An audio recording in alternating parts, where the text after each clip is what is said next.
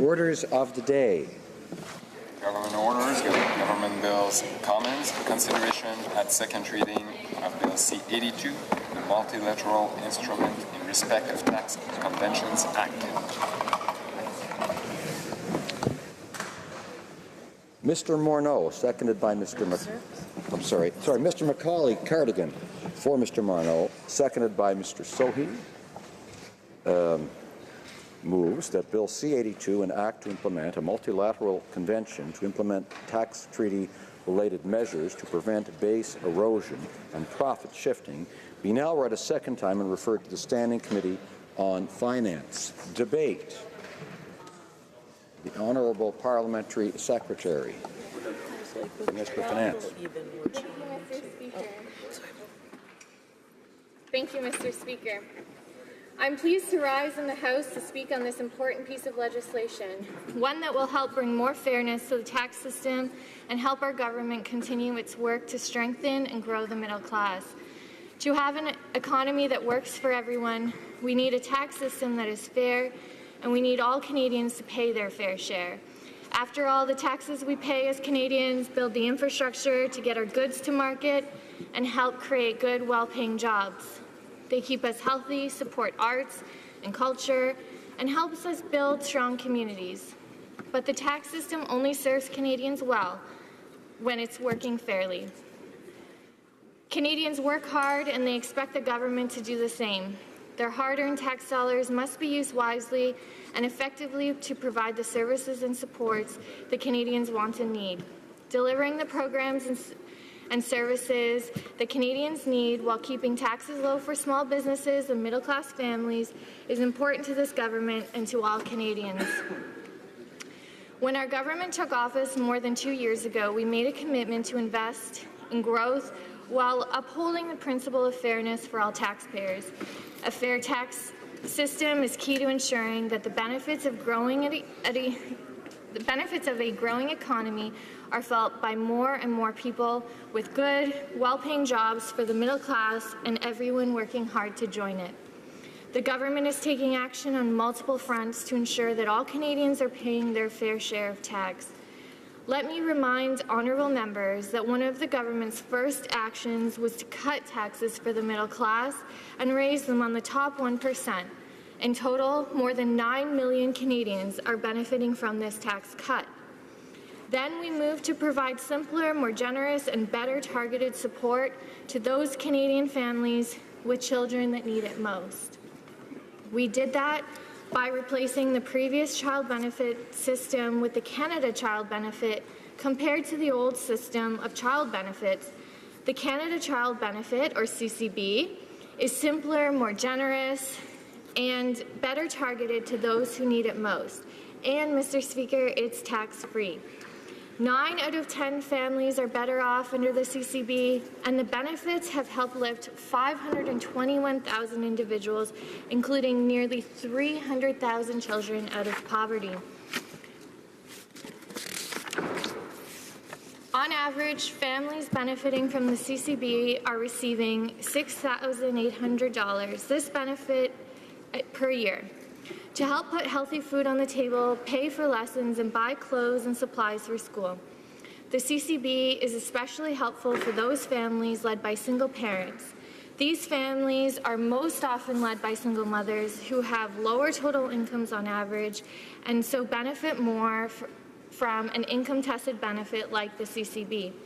In fact, close to 95% of CCB amounts paid to single parents with incomes below $30,000 are paid to single mothers.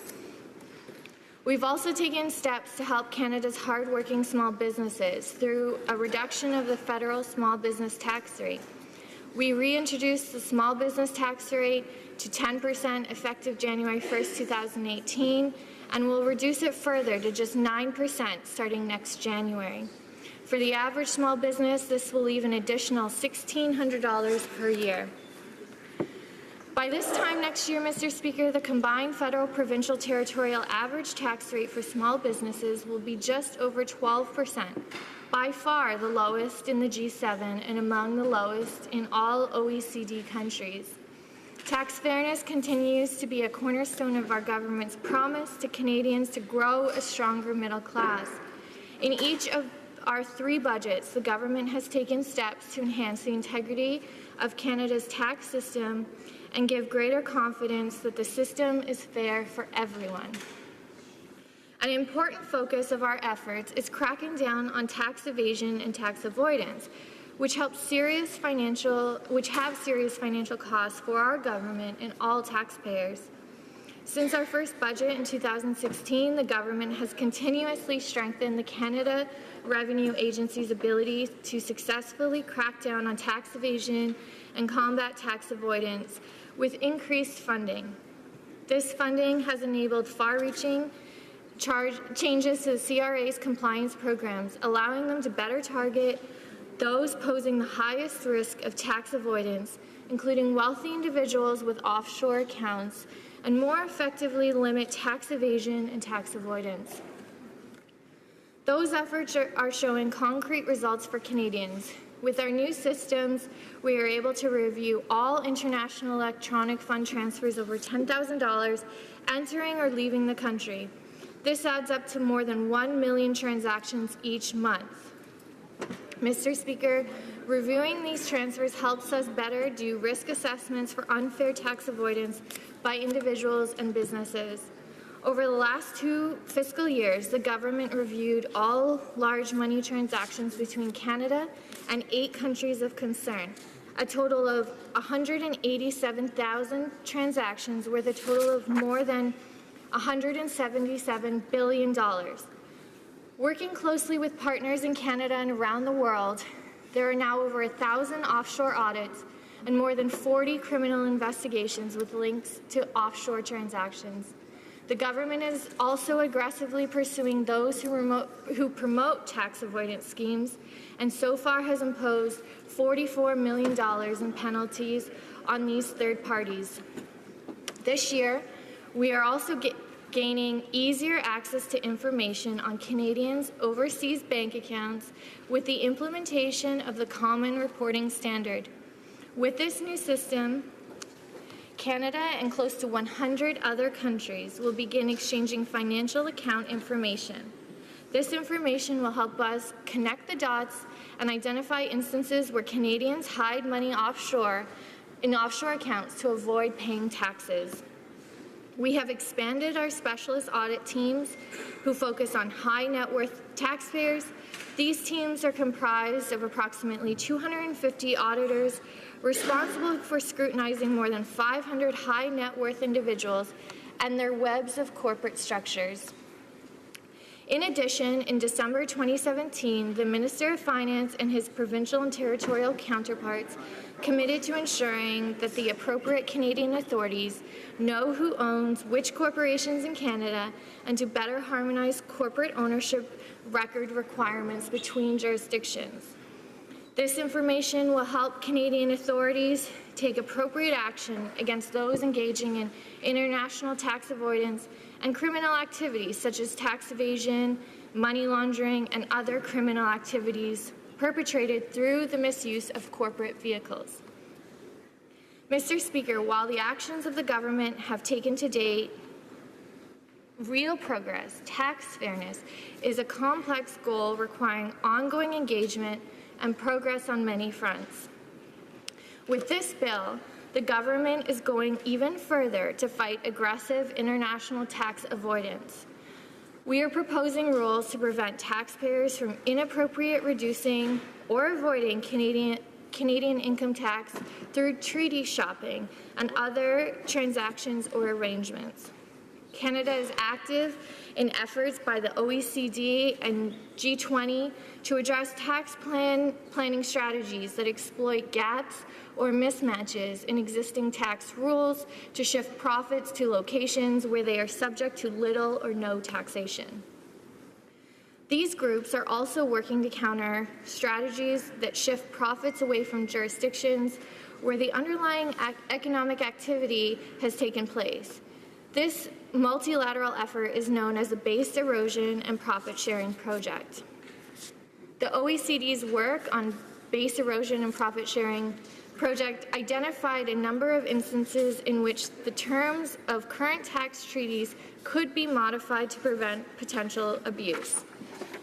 However, given the large number of treaties in existence and the extended period of time that bilateral renegotiation of each of those agreements would entail, a new approach was developed to implement these modifications on an expedited basis. The result of this is the Multilateral Convention to Implement Tax Treaty-Related Measures to Prevent Base Erosion and Profit Sharing, also known as the Multilateral Instrument, or MLI.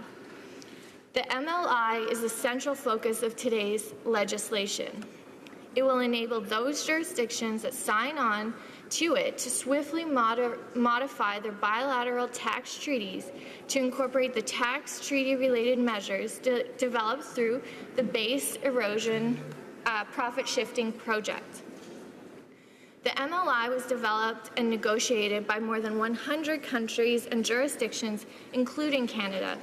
It is the first multilateral treaty of its kind, allowing jurisdictions to incorporate the results of the BEPS project into their bilateral tax treaties and to work together more effectively in the fight against aggressive international tax avoidance. At the same time, the MLI will provide greater certainty for taxpayers by including measures designed to improve dispute resolution under Canada's tax treaties. Canada signed the MLI on June 7, 2017, and as we committed in Budget 2018, we have tabled the legislation in the House to enact the MLI into Canadian law. The MLI will build on actions that the government has already taken to enhance the integrity of Canada's tax system at home and abroad, giving Canadians greater confidence that the system is fair for everyone. Adoption of this legislation would modify the application of many of Canada's bilateral tax treaties, including the base erosion, profit shifting standards on treaty abuse, improving dispute resolution, and certain other more specific anti-avoidance rules, as well as mandatory binding arbitration in relation to tax treaty disputes. With this legislation, the Government of Canada is taking the next step in the fight against aggressive international tax avoidance and safeguarding the government's ability to invest in the program and services that help Canadians across this country. Mr. Speaker, in conclusion, from wherever you look today, that there is no shortage of challenges facing the world economy, and that means challenges for Canada as well. The good news is that we have a very strong economic fundamentals that allow us to seize opportunities in the global economy. Our strong fiscal position is the envy of every G7 nation, and it gives us the flexibility to make strategic investments today that will help grow our economy tomorrow and for years to come. The federal debt to GDP ratio remains firmly on the downward track. Canada's net to debt to GDP ratio is the lowest among the G7 countries, and our deficit to GDP ratio is projected to reach 0.5%.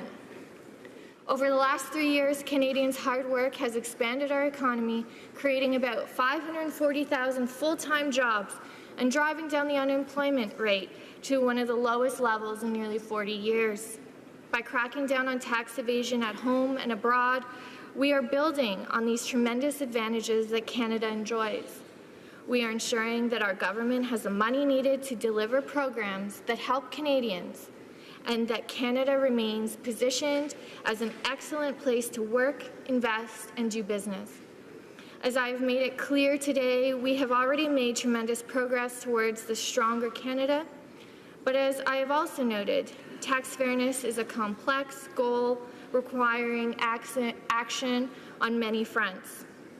The government will therefore continue to identify and address tax evasion and aggressive tax avoidance schemes to ensure that the tax system operates as fairly and effectively as possible. The legislation we are considering today is an important step towards this goal.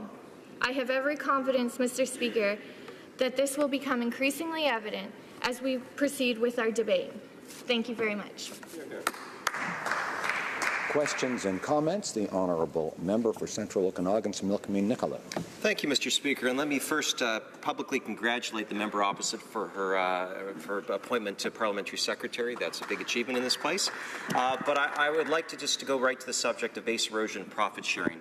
Mr. Speaker, the Honourable Jim Flaherty put this in the Budget 2014 on consultations. It was a subject that the G20 looked at. I'm happy to see the government pursue this strategy because it is important for us to tackle. But, Mr. Speaker, the other part of this is, while we can worry about base erosion and profit sharing outside, what I'm worried about is our tax base being eroded right now from a lack of investment, where we see what's the uncertainty that this government has allowed to continue by not being able to negotiate a successful NAFTA negotiation when Mexico has. And at the same time, they're introducing carbon taxes, extra payroll taxes, which ultimately make us less and less competitive. Her portfolio specifically mentions youth employment. These things, Mr. Speaker, will harm the economic ability for young people to get employed in this country if this continues. Mr. Speaker, down to the United States. The Honourable Parliamentary Secretary to the Minister of Finance. Thank you, Mr. Speaker, and I thank the honourable colleague for mentioning my recent appointment. I am very excited to be in this role. But let me start with the point about young people. You know what young people want as they graduate and get new jobs? They want stability and fairness in our tax system, just like anybody else.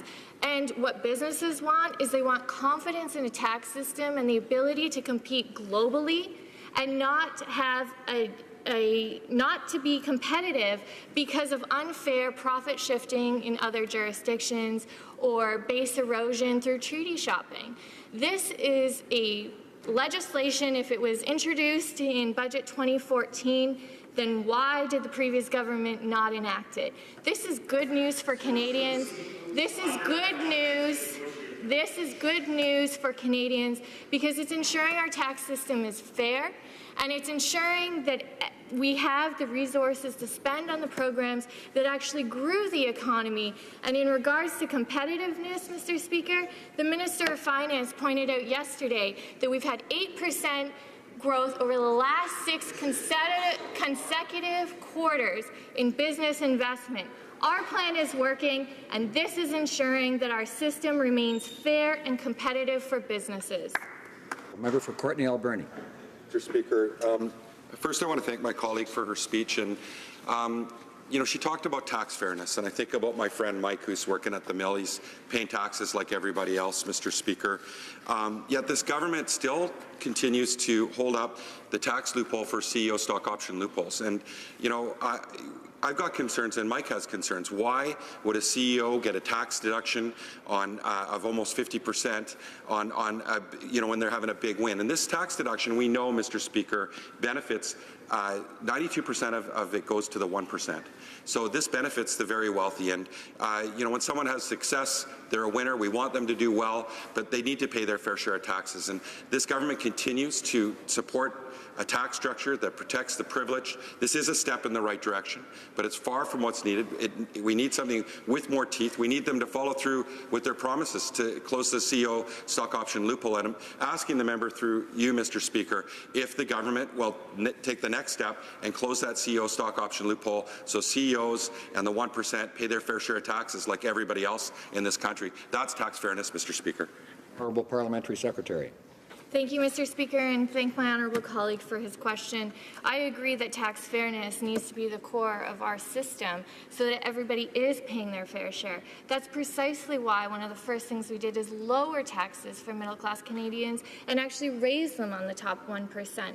In addition, I want to be very clear that this legislation doesn't replace or amend. It actually will work in conjunction with other treaties or programs that Canada signs on to for example, like information sharing. This works in conjunction to strengthen our ability globally to fight aggressive tax evasion, tax avoidance. It also provides us with additional tools in the future that if we feel that the government needs to take additional steps in aggressive tax avoidance and tax planning that we are equipped to be globally competitive while creating a fair tax system here.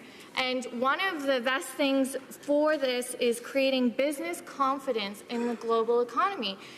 For example, the dispute resolution process allows businesses the opportunity to deal with challenges in a timely manner, and it is something that is globally accepted and, like I said, works in conjunction with other programs. It is an enhancement, and it should provide confidence to Canadians that we are working to create a fair tax system. L'honorable député de Joliette. The Honourable Member for Joliette. Mr. Speaker, I'd like to thank my colleague for her speech. I think that this kind of agreement by the G20 and the OECD, my colleague talked about fighting tax havens, which this bill will help with. It'll help us fight these tax havens. Now, once C-82 is passed with the present text, and if treaties are ratified between the various parties, it will be possible to stop certain tax loopholes. People won't simply be able to send everything to their places in the Barbados. The Honourable Parliamentary Secretary. And I appreciate my honourable colleagues' comments and the fact that this is good news for Canada. This is good news for businesses and for Canadians because it creates a fair tax system. And as I said earlier in the last question, this will work in conjunction with other measures that this government has taken. The honourable member mentioned Barbados. Barbados is actually one of the countries that is part of this agreement. So these are measures that are being taken that will enhance our ability to avoid profit shifting and base erosion, which most people refer to as treaty shopping, to avoid paying their fair share. This is good news for Canadians, and this is good news for businesses that participate globally. It is keeping them competitive while protecting that our tax system is fair to be able to deliver the programs that Canadians need. Thank you, Mr. Speaker. Honourable member for Sarnia-Lambton. Well, thank you, Mr. Speaker, and I'd like to thank the member opposite. I was just going to ask a question. I know that this legislation seeks to prevent double taxation as well.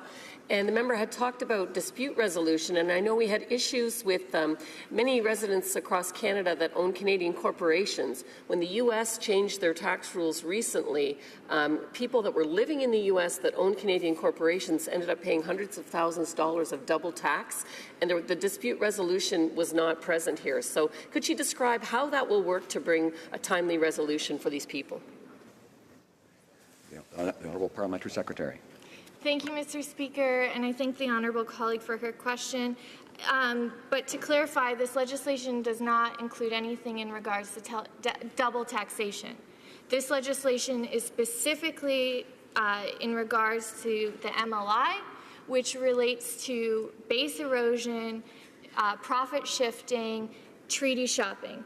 The legislation and measures in regards to double taxation or sharing of information is not part of this. This is simply MLI, the enactment of the MLI agreement. So I just wanted to make that point clear that that is what we're dealing with here. It's base erosion, profit shifting. Time for a 25-second question. The Honourable Member for Courtenay-Alberni. I asked the Parliamentary Secretary earlier about why the Liberals haven't closed the CEO stock option loophole. I didn't get an answer.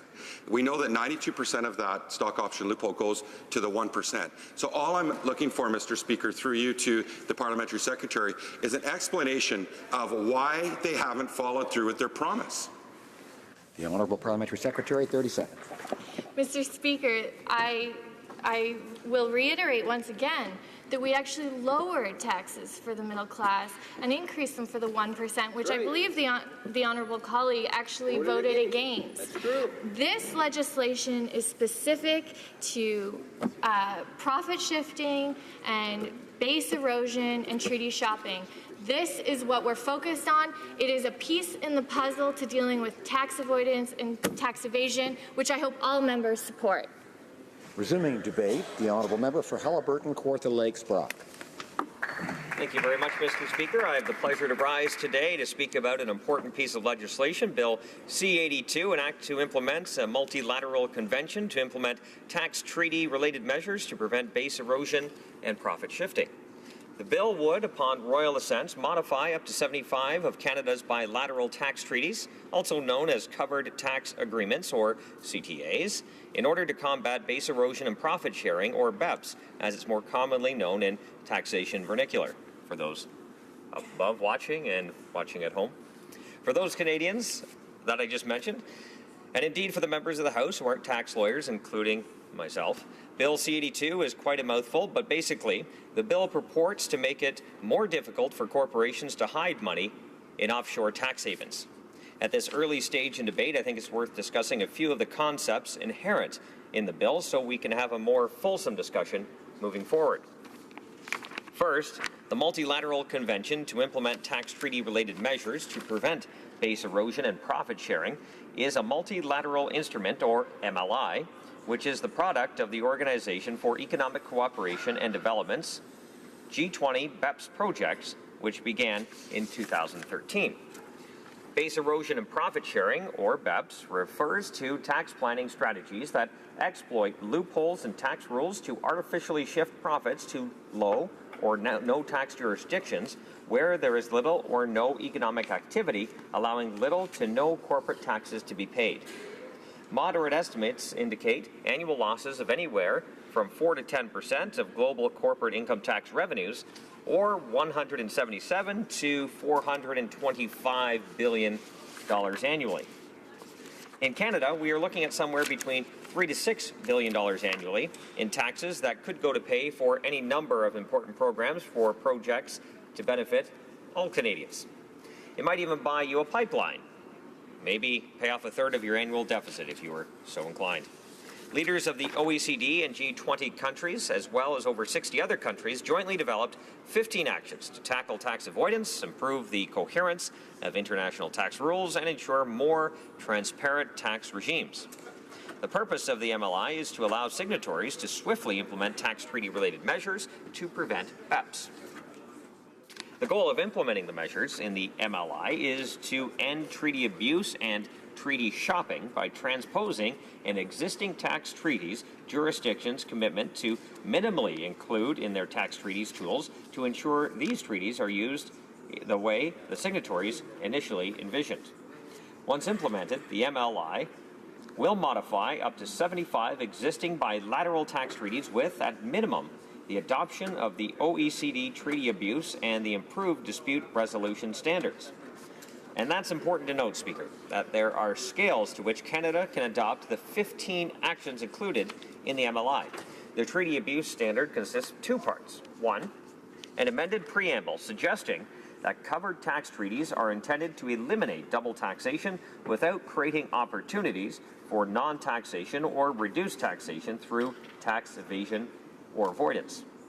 And two, a broad anti-avoidance rule referred to as the principal purpose, or PPT. Under the PPT, any tax benefit may be denied where it is reasonable to conclude that one of the main reasons for the transaction is to avoid paying taxes unless it is established that granting the benefit would be in accordance with the object and purposes of the relevant provisions within the treaty. The other minimum standard is the adoption of mandatory binding arbitration to assist in resolving treaty-based disputes in a timely and efficient manner. Initially, Canada took a conservative approach towards the MLI, agreeing to implement the minimum standards. However, recently the government has shifted that approach and announced its intention to remove some of its initial reservations on optional MLI provisions, namely those pertaining to dividends, Article 8, capital gains, Article 9, dual residency tiebreaker rules, Article 4, and relief from double taxation, Article 5. I believe this is an important factor to consider because following ratification, Canada will be unable to add any reservations. However, signatories may withdraw or narrow a reservation following ratification. The provisional MLI position of each country indicates the tax treaties it intends to cover, the options it has chosen, and the reservations it has made. Signatories can amend their MLI positions into ratification. After ratification, countries choose to opt in with respect to optional provisions or to withdraw reservations. This makes the debates and analysis of Bill C-82 very important at the committee stage. Make no mistakes, Conservatives do support in principle Bill C-82. We want a full vetting at committee, and we want to make sure that the bill will meet the expectations of Canadians from coast to coast to coast. I think everyone in the House would agree we must get this right. I would like to turn our attention now to the 4 additional provisions added to Bill C-82. The first addition is to implement a 1-year holding period to access treaty-based withholding tax reductions on dividends under a covered tax agreement. A covered tax agreement, or CTA, is an agreement for the avoidance of double taxation that is enforced between countries to the MLI and for which countries have made a notification that they wish to modify the agreement using the MLI. Double taxation is a taxation principle referring to income taxes paid twice on the same amount of earned income. It can occur when income is taxed at both the corporate level and the personal level. Double taxation also occurs in international trade when the same income is taxed in 2 different jurisdictions, and that is where we are most concerned with here today. Income may be taxed in the jurisdiction where it is earned, then taxed again when it is repatriated in the business's home country. To avoid these issues, countries sign treaties for the avoidance of double taxation. It is the abuse of that system that fosters the need for the bill we are discussing today. The withholding tax reductions on dividends generally apply where the recipient of a dividend is a company that owns, holds, or controls more than a certain amount of the shares or voting power of the dividend-paying company. However, Article 8 of the MLI will deny access to this special relief if those ownership conditions are not met throughout the 1-year period, including the day of the payment of the dividends. The second optional provision adds an examination period of 1 year preceding alienation of the property in determining whether a CTA exempts capital gains on the sale of equity interests that do not derive their value principally from immovable property. According to Osler, Hoskin, and Harcourt, LLP's article, Canada tables MWMM to ratify MLI, updates MLI reservations. I know that does sound like a mouthful. Quotes. Canada's domestic taxable Canadian property rules impose a 5-year look-back period for determining whether shares derive their value principally from certain types of Canadian properties, such as real property and resource properties. By contrast, many of Canada's tax treaties exempt gains from being taxed in Canada where the shares sold by a resident of the other state do not derive their value principally from immovable property in Canada at the time of disposition. Article 9, Section 1 of the MLI, which Canada proposes to adopt, will allow the source country to tax such gains if the relevant value threshold is met at any time during the 365 preceding days of the disposition. The new provision, Speaker, on capital gains will also extend the application of existing provisions in covered tax agreements that do not already provide for such taxation to allow taxation of gains from both shares and other equity interests, such as interest in partnerships, maybe trusts. In each case, provided the relevant immovable property threshold is met during the 365-day testing period. The third addition, Article 4, is the adoption of provisions for resolving dual residency. Article 4 of the MLI adds the following factors to be taken into consideration when determining residency status: place of effective management, place where the entity is incorporated or otherwise constituted, and any other relevant factors. The fourth and last addition is the adoption of a provision of the MLI that will allow certain treaty partners to move from an exemption system as their method of relieving double taxation to a foreign tax credit system. There are a number of considerations I'd like to raise, considerations I sure hope will be addressed at committee. On Article 4, Osler, Hoskin, and Harcourt, LLP, in their analysis warn, Quote, the new article on dual resident entities does not provide for a clear result where the entity is a dual resident by virtue of a corporate continuance, end quote. Some such entities may be governed by the laws of both jurisdictions under which they are created and the one to which they are continued. The Canada-U.S. Treaty contains a tiebreaker rule that provides that such an entity would be resident only in the jurisdiction where the entity was created. By referring to the place where the entity is incorporated or otherwise constituted as a relevant factor, the new MLI provision may be signaling that a similar approach should be applied. Whether there is a one-size-fits-all template that can be applied to address the concern or that this is best solved by an agreement between signatories is not clear, but I'd encourage again the committee to look into this matter and provide some clarity on this. Article 5 of the MLI allows countries to adopt one of 3 different options when removing such treaty-based guarantees. It is unclear at this moment which of the 3 options the government intends to implement. This may be a matter for the government to decide after ratification, or it may not. In any event, some time to consider witness testimony on the options available to eliminate the issues of double taxation will provide some guidance, I think, for the government when the time comes to implement an option. Speaker, the government did not announce an intention to remove its reservation on Article 7, Section 4, which would specifically allow treaty benefits that would otherwise be denied under the PPT to be granted in full or in part by the competent authorities in appropriate circumstances. Osler, Hoskin, and Harcourt LLP cautions that this is a problem illustrated with this example. And I quote, assume that an investor would be entitled to a 15% withholding tax rate on dividends that had made a direct investment into Canada, but instead invests in Canada through an intermediary that would have been entitled to a 10% tax withholding rate. A denial of treaty benefits under the PPT could lead to a 25% withholding tax rate on dividends to the investor. Without the provisions in Article 7, Section 4, the mechanism to allow for remedies will not exist. According to Osler, this is particularly important, and I quote, for example, for private equity and other collective investors that may be a resident in multiple jurisdictions. Canada has not provided any additional governance on when or how the PPT is intended to apply to private equity and other collective investment vehicles, despite many suggestions that further guidance is needed either on a unilateral or bilateral basis. I would strongly encourage the committee to examine this matter and pay particular attention to the very broadly worded PPT, which may be open to various interpretations.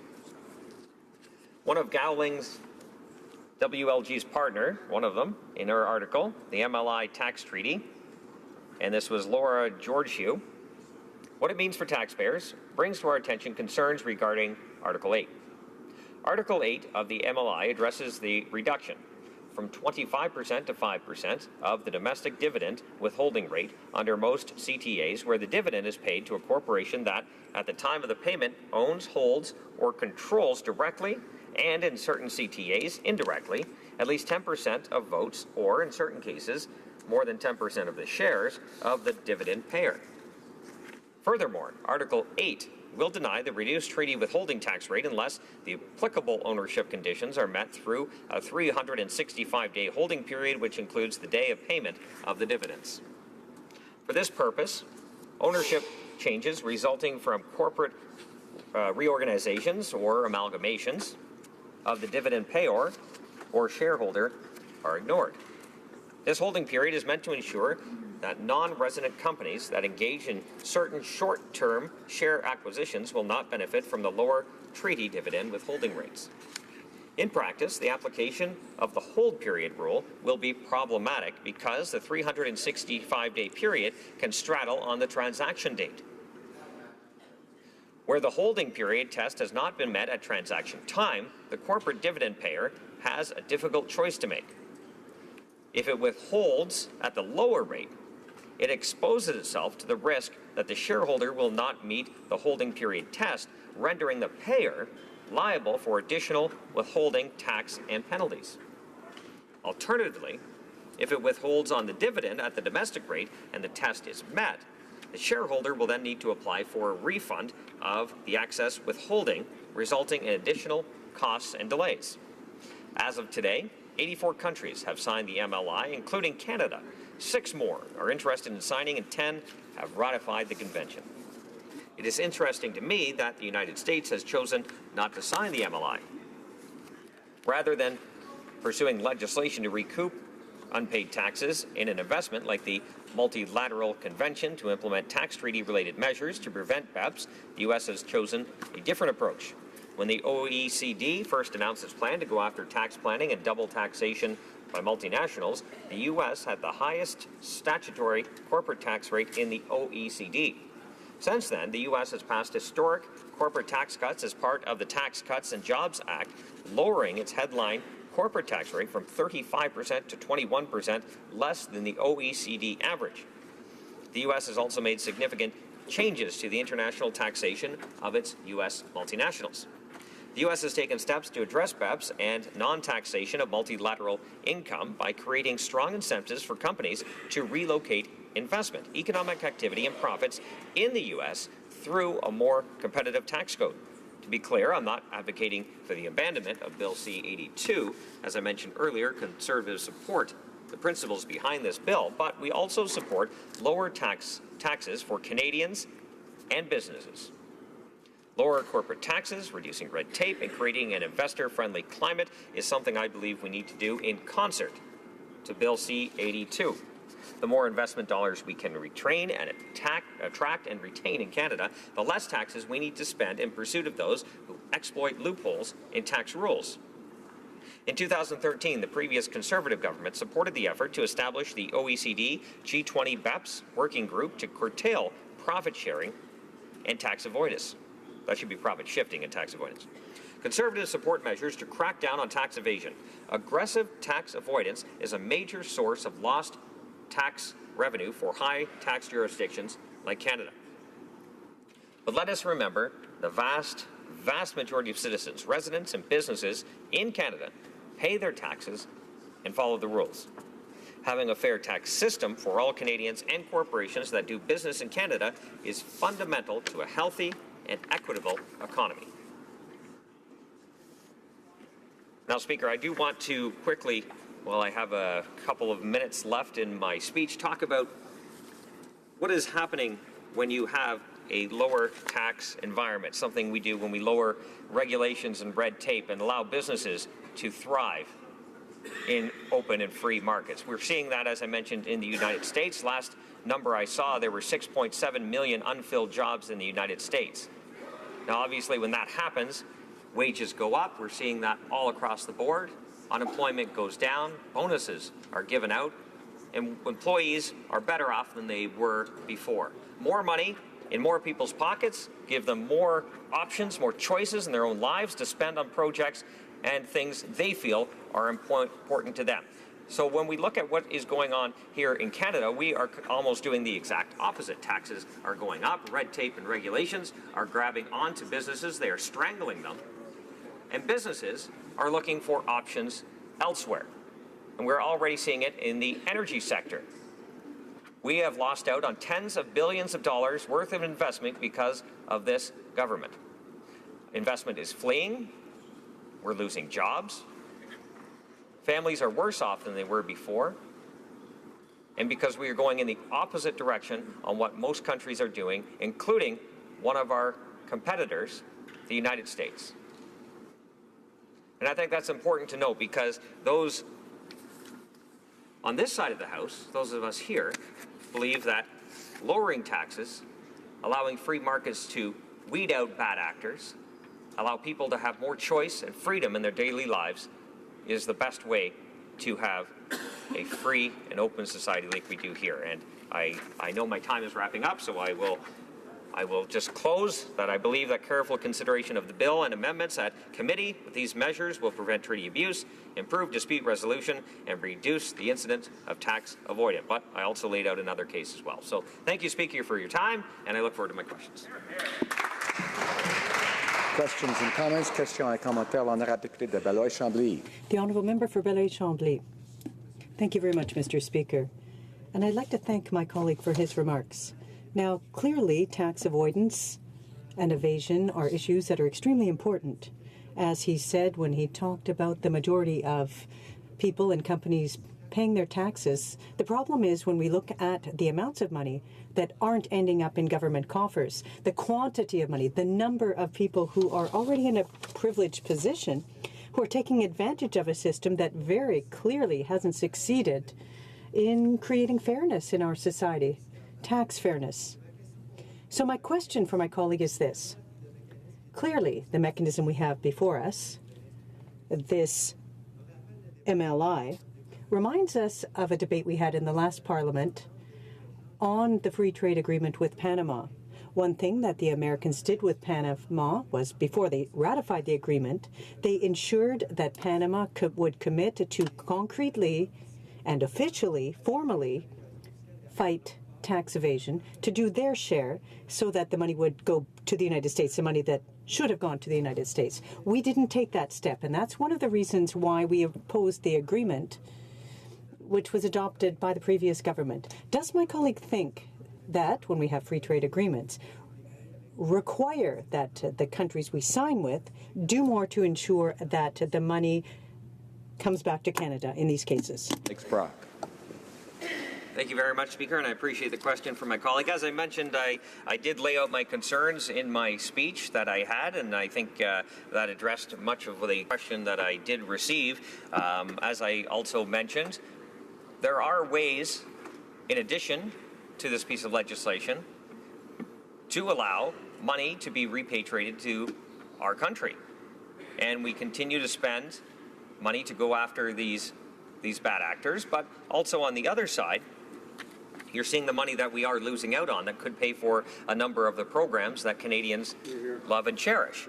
So I do think there is an obligation to go after that. As I mentioned in my speech, in concert with this bill, there are also ways to do it. You see what's happening in the United States. Money is being repatriated back to the United States in hundreds of billions of dollars, because you were able to lower the tax rate and provide incentives for companies to bring that money back. So we can also go after them in a meaningful way through this legislation. We can also be a tax magnet as well. We can allow companies to repatriate that money that they have, invest in their workers, invest in their companies, pay their taxes here domestically, and I think we all win because of that. So this isn't a one solution only. In concert with, I think the government needs to look at that avenue as well and ensure that we are being competitive on the world stage in terms of a friendly business environment.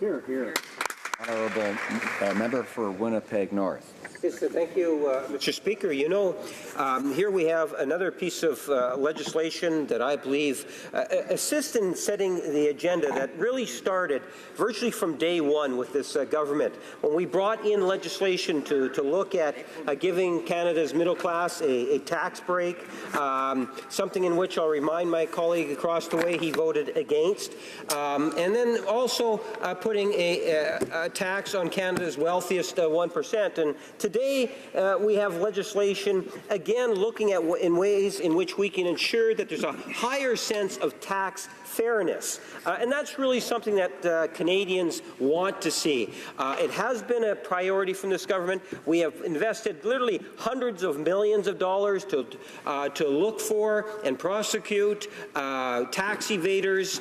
And my question to my colleague across the way is, would he not agree that in good government, you take measures such as that we have taken virtually from day one, and maybe there might be a little bit of remorse for not supporting some of the previous legislation, but I understand and would hope that the Conservatives would be supporting this particular piece of legislation. Honourable member for Haliburton, Kawartha Lakes Brock. Thank you, Speaker. Yes, as I mentioned in my words, that we are supporting this bill. We do have our concerns, and again, I laid that out in my speech, and I spoke for 20 minutes on what I thought could be some ways we can improve this piece of legislation. But I'd also like to point out that this project has been ongoing since 2013 under the previous Conservative government. We supported the effort to establish the working group to curtail profit sharing and tax avoidance. The agreement in 2013 has developed into the Multilateral Convention. I should mention that the previous Conservative government began cracking down on tax avoidance measures. An example of that, in January of 2015, electronic measures of $10,000 or more must be reported to the Canada Revenue Agency by banks and financial institutions. So, Speaker, the action was already being taken on this side of the House when we were in power. And again, this piece of legislation, I laid out my concerns. I'm hoping that through the committee process, they are able to work on and iron out some of the concerns I mentioned. I'm sure many of my other colleagues will raise issues at committee and through testimony that we will able to improve this bill and hopefully make Canada a more competitive place on the world stage. The honourable member for Courtenay Alberni. First, I want to thank my good friend from Haliburton, Kawartha, Lakes Brock, and it's good to see the Conservative Party supporting a step forward in terms of closing loopholes and tax avoidance. We don't believe this goes far enough, and certainly one question I'd have for my colleague, because he talked about tax fairness, and we all believe, and I know Conservatives always don't believe that New Democrats believe that we support the risk takers in our country doing well, but we do, but we also support them paying their fair share of taxes. So, you know, we talk about the CEO stock option loophole. We look at that where CEOs are getting, you know, a 50% discount. Risk takers that have done well, that have won because of their hard work, but they're getting a discount and paying their taxes, which isn't fair. My friend Maureen Fraser owns a Commonwealth Bakery in Tofino, BC. She pays her fair taxes. When she has a good year, she pays a little more. She's happy to do so, Mr. Speaker, but she doesn't think it's fair that a CEO gets a discount on his taxes when he's had a big win. And we know that 92% of the CEO's stock option loophole go to the 1%, Mr. Speaker. That's unfair. So I asked my friend and colleague, does he support closing the loophole for the CEO stock option loophole? Because we know it's not about competitiveness. I've talked to CEOs. Not one of them have told me that they're going to move their business out of the country, or they're not going to come and work in Canada if they don't get a discount on their taxes and they're not paying their fair share like everybody else. And we know the Liberals promised to close the loophole. Will the Conservatives do the same? And does my colleague think that that CEO stock option loophole is unfair? Honourable member for Haliburton, Kawartha Lakes Brock.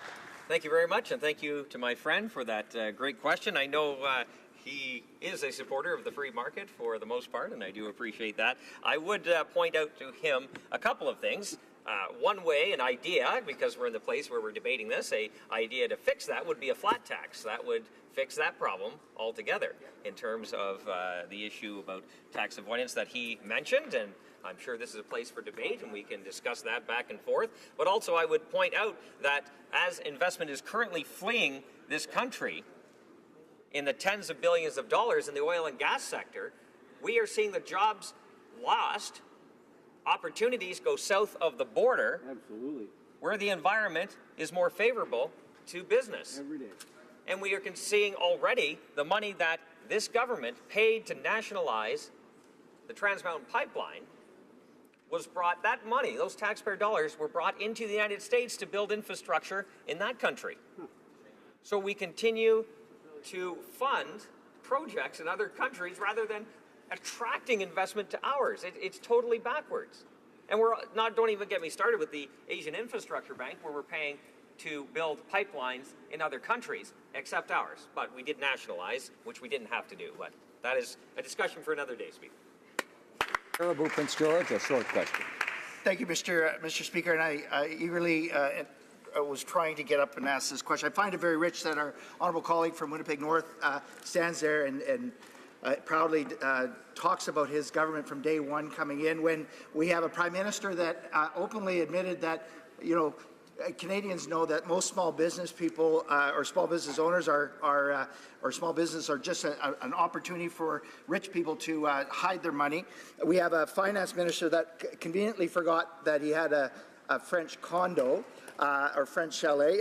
I'll finish it off with this. Mr. Speaker, we talked about government is not there to create jobs. They're there to create the environment for business to invest. And I wonder if our honourable colleague would actually share some of the stories from his riding about the concern that he is hearing on the doorsteps in his riding with local business owners. Thank you. I'm afraid the honourable member for Haliburton, Kawartha Lake, Borac will only have about 10 seconds to share stories, so that's Well, a challenge. Speaker, because I come from an agricultural community, I would say this: farmers are getting frustrated because red tape and regulation continues to struggle and strangle them in order to do business. And when it's more profitable to regulate the farm than being a farmer, we have a problem in this country. That's pretty close to 10 seconds. Very good. Statements by members, déclaration de députés, l'honorable député de Lac-Saint-Jean. The Honourable Member for Lac-Saint-Jean. Thank you, Mr. Speaker. In Lac-Saint-Jean, there was a huge assembly this weekend, a big event organized by the Drone Excellence Centre. Tech Demo presented technological advances in the drone sector, and what they showed was incredible. The expertise of the Drone Centre in Lac-Saint-Jean impressed NAVCAN, Transport Canada, and Canada's Research Council, and I'm so proud of the work carried out by the Drone Centre, and mainly by Marc Asselin, the mayor of Allemand and the head of the Drone Centre. This Drone Centre is a Sustainable Regional Development Centre. It's a first-class institution, and I'm super proud of my region. Westlaw. Thank you, Mr. Speaker. Mr. Speaker, a few weeks ago, winter arrived in Alberta. Snow covered the fields before the summer had officially ended, but the farming men and women of Alberta are hardy people. The rest of us might grumble about the snow, but farmers have their livelihood at stake if they can't harvest their crops. While we're all grateful that the snow has since melted, we pray that they can bring their crops in. Their work feeds the world. Farmers aren't alone in the fields. Bees love our long summer hours and the crops that we grow. This combination creates an amazing honey that has made Alberta the largest honey producer in Canada. In fact, our bees produce twice as much honey as the world average. In Alberta, even our bees work hard, Mr. Speaker. Mr. Speaker, I salute our farmers and our beekeepers.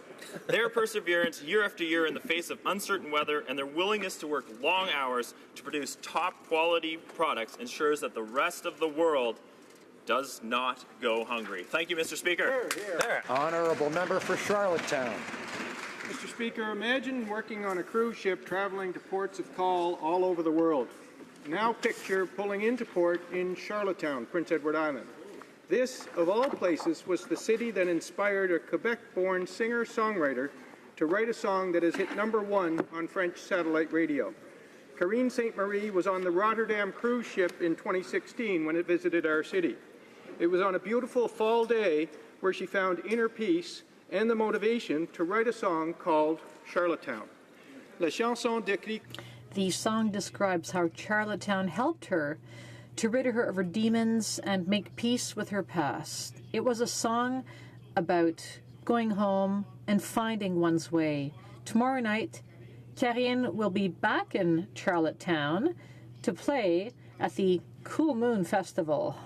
Opportunity to publicly congratulate Karine on her success and look forward to doing that in person tomorrow. The Honourable Member for Belleuil-Chambly. Mr. Speaker, this Sunday is the National Police Officers and Peace Officers Commemoration Day. Recognized officially in 1998, the day is an opportunity to recognize the ultimate sacrifice of men and women in uniform who protect our communities. In 1978, at the first commemoration, 14 policemen were honored, and today there are over 870 names on the plaque. The women and men affected by operational stress injuries and PTSD. Too often we hear of those who have lost their lives to the impact of what they have seen and been through in the line of duty. The cost of the unspeakable horrors these officers witness while keeping us safe cannot be understated. On the eve of this year's Police and Peace Officers National Memorial Day, let us pledge our love and support to the families and friends of those who have lost their lives keeping us safe, those who battle with the consequences of this difficult work, and those who continue to patrol our streets every day. They have our eternal thanks. Merci beaucoup, Monsieur le Président. Thank you very much, Mr. Speaker. For Richmond Hill. Thank you, Mr. Speaker. This past weekend, I had the unique privilege of joining our Prime Minister at the Mid-Autumn Moon Gala hosted by the Chinese Cultural Centre of Greater Toronto Area. Traditionally a celebration of the harvest and success after a long year, across Richmond Hill and the Greater Toronto Area, the Chinese, Korean, Vietnamese Canadian communities came together with family and friends to give thanks to good fortune. As the autumn leaves change before our eyes, Canadians of all cultures and backgrounds will celebrate this time of renewal and traditional harvest with a diversity of observances. Whether it's the Mid-Autumn Festival, Jashn Mehregan, or a Thanksgiving dinner, let us take a moment to pause as the season shifts and take stock of the things that matters to our lives, to reconnect with our families and friends. Thank you, Mr. Speaker.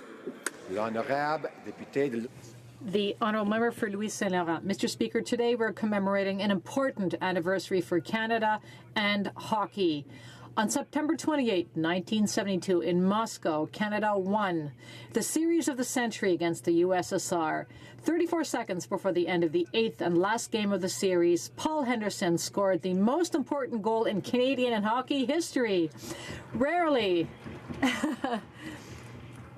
has the country been so united, and everyone 50 years old or older remembers exactly where they were. The stakes were high. It was the middle of the Cold War, and Canada had to show that we were the best in hockey. Remember, the Russians said, "We'll show you how it's done." And in the end, we learned to respect and admire the Russian speed, their passing game, and their teamwork. But we also learned humility, and that's what we should remember. The milestone in Canadian and hockey history. And maybe the House of Commons is not the right place to say that. But as a Canadian and as a proud hockey fan, I heard the Hockey Hall of Fame to welcome Paul Henderson, the author of the most important goal in Canadian history. Yeah.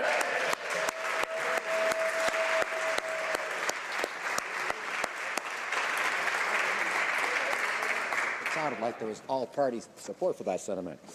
L'Honorable Député d'Avignon. The Honourable Member for Avignon, Lamitis-Matane-Matapédia. Thank you, Mr. Speaker. Today, I'd like to highlight an exceptional act of bravery on the St. Lawrence River last Friday.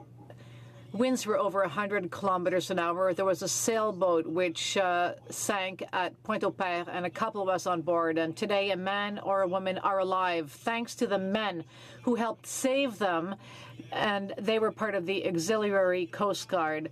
I would like to highlight and salute Ted Savage, Jonathan Brunet, François-Xavier Bérubé-Dufour, and Philippe Charbonneau. I'd like to salute their courage and that of all the first responders who participated in the salvage operation. These four men risked their lives in difficult weather conditions to save this couple. During the operation, which lasted 3.5 hours, they remained cool and calm under pressure. They never gave up. These Canadians are our heroes, and they deserve our congratulations. The Honourable Member for Laurentides-Labelle. Thank you, Mr. Speaker. Next Sunday, I'll have the opportunity to take part in a ceremony commemorating the 75th anniversary of the crash of Liberator Harry, a consolidated Liberator B-24D in Saint-Donat, located in the border, on the border of my riding and the riding of Joliette.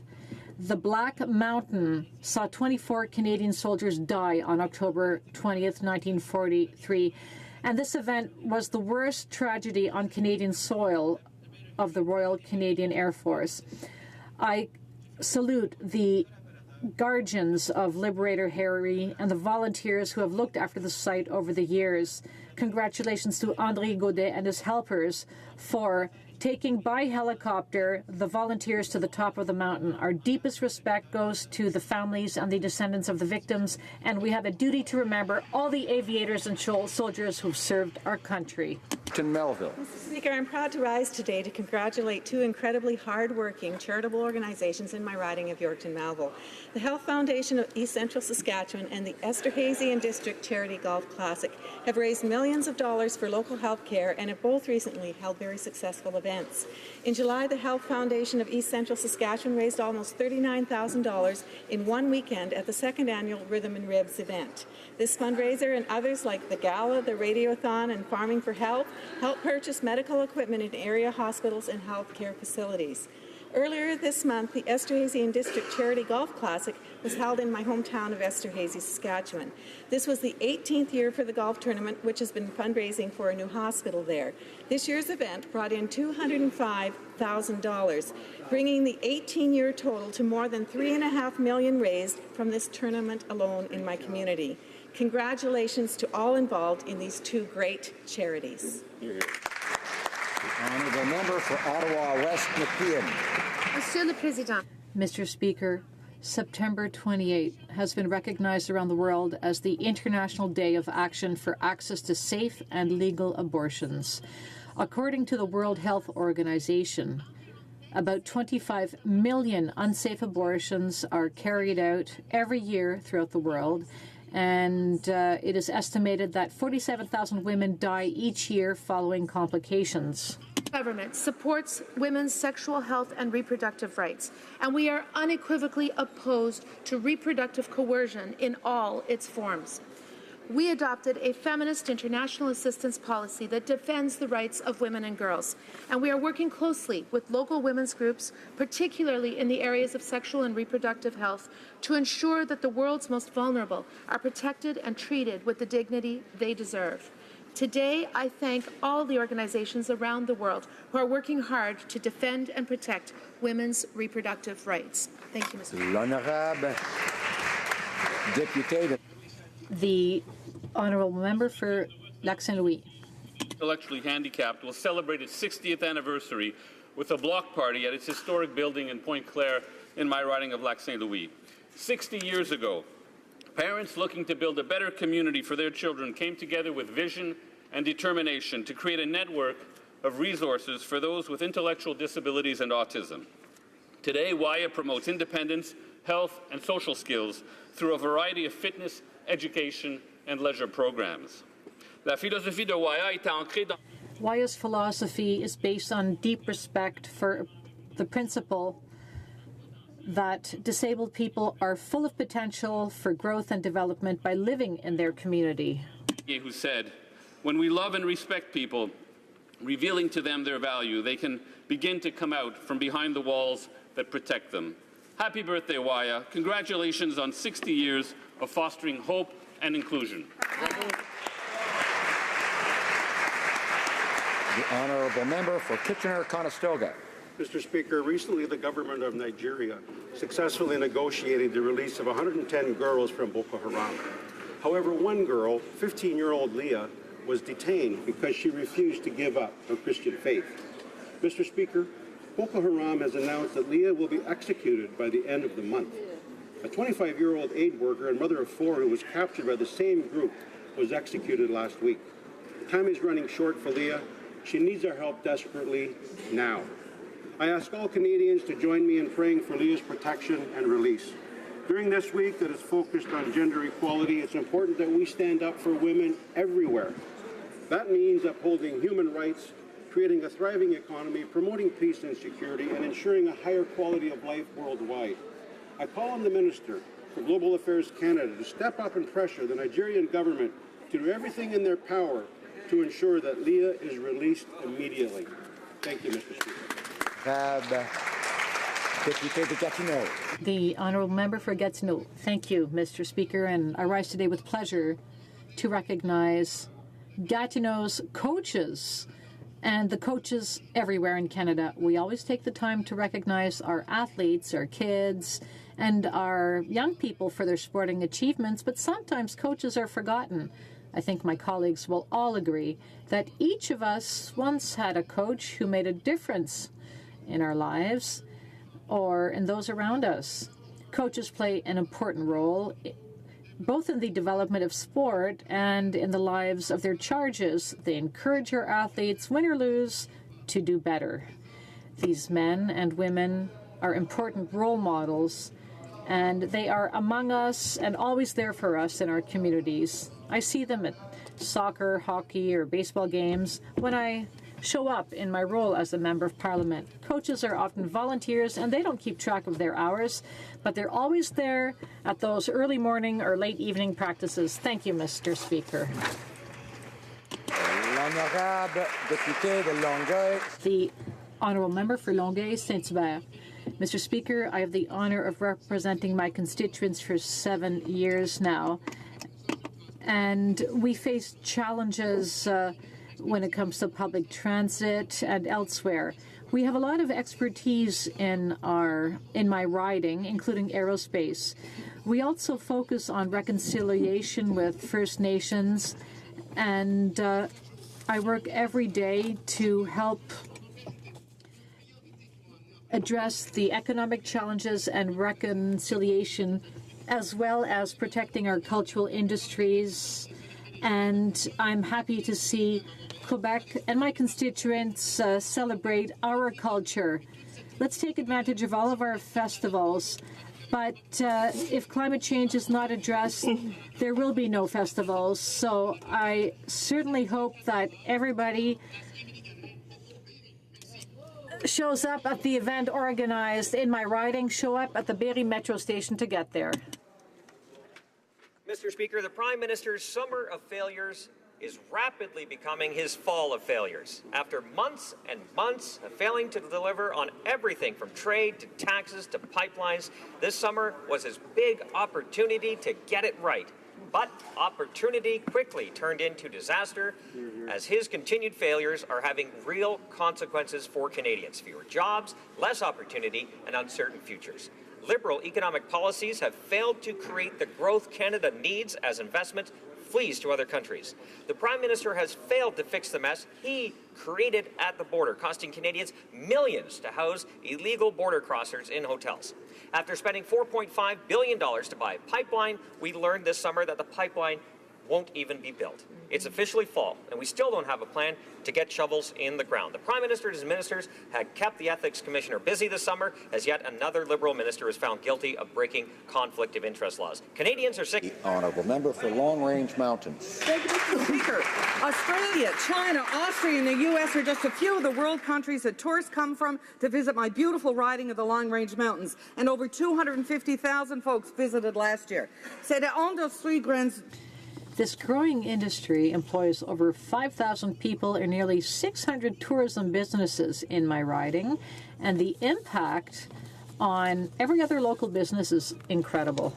Have a problem. They didn't give themselves enough time to explore. So you can start at the tip at Kerpoon Island, go along the Viking Trail, the Main River Run, the Humber Valley, Bay of Islands, Port to Port, Codroy Valley, the Granite Coast, down to South Island of Ramia.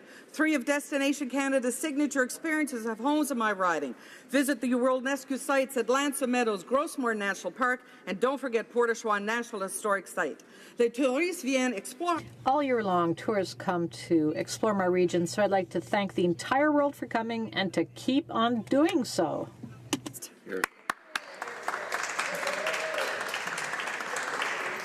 Questions orales, oral questions. The Honourable Opposition House Leader. When the Liberals took power in 2015, Tory Stafford's killer, Terry Lynn McClintock, was behind bars, locked up in a prison. Today, this murderer is at a scenic healing lodge surrounded by nature. Even worse, according to the Commissioner of Corrections, children regularly stay at this lodge. Here's a simple fact. Child killers should not be around children. Will the Liberals take action and put this killer back behind bars? Honourable Parliamentary Secretary to the Minister of Public Safety. Mr. Speaker, our hearts go out to the family of Tory Stafford and for the loss that they endured and have lived this last 9 years. The Minister of Public Safety has asked the new Commissioner of Corrections to fully review the placement decision made by her predecessor in order to ensure that it followed all the policies and procedures currently in place and to contain that these policies remain appropriate. Thank you, Mr. Speaker. Honourable Opposition House Leader. Mr. Speaker, the Public Safety Minister has the ability and the authority to reverse this decision and put policies in place to ensure that this never happens again. Now, Mr. Speaker, children are present at these healing lodges because the healing lodges are meant for offenders who are actually being reintegrated back into our society. Tory Stafford's killer is not even eligible for parole until 2031. She's not being reintegrated back into society. Now, I know the Liberals are stuck on their talking points defending killers, but, Mr. Speaker, will they stand up for the rights of victims and for justice and do something to put this individual back behind bars? Honourable Parliamentary Secretary. Mr. Speaker, Section 28 of the Corrections Act says that inmate placement decisions must be made by Correction Services. That act was created in 1992 by a Conservative government, and Section 28 was last updated by the Harper government. As much as he might like to, the Minister of Public Safety cannot simply overrule laws, including those created by a Conservative government. Thank you, Mr. Speaker. Opposition House Leader. Well, Order. Mr. Speaker, that's weak and that's ineffective because there are actually precedents from our Conservative government where the Minister of Public Safety reversed decisions. But the difference is it was Conservatives who stand up for victims, not hug-a-thug Liberals who are always defending the rights of criminals. Now, Mr. Speaker, the Liberal summer of failure, most Canadians are worse off after it. But you know what? There are a few winners. Terrorist Omar Khadr living large on an additional $10.5 million. Cop killer Chris Garnier getting veterans benefits. And now Terry Lynn McClintock upgraded to a healing lodge. How come the only people doing better under this Liberal government seem to be murderers? Honourable Parliamentary Secretary. Mr. Speaker, as I already mentioned, the Minister of Public Safety has asked the Corrections Commissioner to do a review and to make sure that the current policies and procedures were indeed followed, and to determine whether those policies and procedures are still appropriate. Mr. Speaker, we will await the findings of the Commissioner. Thank you. L'honorable député de Louis Saint-Laurent. The honourable member for Louis Saint-Laurent. Mr. Speaker, I'm going to talk here about plain common sense. Plain common sense. Canadians want to see convicted killers behind bars. Now, this is something that outrages all Canadians. Here's a woman who was transferred to a healing lodge. No common sense there. She has her own bedroom, bathroom, kitchen, and living room. There is no plain good sense there. Now, when the minister can reverse the decision, when will he do so? The decision to change the security classification of this particular inmate was made in 2014 under the previous government. That inmate was determined to be medium security, and she remains in a medium security institution. Thank you, Mr. Speaker. The honourable member, Mr. Speaker, the power to do this exists, to change the unacceptable. Now, at one point, a Liberal minister did this. There was a killer convicted of killing a police officer who was put in one kind of prison, but they put an end to it, and he is now Minister of Agriculture. Can the Minister of Public Safety not be inspired by what the Minister did in 2011? Speaker, regarding that transfer of an inmate in 2001 and the subsequent decision to transfer the inmate to another institution, the then Solicitor General told this chamber, quote, "The decision was made by Corrections Service Canada after evaluation to transfer him to another institution." End quote. As Stephen Harper's former Minister of Public Safety said, "I do not control the security classification of individual prisoners." Thank you, Mr. Speaker. The honourable member for Berry-Chambly. Mr. Speaker, we know that CSIS has been spying on environmental groups simply because they're opposed to the oil industry shenanigans. Organizations pressing for better environmental protection are considered as a risk to national security. This also happened under the Conservatives. How can the government justify having spied on Canadian citizens, and how can wanting to save the environment threaten national security? The Honourable Parliamentary Secretary. Government vigorously defends the rights of all Canadians to peaceful assembly and demonstration. In 2017, the Security Intelligence Review Committee investigated and dismissed the complaint at hand in this matter, finding that CSIS had not acted outside of its mandate and that its activities were reasonable and necessary. As the federal court is reviewing this decision, we cannot comment further at this time. Thank you, Mr. Speaker. The honourable member. That are being referenced, this government's trying to keep those shared behind closed-door deliberations. Non seulement c'est troublant que le SCRS. Not only is it disturbing that CSIS has spied on these people, but they have shared information with the National Energy Board and even some oil companies. And the government is trying to hide all this and keep it behind closed doors. They talk about transparency when they came to power. What does the government have to hide? Why does this have to happen in secret? Mr. Speaker, we've introduced national security legislation that will clarify once and for all that advocacy, protest, dissent, and artistic expression are not activities that undermine the security of Canada. They are, in fact, hallmarks of a free and democratic society. Unlike the Harper Conservatives who labelled protesters as foreign-funded radicals, we recognize that not everyone will agree with all of our decisions. Thank you, Mr. Speaker. Honourable Member for Edmonton Strathcona.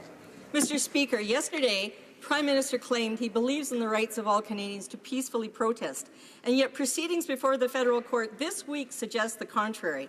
It's been revealed that CSIS is treating environmental activists as a threat to national security and sharing this information with the National Energy Board and private corporations. Liberals promised to undo Harper's repressive Bill C-51. How then can this government accuse Canadians exercising their democratic rights as a risk to national security? Good question. Parliamentary Secretary. Thank you very much, Mr. Speaker. And Mr. Speaker, we are undoing Harper's C-51. We have a piece of legislation that will be before this House, C-59, that will make improvements that people have been demanding.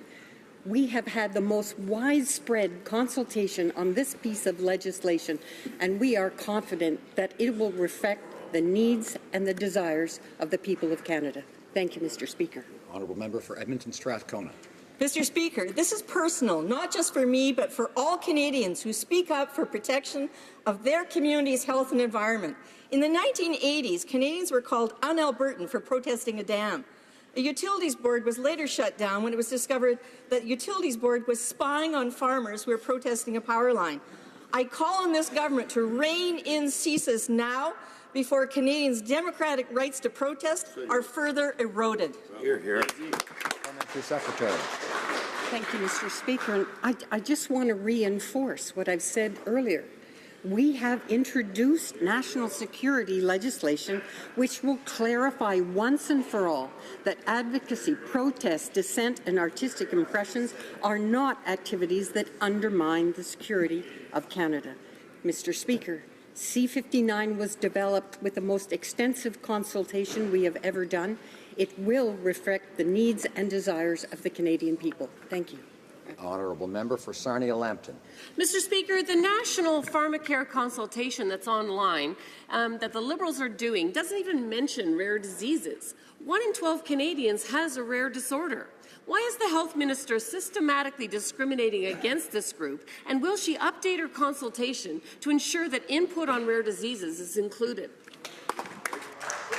Honourable Parliamentary Secretary to the Minister of Health. Mr. Speaker, our government is committed to improving access to necessary prescription medications, including orphan drugs, as we understand the difficulties experienced by people dealing with rare medical conditions.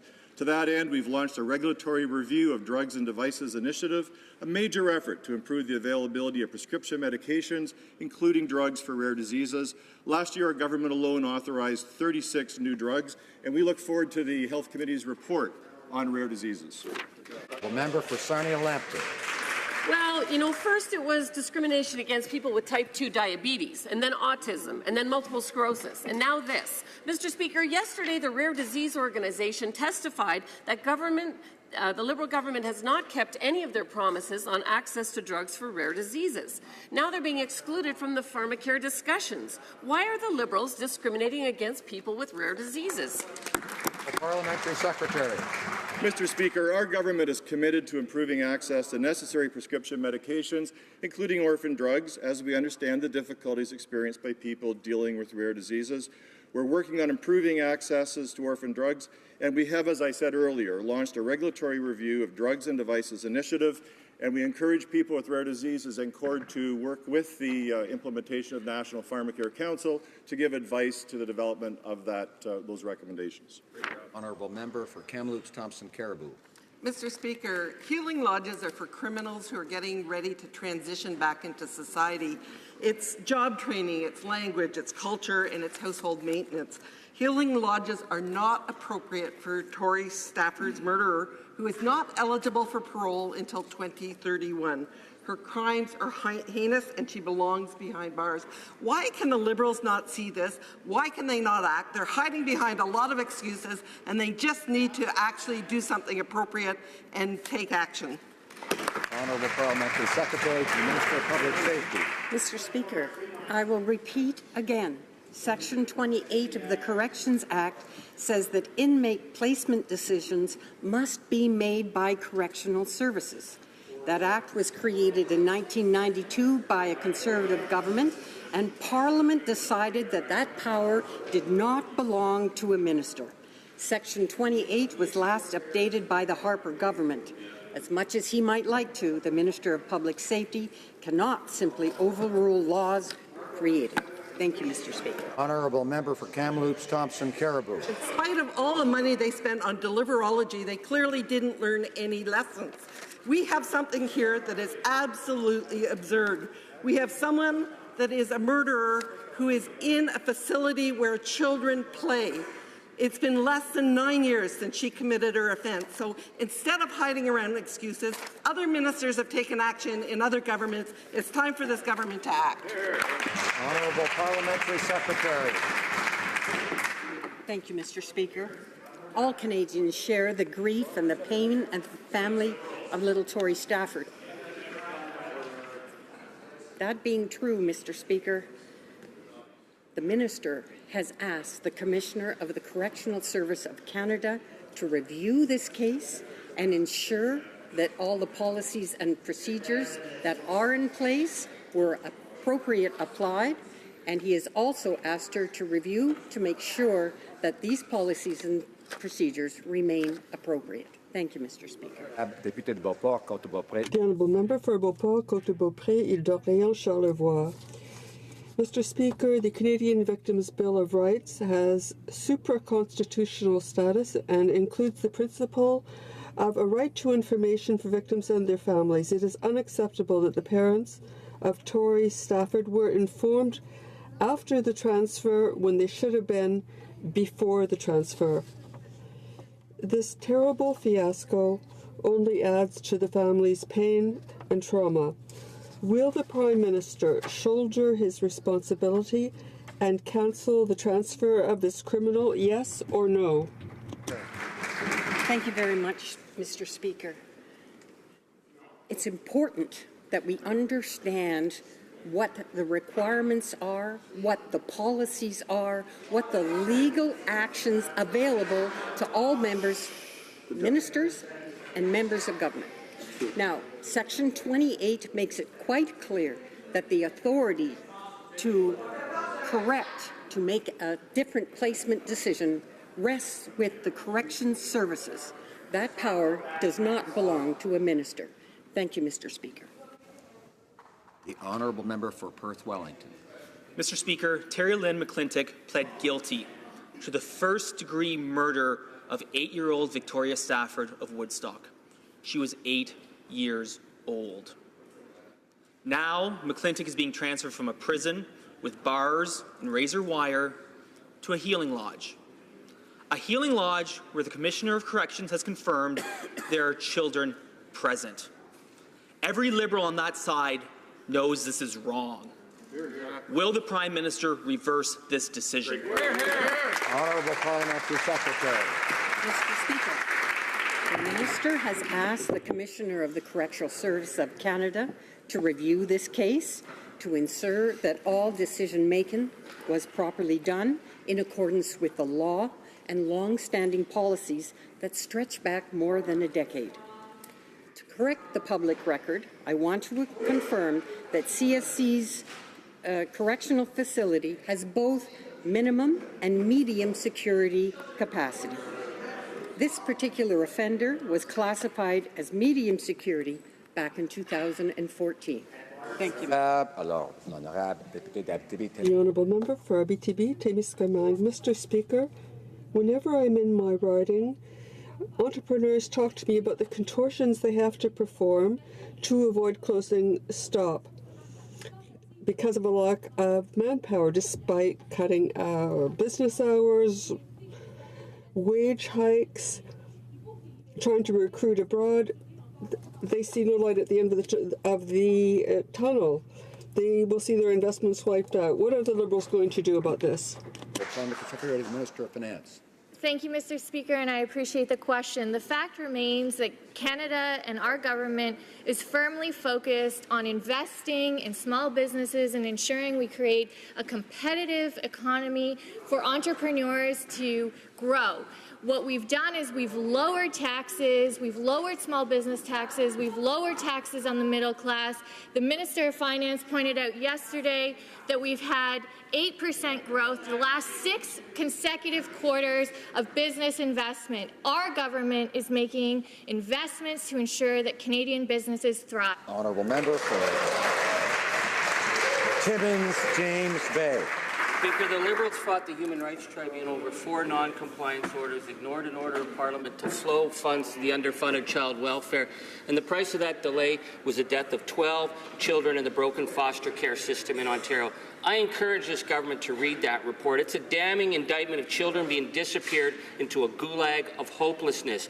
And the report shows that Indigenous children are still suffering systemic negligence in areas of underfunded education, lack of mental health services, even protection from abuse. Doesn't this government understand that the primary responsibility of a nation is to protect its children? Honourable Parliamentary Secretary, Minister of Speaker, the overrepresentation of Indigenous children in the child welfare system is a humanitarian crisis. Our government is reforming the current broken system that takes far too many Indigenous children into their care. We are providing funding to First Nations child and family services agencies based on actual needs with an emphasis on prevention. We are working with our partners to transform the delivery of Indigenous child welfare so that it is community-directed and focused on prevention. Bravo. Honourable Member for Calgary-Mindapore. Mr. Speaker, a person who is convicted of murdering a child deserves to be behind bars. That's right. A judge sentenced Terry Lynn McClintock to be behind bars until 2031 for the brutal murder of 8-year-old Tori Stafford. Instead, she's being held at a lodge that doesn't even have a fence. Will the Prime Minister use the power he has to correct this wrong? Honourable Parliamentary Secretary to the Minister of Public Safety. Thank you, Mr. Speaker. Our hearts do go out to the family of Tori Stafford for the loss that they endured. And the Minister of Public Safety has requested that the Commissioner of Corrections do a review of that placement, make sure that all policies and procedures were followed, and to ensure that the policies and procedures in place are indeed appropriate. The offender is currently housed in a correctional institution equipped to provide programming in a medium security environment. Thank you, Mr. Speaker. Honourable Member for Calgary-Mindapore. We ended pizza parties for criminals, and they can't even keep a child killer behind bars. Mr. Speaker, the prison system reports to the Minister of Public Safety. Terry Lynn McClintock needs to be behind bars and not surrounded by razor wire, not surrounded by trees and children. The minister has the power to reverse this decision. When will he? Honourable Parliamentary Secretary.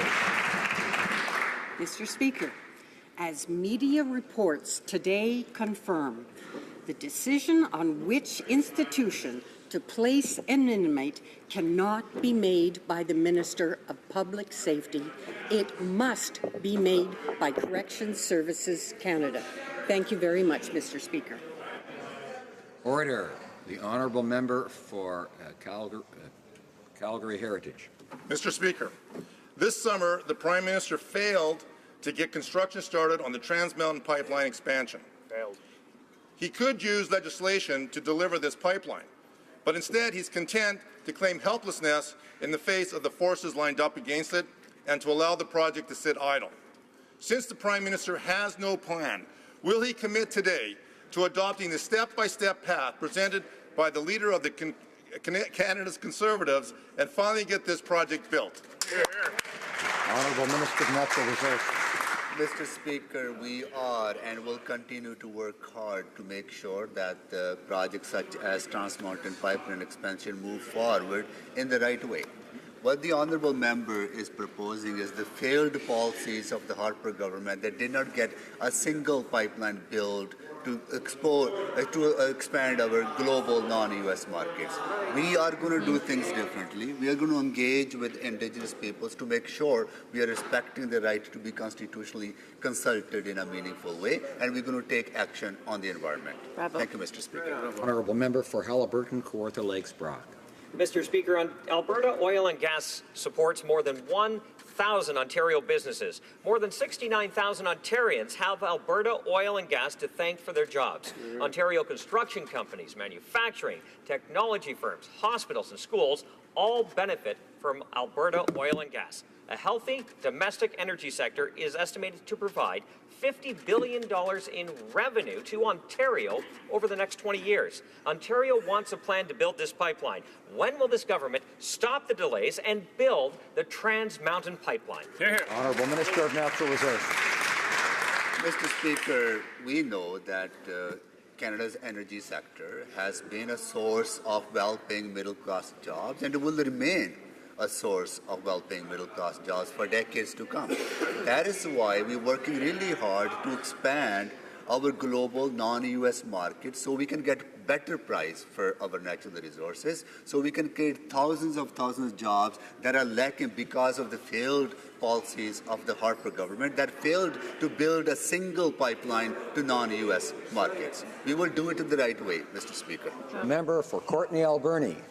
Mr. Speaker, Sean Bruyere is a decorated veteran and a strong advocate for veterans in Canada. For their contributions and sacrifices, all veterans and their families deserve to be supported and treated with respect by their government. Yet when Mr. Bruyere presented estimates to this government, the minister attacked his character and called it a mistruth. The minister's own staff told him that Mr. Bruyere's comments were accurate and his estimates were confirmed by department documents. My question is simple, Mr. Speaker. Will the minister stand in this House right now and apologize to Mr. Bruyere? The Honourable Parliamentary Secretary to the Minister for Veterans Affairs. Thank you, Mr. Speaker. We assure that veterans and their families know what programs are available to them. That's why it's so important to explain what the life pension includes, and that's why our minister held more than 42 public consultations in order to get the message out on the lifetime pension. I can tell you that the results are excellent, Mr. Speaker. The Honourable Member for Abitibi-Témiscamingue. Mr. Speaker, as the Prime Minister acknowledged himself, it's unacceptable for women veterans, especially francophones, are not receiving the same level of services as men. If we launch major campaigns to encourage women to join the Army, if we ask women veterans to talk about subjects as difficult as assault or harassment that they may have been subjected to in the forces, does the government not understand that immediate action must take place to ensure that services are provided in both official languages? The Honourable Parliamentary Secretary. Thank you, Mr. Speaker. I'd like to thank my colleague for raising the subject. Gender equality is very important for us, and whether it's 10 or 10,000 requests, all veterans are eligible for receiving the same provisions, Mr. Speaker. Thank you very much. North Burlington. Thank you, Mr. Speaker. Our economy is booming, and a key factor in this economic strength is our immigration program. Our government understands that a strong and smart immigration system supports our economy, creates Canadian jobs, and fills labour market needs.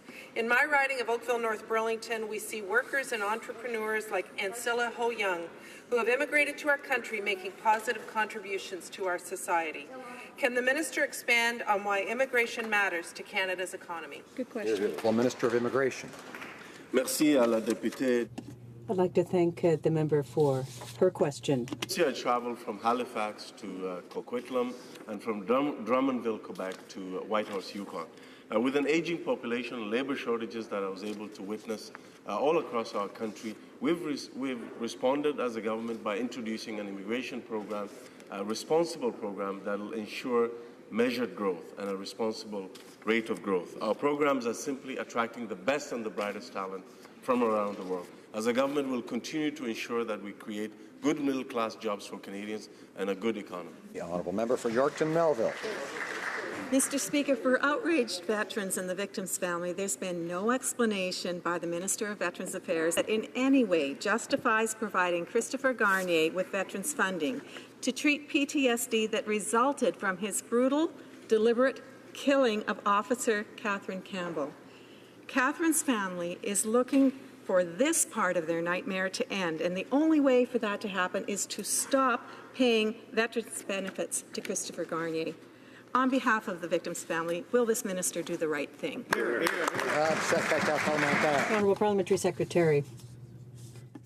Our hearts go out to the family of Constable Campbell. We review the finding and direct the department to ensure the service received by family members of veterans are related to the veteran service, and when they are not, that the case be reviewed by a senior official. Address its policy, its relations to providing treatment to family members under extenuating circumstances, such as convictions of a serious crime. This will ensure we continue to support veterans and their family who needs help. The honourable member for Souris Moose Mountain. Mr. Speaker, I have a constituent who's been waiting for over a year for his disability claims to be processed by Veteran Affairs. Dylan, a veteran, honourably and faithfully served our country. Yet Christopher Garnier, a convicted murderer who never served a day in his life, continues to get his private PTSD therapy covered by Veteran Affairs. PTSD that was caused by murdering Constable Catherine Campbell. When will the minister stop disrespecting Canadian veterans and end this murderer's taxpayer-funded treatment? Honourable Parliamentary Secretary. Mr. Speaker, let's talk about respect. Du côté-ci de la Chambre, nous comprenons très bien ce que vivent les familles. We understand what families live each time the Conservatives bring something back on the floor. Imagine what they go through. Imagine being reminded of each case. For reasons of confidentiality, my colleague opposite knows that we cannot directly comment on a specific case. We will always be there for our veterans with respect. Lord. Order. The Honourable Member for Chicoutimi-Le-Fjord. Mr. Speaker, it took a very long time for the Minister of Veterans Affairs to issue a directive stating that a civilian could no longer receive benefits earmarked for veterans and their families while in prison. If it hadn't been for the Conservatives forcing the minister to take a stand, nothing would have been done. So now what's happening with the benefits received Mr. Christopher Garnier is receiving? When will the minister take charge, show leadership, and cancel those benefits? The Honourable Parliamentary Secretary. Mr. Speaker, our hearts go out to the Campbell family. Once again, Mr. Speaker, allow me to take this opportunity to say that this petty politics lacks sensitivity. It's a lack of compassion for the families. We have responded to the request. Contrary to the Harper Conservatives, we understand that when a veteran serves, the family serves, and we will always defend veterans, Mr. Speaker. Order.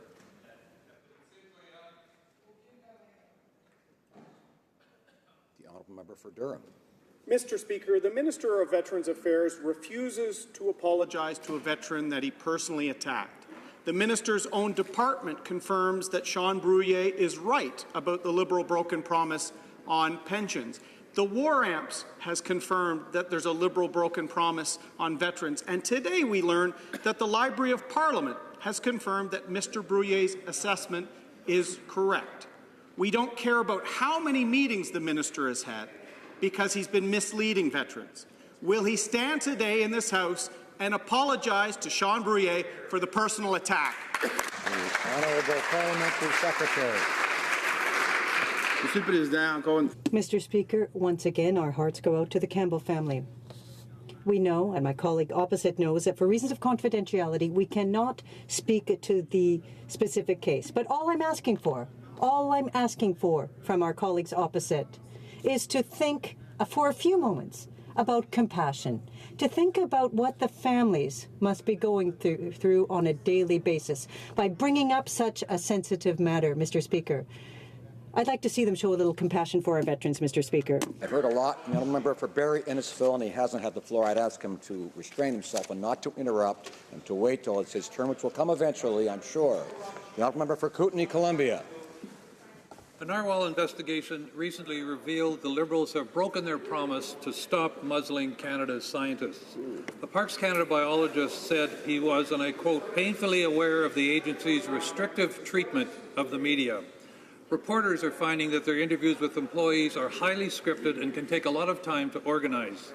Canadians need to know that scientists can, as the Minister has said, speak freely about their work to the media and to the public.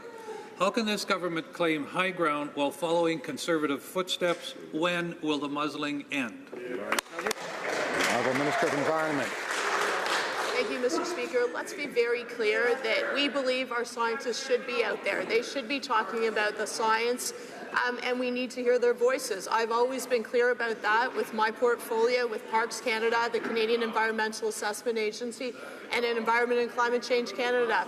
I will continue to say that. Scientists should speak out about science. We need to make decisions based on science, and that's what our government believes and are acting on. The Honourable Member for Longueuil Saint-Hubert. Mr. Speaker, yesterday, 42 of our creators and artisans of our culture signed an open letter calling on the government to defend the cultural exemption in NAFTA and to ensure that it applies to online platforms so that we can demand that these platforms contribute to our culture. That means that the Netflix agreement, where no taxes are being required, no contribution and no production in French, are not acceptable. Will the Liberals guarantee that Quebec and all governments across the country will keep their right to take action on culture? We're not going to get rid of our culture as if it were like spare change in NAFTA, are we? Speaker, our government has been clear. The cultural exemption must stand within a renegotiated NAFTA. The Prime Minister has stated it, and I'm repeating it today. Protecting our creative industry means protecting our culture. It means protecting a $53.8 billion industry representing over 650,000 quality jobs for middle-class Canadians. We'll defend our cultural sovereignty and the cultural sector within a future deal because it's the right thing to do for Canada. The Honourable Member for Portneuf-Jacques-Cartier. Mr. Speaker, the government is holding Canadian companies hostage and making consumers pick up the tab. This is putting them in a position of weakness when it comes to NAFTA. Now, there's a company in my riding that owns facilities in the States and has to pay a 10% surtax to export product back to its own company, and consumers are picking up the tab. Why is this government not respecting Canadian companies?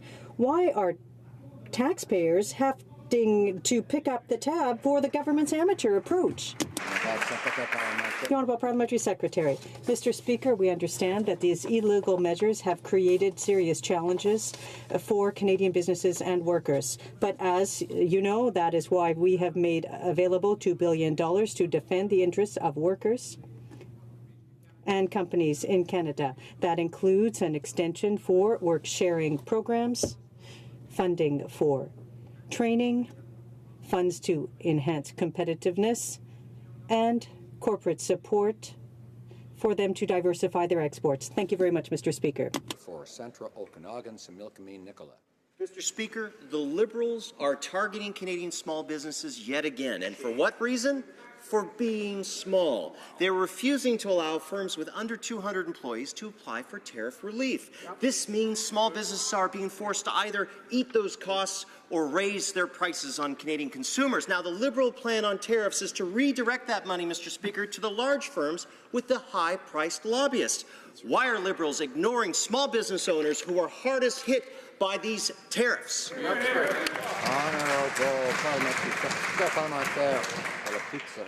Honourable Parliamentary Secretary.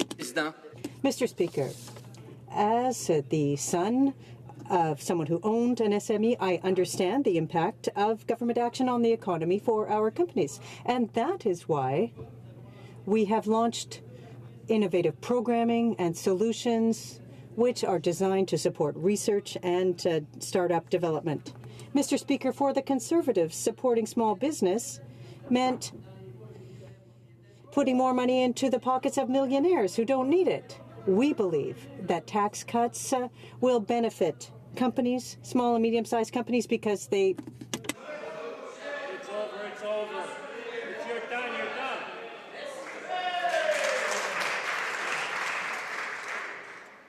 The honourable member for Oshawa. Mr. Speaker, millions of jobs depend on the survival of NAFTA, and Oshawa's auto sector is worried that no deal will result in catastrophic job losses.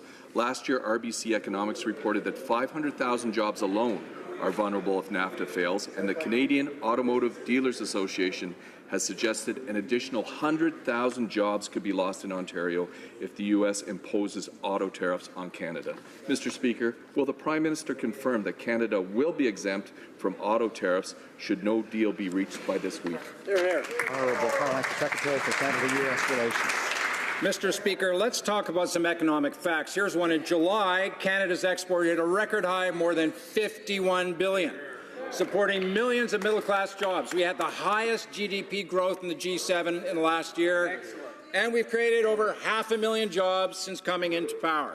We're working to build on those record exports by getting the right deal for NAFTA, and we're committed to defending our national interest. Thank you, Mr. Speaker. Honourable member for Egmont. Order. Mr. Speaker, this government has made strong science-based decision-making one of its priorities. This was first demonstrated to Canadians when the government re-established the position of Chief Science Advisor to Canada, which the Harper Conservatives got rid of. What else has our government been doing to ensure that science-based decision-making continues to be a priority? Honourable Parliamentary Secretary to the Minister of Fisheries. Order. Mr. Speaker, I'd like to thank that upstanding member of Parliament from Prince Edward Island for that excellent question. Some of the many highlights of Budget 2018 include $210 million for the Canada Research Chairs Program, $1.2 million for granting councils. But, Mr. Speaker, there's more. Recently, our Ministers of Fisheries and Oceans and Environment and Climate Change announced the establishment of new departmental science advisor positions. These science advisors will play an important role in supporting quality scientific research within the federal departments that will help ensure government science is fully available to the public. Thank you, Mr. Speaker. Honourable member for Peace River Westlaw. Mr. Speaker, last spring, I went to Washington and I stood with victims of sex trafficking as they celebrated the major passing of FOSTA SESTA in Congress, removing the existing immunity for companies who knowingly profit off sex trafficking. Now tech companies are lobbying the U.S. government to bring back sex trafficking immunity provisions to NAFTA and with the negotiations in Canada. Can the government confirm that the Canada-U.S. trade deal will not import the ability for companies to legally profit from sex trafficking? Thank you, Mr. Speaker. Honourable Parliamentary Secretary. This House that this government takes the issue of sex trafficking and trafficking in general with the utmost seriousness. We will always address this issue with the utmost concern. We will take the members' comments into consideration with respect to our negotiations, both with what we are doing domestically and with what we are doing internationally. There's a report coming through from the Standing Committee on Justice on human trafficking, including sex trafficking, and we await eagerly the results of that committee's recommendations. Thank you, Mr. Speaker. Honourable member for Northumberland, Peterborough South. No, I don't think so.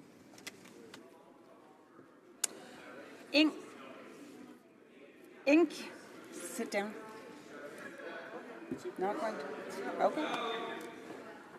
In Canada, we are fortunate that a person's socioeconomic background does not automatically limit the opportunities that are available to them, especially when it comes to education. In fact, Canada leads both the OECD and the G7 when it comes to children being able to complete post-secondary education in families where their own parents did not. This means that more young people are able to get the skills they'll need to succeed in a changing economy. What is the government doing to make sure that there are good economic opportunities for these young Canadians when they graduate? Thank you, Mr. Speaker. Parliamentary Secretary to the Minister of Finance. I thank the honourable member from Northumberland, Peterborough South, for this very important question. Canada has made great progress, but there is more work to be done. Young Canadians still feel that they don't have the same economic opportunities afforded to their parents. They're hardworking, talented, ambitious, and have the right skills, but there are still challenges to addressing the changing labour market. In my new role as PS to Finance, I'm focused on youth economic opportunities, and I look forward to working with young Canadians across this country to make sure they are a part of our thriving economy. Honourable member for Calgary Rocky Ridge. Mr. Speaker, Mohamed Borna has been waiting since 2006 to find out if he can stay in Canada. His application is complete, and for over 10 years, the Department of Citizenship and Immigration has failed to give him an answer, including this past summer when another promised decision date came and went. I've repeatedly brought this to the attention of Minister McCallum and to the current minister. So will the minister today commit to a date by which a decision on Mr. Borna will be made? His family need to know. Honourable Minister of Immigration.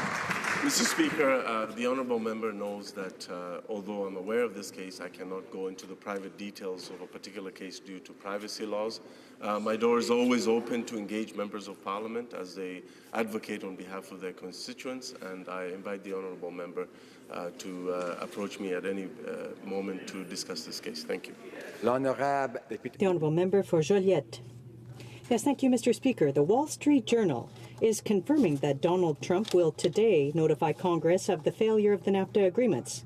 It's clear he's always wanted negotiations to fail so that he can loudly and clearly announce that he stands up for America first at his partisan rallies. Regardless of what the government concedes or would have conceded, there will be no agreement. And the government will be in a weak position for the real negotiations after the midterm elections. Can the government tell us that it won't give up anything during Donald Trump's fake negotiations, or will they be weakening our agriculture for nothing? The Honourable Parliamentary Secretary. Mr. Speaker, we have always been clear that we defend the principles that we must have a good agreement. Canada has stated that we will defend what we will defend, and that is what we have done. And it's what we will continue to do. Thank you, Mr. Speaker. Joliette. Honourable member for Joliette. Well, Mr. Speaker, for months now, the government has been telling us that it's prepared for any outcome at the NAFTA negotiations. For months, it's been telling us that it has a plan to protect the interests of people, regardless of whether the negotiations lead to an agreement or fail. But we've still not even seen a glimpse of that plan. Quebec workers, Quebec companies are all worried. Now that we see Donald Trump wants a crisis instead of an agreement, could the government tell us what its famous plan is all about? The Honourable Parliamentary Secretary. I thank the honourable member for the question, and I can give some figures to the member. We hit record levels of exports. This affected Quebec. We are focusing on our accomplishments. We want to achieve a good NAFTA agreement for Canadians.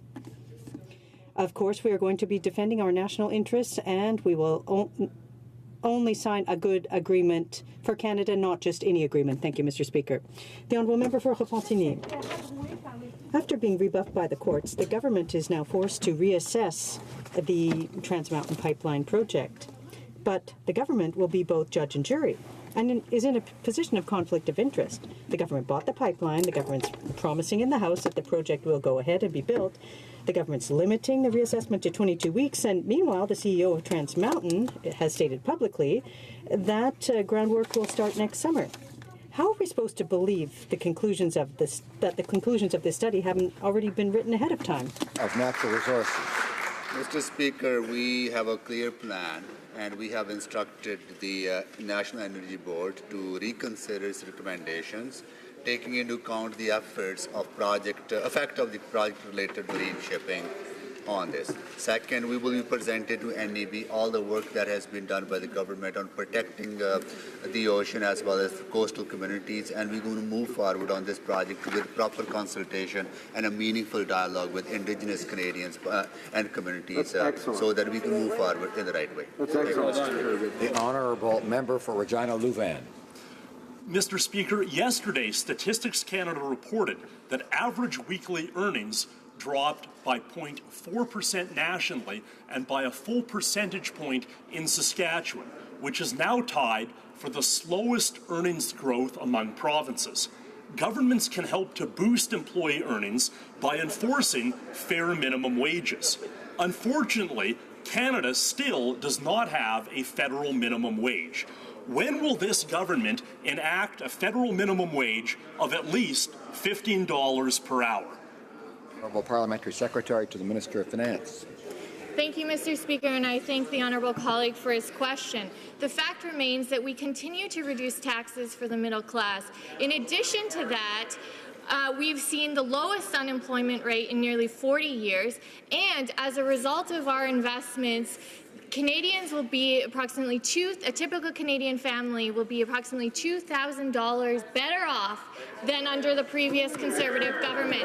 Our investments are working, our economy is growing, we have one of the best balance sheets in the G7, and these are commitments that are going to benefit all Canadians across this country. This will conclude question period for today. L'honorable député de Beauport. The honourable member.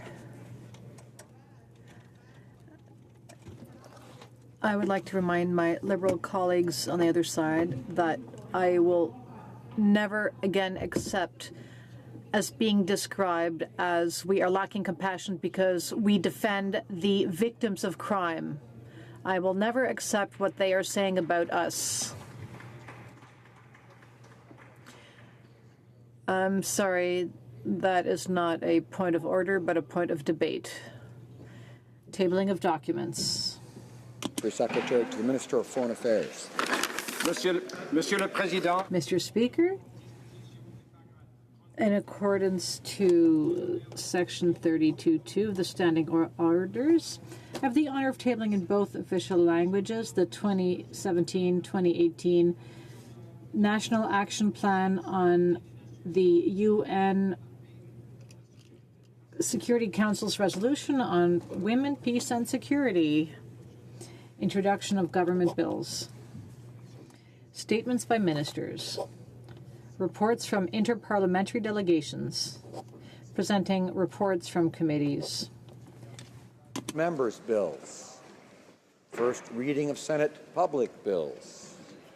Motions. Presenting petitions. The Honourable Member for Sturgeon River Parkland. Thank you, Mr. Speaker. I rise today to present a petition on behalf of my constituents and Canadians who oppose this Liberal government's ideological and discriminatory summer jobs program attestation.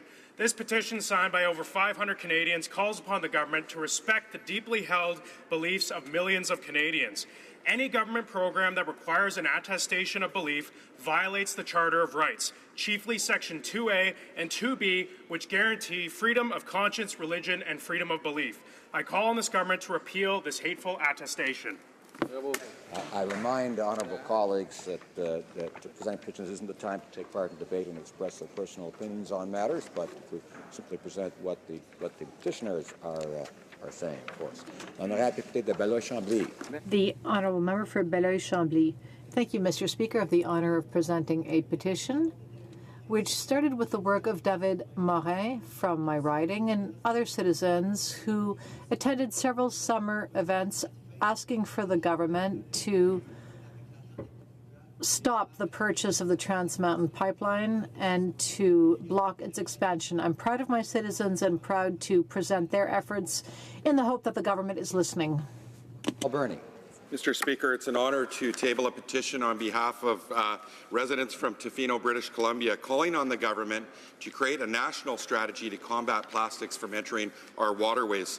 They're looking at regulations aimed at reducing plastic debris discharge from stormwater outfalls, industrial use of microplastics, including microbeads, nurdles, fibrous microplastics and fragments, consumer and industrial use of industrial plastics, including polystyrene, which is filling up our ocean, Mr. Speaker, cigarette filters and beverage containers, and they want permanent, dedicated and annual funding for the cleanup of derelict fishing gear and community-led cleanup projects to protect our shores, our banks, and our beaches and aquatic peripheries. The honourable member for Halliburton, Kawartha Lakes Brock. Thank you very much, Mr. Speaker, and I do appreciate the opportunity to rise and present this petition on behalf of constituents from across Ontario. The petitioners here, Speaker, are calling on the Prime Minister to defend the freedoms of conscience, thought, and belief and withdraw the attestation requirement for applicants to the Canada Summer Jobs programs. Thank you, Speaker. Member for Yorkton Melville. Thank you, Mr. Speaker. I'm presenting a petition this morning on behalf of cottage owners and homeowners whose cottages and homes are located at Crooked Lake, Saskatchewan, on land leased from the Government of Canada. And those concerned wish to draw attention to the 650 to 700% lease increase being imposed on Crooked Lake leaseholders for the year 2015 to 19. Being that this increase has imposed without jointly agreed to negotiations between the Government of Canada and/or its appointed authority and the leaseholders and their representatives, and with the threat of lease cancellation being imposed, the undersigned call upon Minister Bennett and the Government of Canada to negotiate a fair lease agreement with the cottage owners who lease land from the Government of Canada. Thank you. Presenting petitions, présentation de pétitions. Questions on the order paper. The Honourable Parliamentary Secretary to the Government House Leader. Yeah, Mr. Speaker, I'd ask that all questions be allowed to stand at this time, please. Is it agreed? Agreed and so ordered. Orders of the day. Orders of the day, government orders, government bills, commons, resuming debate at second reading of Bill C-82, Multilateral Instrument in Respect of Tax Conventions Act. Reprise de débat. Resuming debate. The Honourable Member for Belleuil-Chambly. Thank you very much, Mr. Speaker, and I would like to thank my nearly neighbour from Champlain. Today we are debating Bill C-82, which does not necessarily have the most exciting title in the world, but which touches a very important issue. We would implement a multilateral convention which relates to the transfer of tax monies out of the country and the shrinking of the tax base. I think it's very important to discuss this issue. Tax avoidance and tax evasion are serious issues, and we must act immediately. It is becoming a bigger and bigger problem, not only for us as legislators, but also for our citizens. Mr. Speaker, this issue might not resonate with ordinary Canadians when we go door to door in our ridings, when we speak with our constituents at various events. You might think that the Income Tax Act and tax conventions, all of this might seem to be very far from day-to-day life, from the daily lives of our constituents who are busy sending their kids to school, looking after their health, and managing their own household budgets. However, when you realize just how unfair the current tax situation is, and when you consider that ordinary Canadians pay their taxes, and yet the Canada Revenue Agency will go after them with unbridled enthusiasm. We all know someone who's separated and who is much worse off afterwards, and who are targeted, or so it seems, by Revenue Canada. If you ever had the opportunity to read the letters that the CRA would send to an ordinary citizen, well, it's very difficult to understand, even for people like us, for members of Parliament. We might have trouble understanding the correspondence sent by Revenue Canada. You almost have to hire an accountant or a lawyer to read the correspondence of the Canada Revenue Agency, which claims to be a good manager of the money or tax revenues of Canadians. The current situation is deplorable, and it's made even worse by the fact that some of the best off people in our society, business leaders or friends of those in power, are taking advantage of exemptions and badly written legislation and agreements which do not go far enough. So these wealthy individuals are better off under all of these instruments than, for instance, a single mother. These wealthy people can travel and holiday in the Barbados, leave their money there, and that's unacceptable. It's unacceptable for a society like ours. because the social contract we have and the collective wealth we share requires that tax monies are redistributed fairly. And this is one of the most fundamental traits of our society. So, when you realize that some people do not want to respect this social contract, this commitment to the better good, well, when the government doesn't fix that situation, it means it has failed. And these failures will do nothing but grow the divide between the very wealthy and everyone else, including those who are less well off. It's funny because the Prime Minister loves to talk about the middle class and those working hard to join it. But the reality is that when I'm in my riding, I don't have in my head the middle class and those working hard to join it.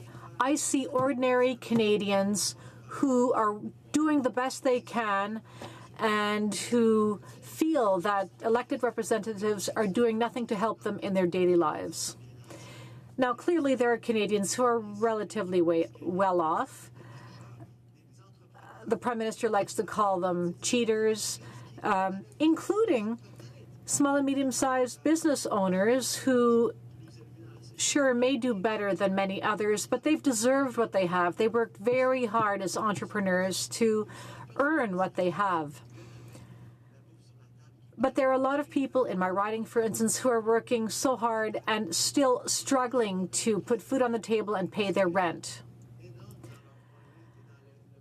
And they just don't have the same means many other people have. But all of these people have one thing in common, and this is what motivates me as a member of Parliament. All of these people, and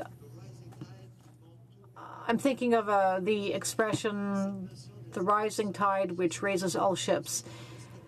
In other words, we live in a society where wealth should help everybody. However, what we're seeing is that the 1%, sometimes it's literally 1% of all citizens, and these people might include friends of the finance minister, friends of the prime minister, donors to the Liberal Party. All these people have benefits which have as a result the fact that the system is not working anymore.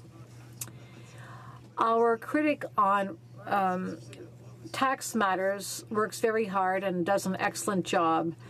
And it's important to note that the youngest ever elected member of Parliament, the member of Sherbrooke, who has not only been re-elected through hard work, this is an MP who knows his or her files well, including the file on tax matters. There is also the member for New Burnaby Westminster, who's the NDP finance critic, who also does excellent work. It is our job, Mr. Speaker.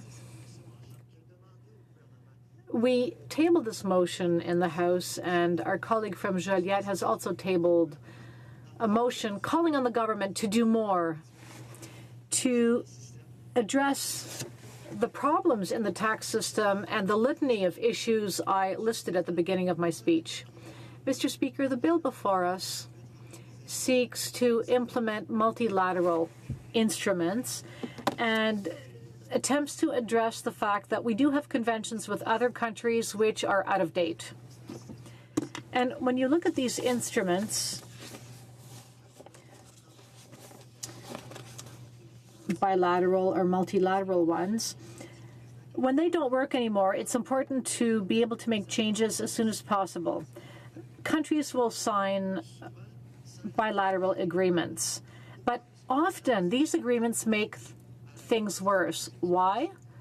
Well, we're told that they've been signed to avoid double taxation. So, for instance, a person or a company will pay taxes either in Canada or in another jurisdiction.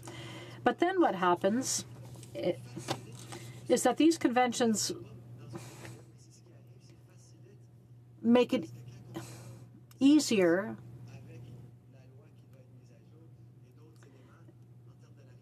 Now, we constantly need to update tax legislation, but often these conventions will make it easier for people to engage in tax avoidance or tax evasion. We understand that these are good measures which represent a step in the right direction.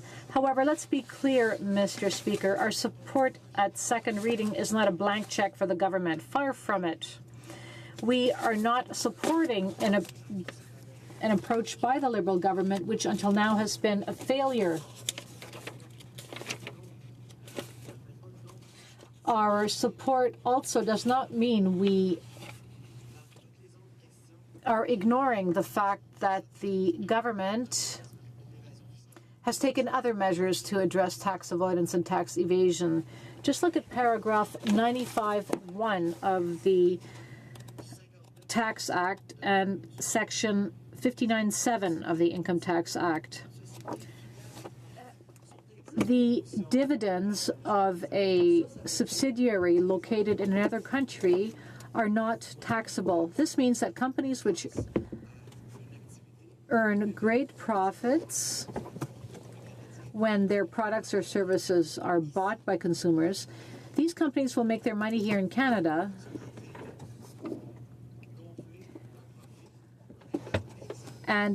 but they are making excessive profits by not paying their fair share of taxes here in Canada.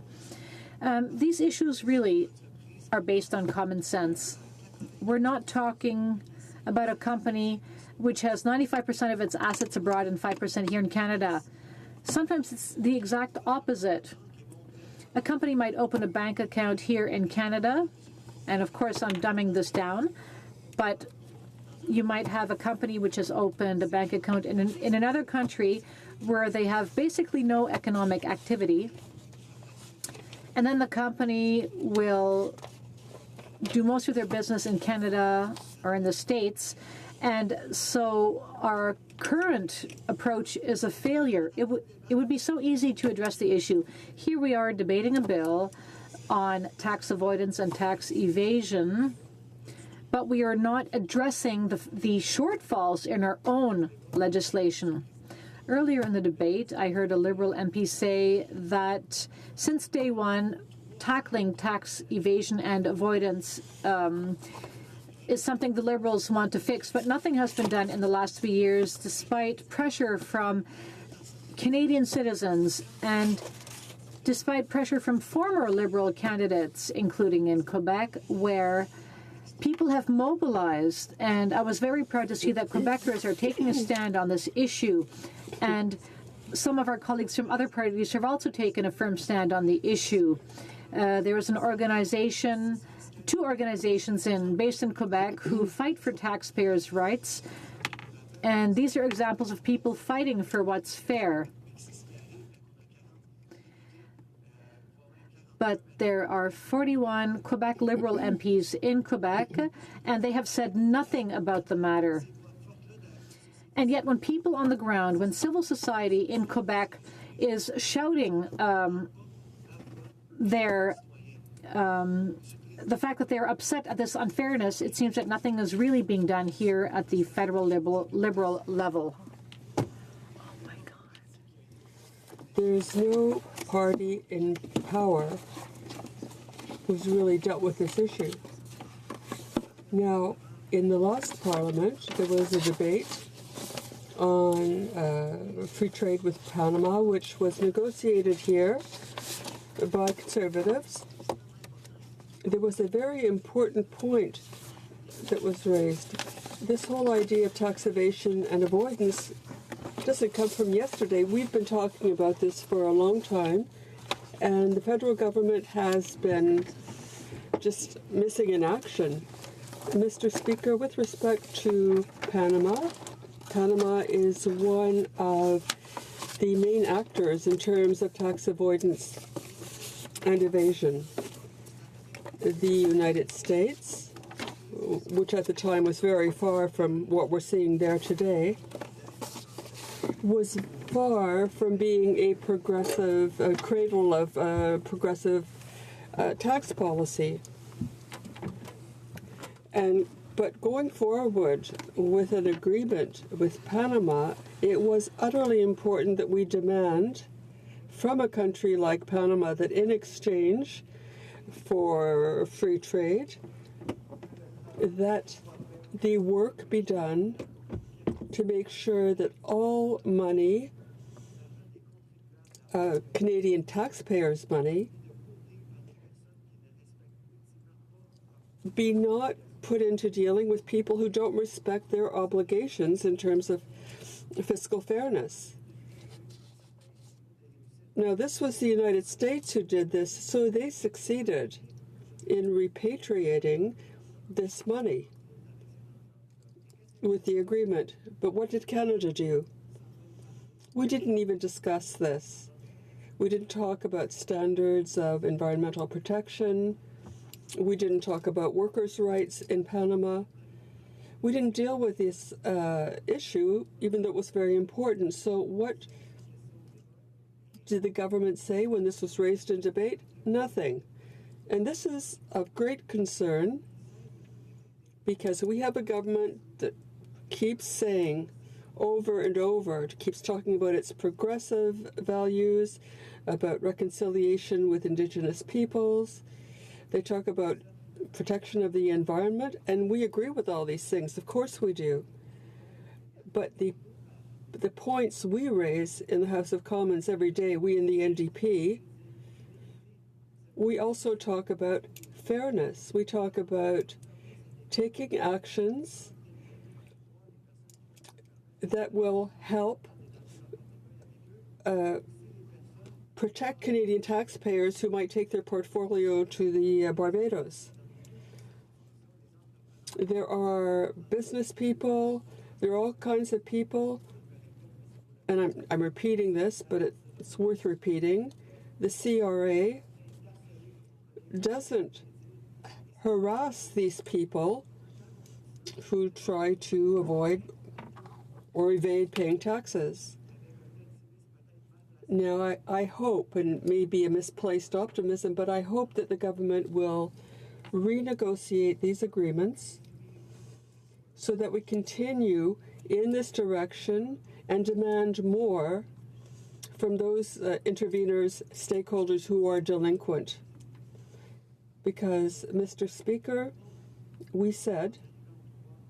they said with great pomp when they came to power, Canada is back. But what is Canada doing?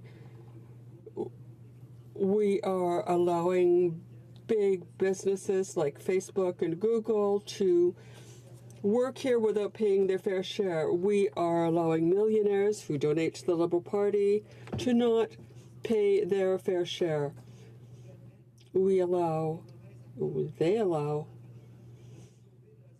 people to circumvent their responsibilities. So we're continuing to export weapons to a country like Saudi Arabia. And if we are to believe what we read in media reports, these things are used not the way they were intended to. Now, we talk about a multilateral instrument, but if Canada is really back, we have to act in an even more constructive way to help those countries who are trying to fight tax evasion, tax avoidance. We cannot be a shelter, a refuge for delinquents, for people who are unfair players in all this. And why is this important, Mr. Speaker? I'm going to describe this in a way people can understand. I don't mean to be condescending. But myself, when I get letters from the CRA, my first reaction is, what is this? So I may be going to prison, but I don't understand it. They treat single mothers, they treat people who are sick, they treat the disabled terribly, and people sometimes don't get the benefits to which they are entitled. it all, we had a colleague who talked about diabetic people who were treated poorly by the CRA. Here we have a minister who continues to rise in the House and say $1 billion, but she talks about the money. But if the legislation doesn't change, we can continue throwing money all over the place because those who are best off can throw money out the windows, perhaps. But the CRA, I think the money being thrown around by the rich is not going into government coffers as it should. So for all my fellow citizens, we can debate the tax code and the Income Tax Act, but there has been failure after failure when we talk about this agreement in terms of those who are well off and those who are not. So we are supporting C-82 at second reading, but I would implore the House and to perhaps support an NDP motion and do something to deal with tax evasion and tax avoidance and put an end to this injustice, which is really a burden for honest people, and that those who are taking advantage of the system start to pay their fair share. Thank you, Mr. Speaker. Questions and comments? The member for Sarnia-Lambton. Well, thank you, Mr. Speaker, and I'd like to thank my colleague for his speech. Now, we listen often to the Liberal government talking about how they're looking for all of these tax evaders and the $25 billion of tax that they claimed they were going to find, but they've been very silent about the Panama Papers, and I've not heard any progress on that $25 billion. And so I wonder, has the member heard anything about the Liberals' actual progress on closing these loopholes and getting the tax money back? Member for Beloit-Chambly. Merci, Monsieur le Président. Je remercie. Thank you, Mr. Speaker, and I thank my colleague for her question. When Liberals talk about tax evasion and avoidance, it's never about progress.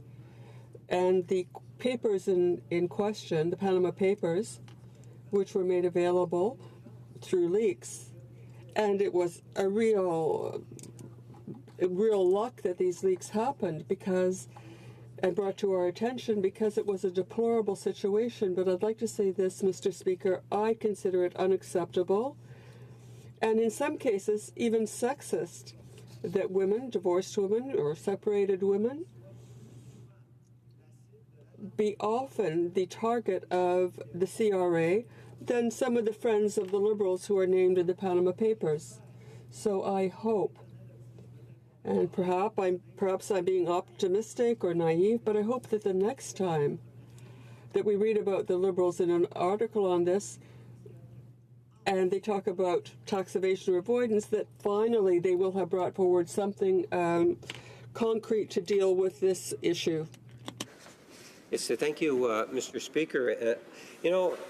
I listened to my colleague across the way, and he commented about many of my Quebec colleagues, the 41 members of Parliament in the Liberal benches from Quebec. And what I would like to emphasize to my friend across the way is when he says that they're not implying that they're not effective, when it really came down to it, when it comes down to looking at fighting tax evasion, fair taxation policies, the Quebec members of Parliament on this side of the House not only have been strong advocates for it, but they've also voted in favor of initiatives.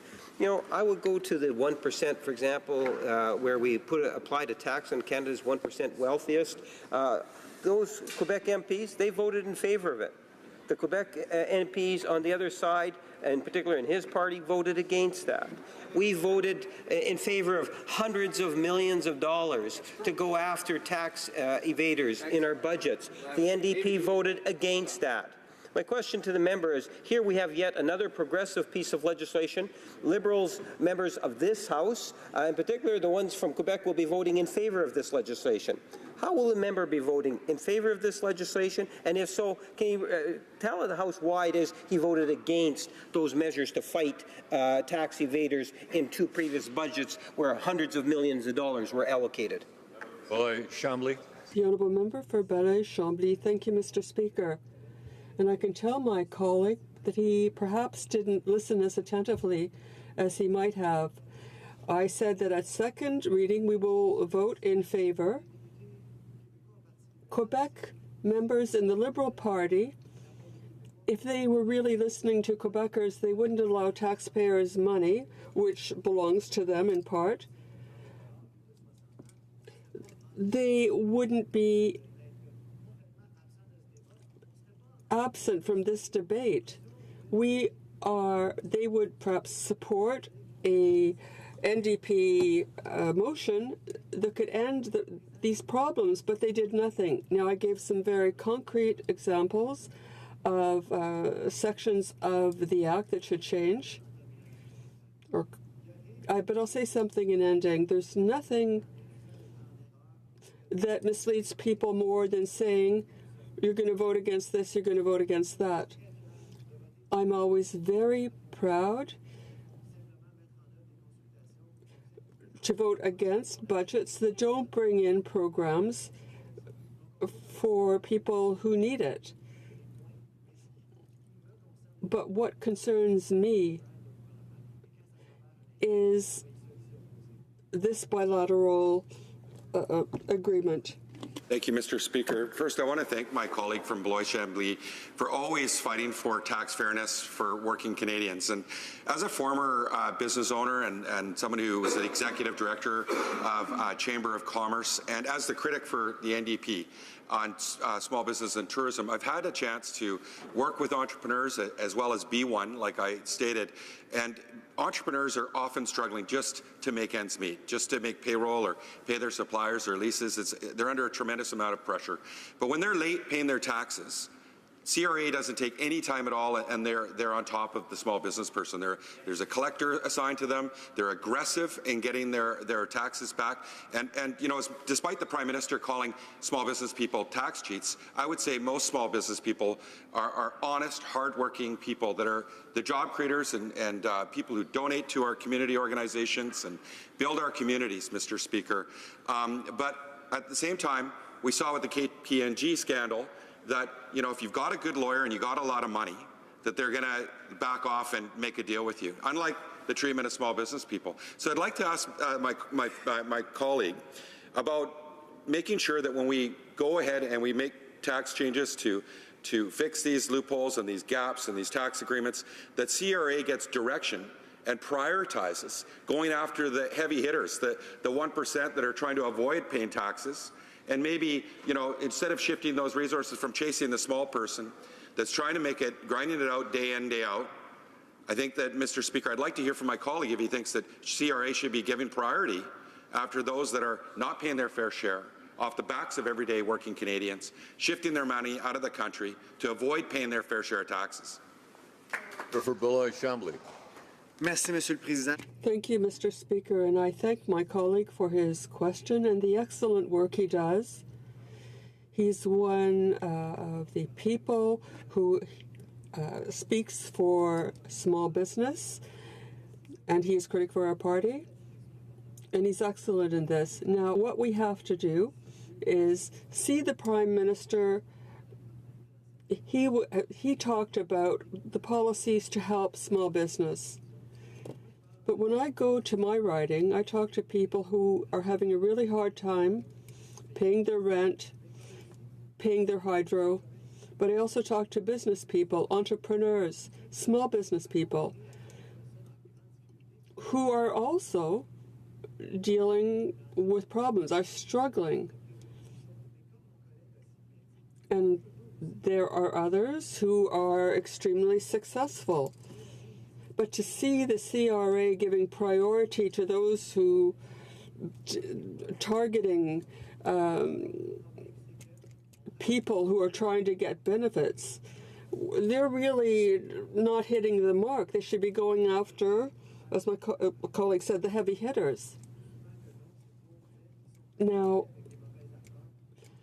often there are associations with perhaps not totally honest stakeholders, and this is very discouraging. And the last point my colleague made is that the guidelines provided to the agency should be examined, reviewed, because there are people who are sick, there are single mothers, others, they're being targeted.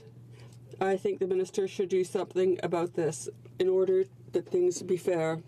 For a brief question, the member from Joliet.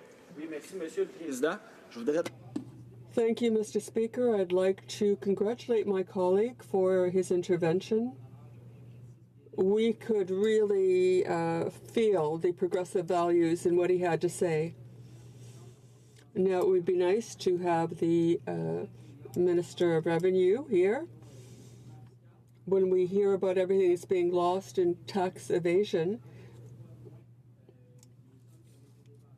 now, what we lose, we'd like to know if the $25 billion will be recovered by the government. Thank you, Mr. Speaker. The Honourable Member. Thank you, Mr. Speaker, and thanks to my colleague for all the work he does on this file. As the Minister keeps saying, she hasn't tried to find the money, she's only identified the money. So C-82 is a step in the right direction, but it's not enough. We have to do more. So by supporting this bill, we will also be trying to get the government to implement what we want, what we've put in our motion, in order to amend the legislation so that we can go and recover this money. The member for Central Okanagan-Similkameen, Nicola. Thank you, Mr. Speaker, and the chair very much suits you today. I just would like to say, first of all, it's always an honor to stand on behalf of the citizens of Central Okanagan-Similkameen, Nicola. And I will say, Mr. Speaker, I will be sharing my time with the very capable member for Calgary Rocky Ridge, who, in addition to his duties as Member of Parliament, also stands as the Shadow Minister for National Revenue. Because even though this is a finance bill, ultimately it's the CRA and the Minister for National Revenue which will become accountable for this, so I know he will have many things to say on that end of it. And the two are very important, Mr. Speaker, because, for example, in 2013-2014, particularly the 2014 budget, the former Minister of Finance, the Honourable Jim Flaherty, had actually opened consultations on the subject of base erosion and profit sharing, specifically so that he would be able to go to the G20 and be able to make proposals and participate fully in that in those discussions on base erosion and profit sharing, which we are the benefit of today. And I must give the government a little bit of credit for taking their ideological blinders off. They don't seem to say that this is a Harper initiative. They have not blamed the Prime Minister yet. And so I certainly hope that as we go through my speech today, it will be in recognizing that there sometimes is very much a need for a new government to carry on the very good work of a previous government, and we should not always judge something just simply because who had started an initiative. Well said, sir. Now, during my time as the Parliamentary Secretary for the Treasury Board, President, in the previous Parliament, we worked on some pretty technical legislation from time to time, and I will admit, Mr. Speaker, to having a certain affection for regulatory-related bills that can provide benefits to Canadians and Canadian industry, particularly if it's done in such a way that's harmonized to reduce red tape. Now, I will, more so as we recognize that Canada is increasingly becoming a competitor on the world stage, and we are likely to continue to see more international trade and not less. But we also must recognize with that, Mr. Speaker, that there comes challenges. As one example, we have a situation where over this past summer, this Liberal government was forced to modify its national carbon policy. Now, basically, it provided more carbon tax relief to some of Canada's biggest polluters. Now, this is not unlike what happened in my home province of British Columbia, where greenhouse growers and cement manufacturers, to name a few, have been given similar subsidies or exemptions or other kinds of carbon tax relief. There's actually a word for it, Mr. Speaker, and it's called carbon leakage, okay? And it's defined in the 2018 BC NDP provincial budget as, and I quote, industries that compete with industry in countries that may have low or no carbon price. If BC industry loses market share to more polluting competitors, known as carbon leakage, it affects our economy and does not reduce global greenhouse gas emissions. Now, this is the same reason why this Liberal government provided increased carbon tax relief to big polluters, because ultimately they compete with industry in the United States and elsewhere that do not have a nationally imposed carbon tax. Now, we are not only here today to debate, we're not here to debate, obviously, the carbon tax. I'm using it, Mr. Speaker, as an example because it illustrates the importance of being competitive. That's right. As we all know, being competitive in the corporate world often comes down to the bottom line. And taxes, at least we know on this side of the House, per se, particularly the Conservative Party, we have a very strong understanding on how much the bottom line bears on our businesses. Now, this creates a situation. Ultimately, through creative and some would argue dubious accounting practices, some companies, as an example, can find creative ways to transfer wealth created in one country into another country with a much lower tax regime. Now, some countries even make a point of creating a regulatory and financial environment that actively encourages this sort of behavior. Now, so how do we fix that, Mr. Speaker? Obviously, one approach would be an attempt to lower taxes to level on par with some of these countries to stop the outflow of revenue. Now, many refer this as the race to the bottom approach. Or there's possibly another solution, which brings us to Bill C-82 that we are debating here today. What if we could get as many countries as possible to sign on to a common regulatory fiscal taxation approach that better protects countries from this problem? Because ultimately, having similar fiscal language with respect to taxation helps eliminate a regulatory red tape burden if we win at this piecemeal. Now, not to mention there are greater efficiencies in adopting a kind of universal standard with OECD countries who sign on, as opposed to having the same individual countries try to collectively negotiate separate tax treaty agreements among themselves. So to be fair, Mr. Speaker, this multilateral instrument allows for Canada to quickly and efficiently update its agreements so that both the CRA here and the tax authority in the adjoining country will immediately start to proceed as if the tax, as the multilateral instrument has said, through the existing tax treaty. So it's a very efficient way.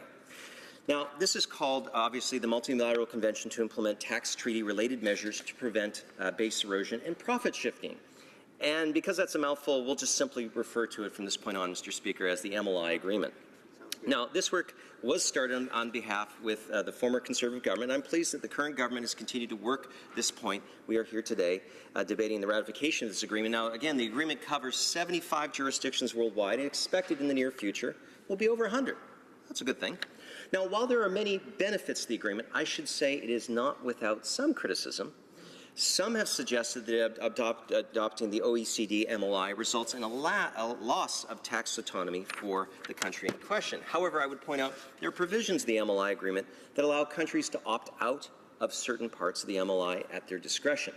This, by extension, can allow countries to still enable a specific tax structure, but ultimately might provide unique tax benefits in certain areas.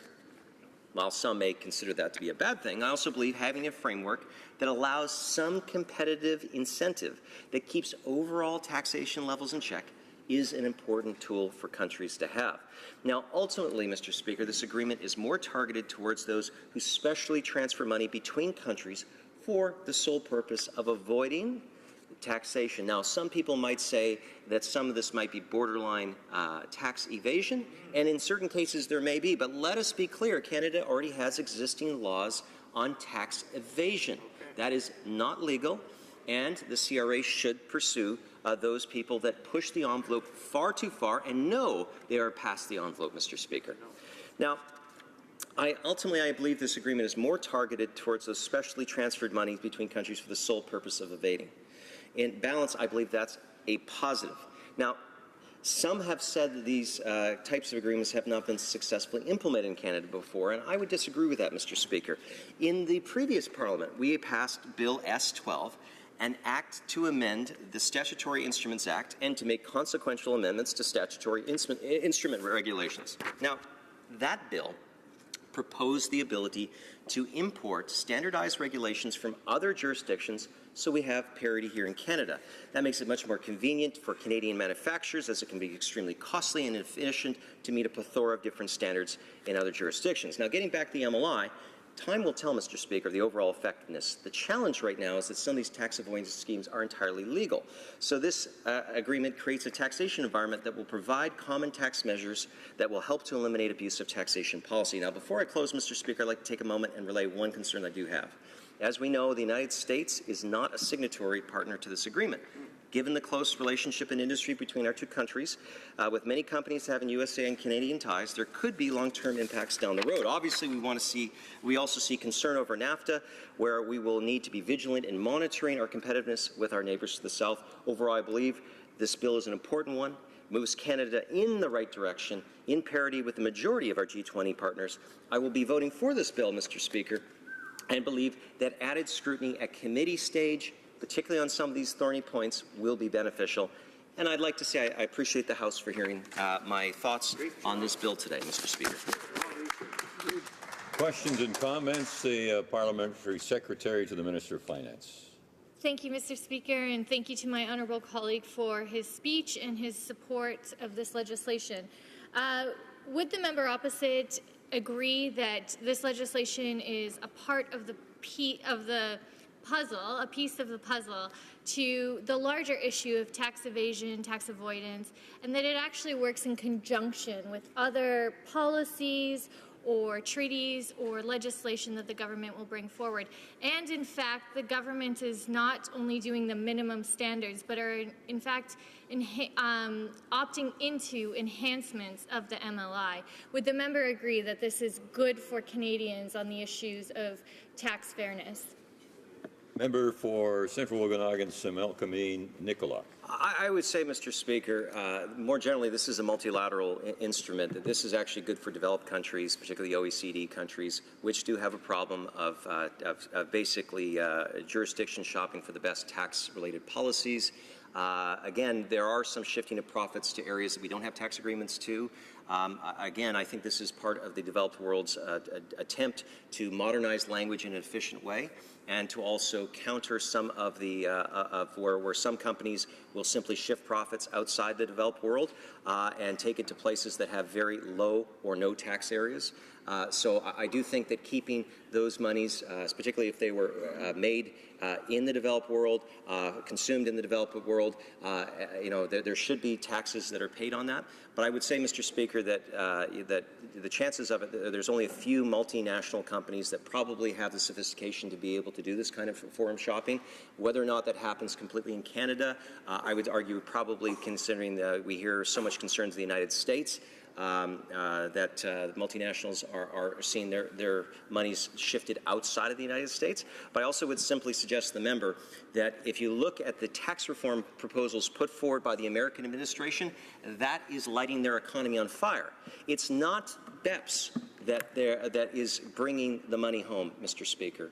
It's the fact that they're competing and that they have changed their laws to reflect the fact that they must remain competitive. That's the most important thing, and I hope this member and I hope this government keeps that in mind. Questions and comments? The member for Edmonton, Strathcona. Mr. Speaker, I'd like to thank the colleague for his speech. It's always a pleasure working with him. I have previously on committees. Mr. Speaker, it's important that as a member of one of the OECD countries that we take seriously the work that is done in that forum. For example, the OECD recently did a report on all the countries on living up to their commitment to deliver 0.7 of their GNI, percentage of their GNI on international assistance, chastising Canada for delivering just a third of that. Also, there have been calls for Canada to make sure that our standards for controlling toxins is on par with other OECD nations. Clearly, the work of the OECD is important. But I wonder if the member could speak to this issue. A number of concerns are being raised that, yes, it's good that we will be modernizing the mechanism whereby we enter into these agreements. But will it not also be important at the same time to be revisiting some of the tax treaties that we have with some nations, which could end up in simply corporations in Canada not paying their fair share of taxes in Canada? Okanagan, Similkameen, Nicola. Thank you, Mr. Speaker. I would say that if this member has information about companies that are doing that, that she should deliver that to the CRA personally. Simply just saying tax evasion happens, yes, it does probably in many cases happen, but without specifics, it's very difficult for the CRA to tack down, so she has information that should be important to have. I would just point out that it is easier for Canada as a country to negotiate and to renegotiate certain agreements with countries where there are concerns, but to do that you need to have a partner that's willing, and you also need to have the capacity and resources available to do that. So by supporting this BEPS multilateral instrument, Mr. Speaker, we'll actually free up a lot of resources because we're dealing with like-minded economies, like-minded areas where we can quickly and efficiently modernize those agreements. That's a big part of this, Mr. Speaker.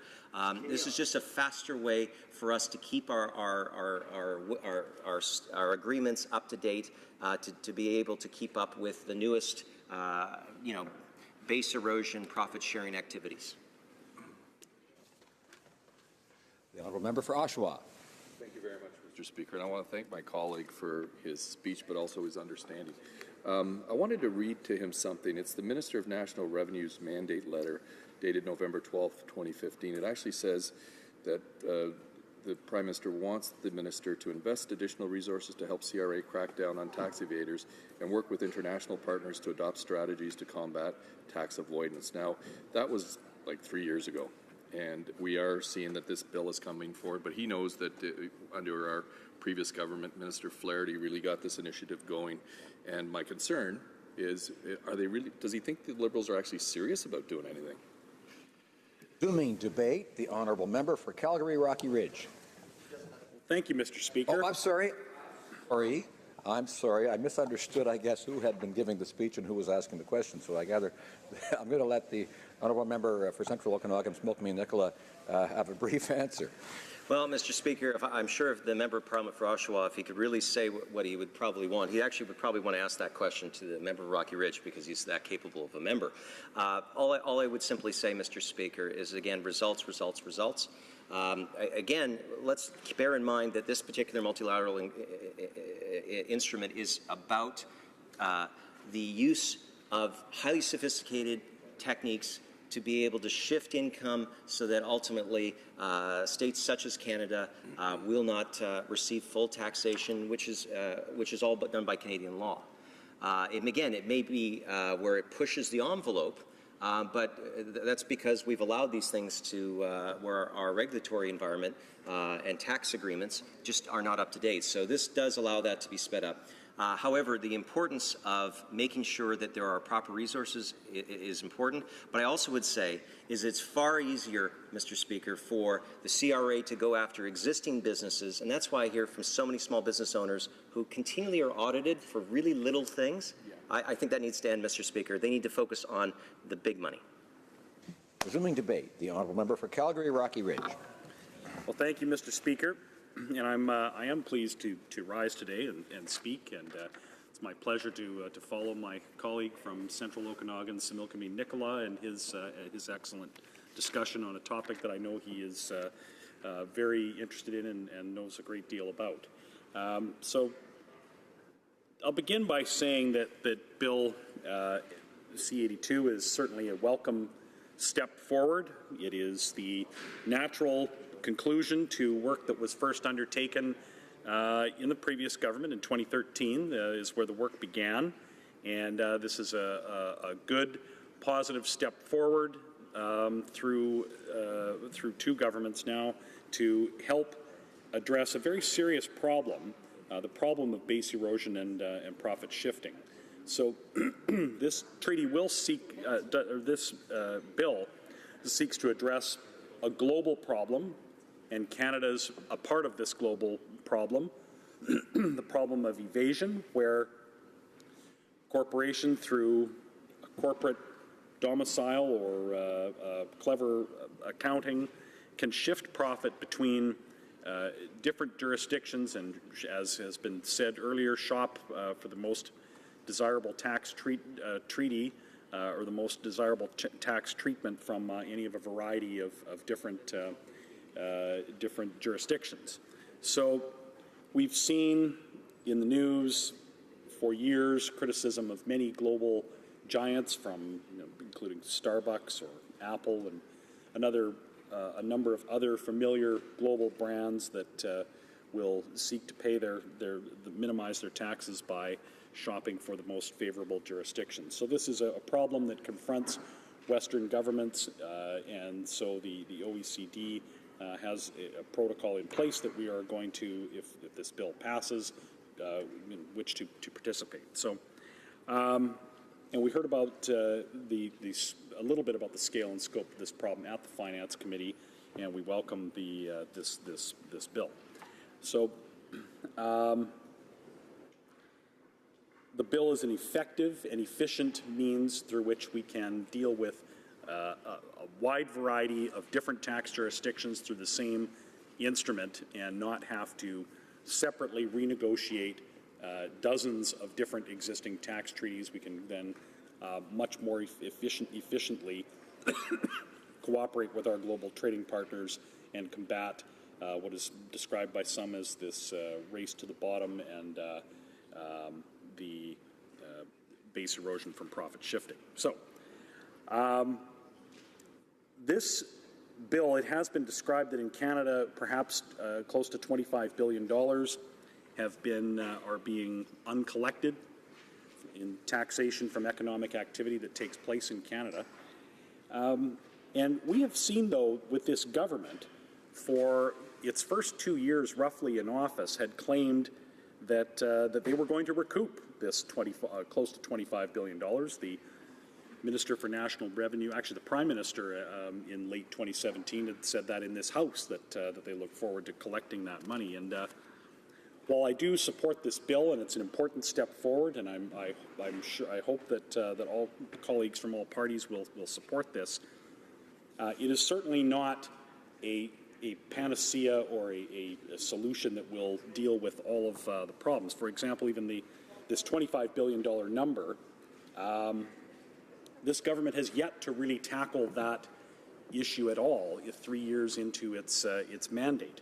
While they talked about collecting $25 billion, that number had been debunked, and it would seem that most of the money that they plan to collect from tax evasion and tax avoidance through steps they've taken will be on the domestic side, and the majority of which is believed even by its own department to be uncollectible. But the CRA, in fact, thus far, 3 years almost into this government's mandate, has failed to make significant progress on foreign evasion. But what they have done during that time period is floated a number of strange, in some cases, ideas for how it will plug its gaps in revenue. And they don't involve foreign tax evasion. They don't involve corporate profit shifting. They involve the ideas that they've come up with when they first floated the idea of taxing employer benefits, like health and dental benefits, the taxing of retail discounts to service industry employees, the war that was waging this time last year on disabled Canadians and rejection of the disability tax credit from type 1 diabetics, and a number of other people that suffer from other health ailments. I've spoken in my writing to people that suffer from different types of chronic fatigue situations where they have received the disability tax credit in one case in particular for 10 years and suddenly had it denied while her medical evidence had not changed. We've also heard about the parents of autistic children losing their disability tax credit at the hands of the CRA under this government. So none of these seemingly small and petty attempts to raise additional revenues address the issue that at hand and fulfill the promise of this government to crack down on foreign tax evasion and tax avoidance. These are nickel and dime measures, and they are low-hanging fruit. We also saw reported actually in the news last night, the CBC was reporting again how this government makes it very difficult for single parents with onerous requirements on proving that they are indeed separated. And we've seen quite a number of cases of this, and it's been raised in the House. So the other side of this, and what this bill does not address, is a different type of base erosion. Base erosion from profit shifting is an important global phenomenon that must be addressed. But perhaps a bigger threat to the Canadian economy and a bigger drain on the tax revenue of this government is beyond base erosion from profit shifting. It is base erosion from capital flight that is taking place right now, Mr. Speaker. We've seen under this government, since it took office, we have seen the imposition of a carbon tax. And my colleague from Central Okanagan, Similkameen Nicola, spoke about carbon leakage, how chasing economic activity with emissions into a different jurisdiction does not change global emission, but it does change the tax revenue base of the Canada Revenue Agency and costs jobs. So we've seen the carbon tax, we've seen Bill C-69, which should be titled An Act to Ensure No Pipeline is Ever Built in Canada Again. We have seen tax increases, which they indeed promised on the wealthiest Canadians, and yet the result in revenue has been a reduction in taxes paid by the wealthiest Canadians. So that's a different type of base erosion that will not be addressed by this bill. We've seen the debacle over the Trans Mountain expansion. That again will result in the erosion of the tax base as that economic activity is curtailed. And Mr. Speaker, we all know too what is happening with the NAFTA negotiations, and we know how many hundreds of thousands, indeed perhaps millions of Canadians who fear for their jobs as this unfolds. So to conclude, Mr. Speaker, I would say that this bill is an excellent step forward to address a serious global problem that Canada must play a part in solving for our own tax base and for participation with our economic partners. I look forward to it coming to committee, where it may be improved upon and address some of the issues that have been raised by my colleagues. But I will be supporting this bill, and I commend the government for moving ahead with this initiative. Questions and comments. The Honourable Parliamentary Secretary to the Minister of Health. Well, thank you, Mr. Speaker, and I want to thank my honourable colleague for his address and comments about the bill. I know for residents of Oakville, particularly taxpayers in Oakville, they want to make sure that they have the same opportunity to succeed and benefit in a growing economy, and that means also making sure the tax system is fair for everyone. So I'm delighted to see that we're taking steps in the fight against aggressive international tax avoidance and countering strategies that allow business and wealthy individuals to avoid paying their fair share. I'm wondering if my honourable colleague could comment. It seems to me that this legislation allows for much more quick and efficient updating of multilateral conventions and bilateral tax treaties, and I wonder if he could just say a few words about his impression of that in this bill. Thank you. Member for Calgary Rocky Ridge. Well, I hope I was clear in my remarks. That's exactly what this bill may accomplish, is creating a more efficient and effective way to deal with the multitude of tax treaties that we have. But I will return to the broader point that erosion of the tax base is happening as capital is fleeing Canada under the anti-business, anti-energy policies of this government. And that has to be addressed, and that can't be compensated for solely by closing loopholes that allow sophisticated multinational businesses to avoid taxes. Questions and comments? The honourable member for Kootenay, Columbia. Thank you, Mr. Speaker, and I'd like to thank my colleague for his speech. The NDP will be supporting this bill. Of course, we want to make sure that we are recovering as much tax money as we possibly can. But it does not go far enough. And then I want to just quickly move to another part of my question. We really do think that tax havens need to be a part of this whole discussion, and a much better job needs to be done in closing there.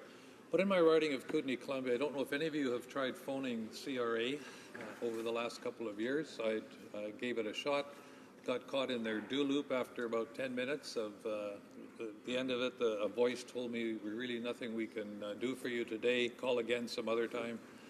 I received a notice that I owed them some money, which was incorrect. They owed me money. We contacted the department. They said, well, you're going to continue to get threatening notices, but you owe us money, but we know you don't, and it'll be at least 6 months before you get your check. So the CRA is in a mess, and from the perspective of my constituents in Kootenay, Columbia, there's a lot of work needs to be done there. And I have to say, I know the cut started with the Conservative government, but will my colleague not agree that they should be doing something about tax havens and the general state of Canada Revenue Agency and its lack of responsiveness to Canadians? No kidding. Well, member for Calgary, Rocky Ridge. Well, I thank the member for his two-part question. I'll deal with the first quickly and state, yes, we support this bill, and it is important that loopholes be closed. To the second part of his question, his own personal experience that he relayed is so familiar from all people that I've spoken to across Canada. Everything that he addressed in that, from the inability to reach somebody on the phone, to being given incorrect information, to being given conflicting information when getting through to a person, being told of delay, being told that it will take months to get a check even once when there's no information that's in dispute. This is so painfully typical of the experiences that I have heard from taxpayers across Canada. I've heard tax preparers from across Canada who say that this type of service and the level of competence has never been worse. And quite specifically, I've been told by tax professionals that even in particular in the last couple of years, that it has gotten worse. So this agency, it certainly is going to take more than the passage of this bill to address the comprehensive problems that exist with tax collection in Canada. Resuming debate, the honourable member for Carleton.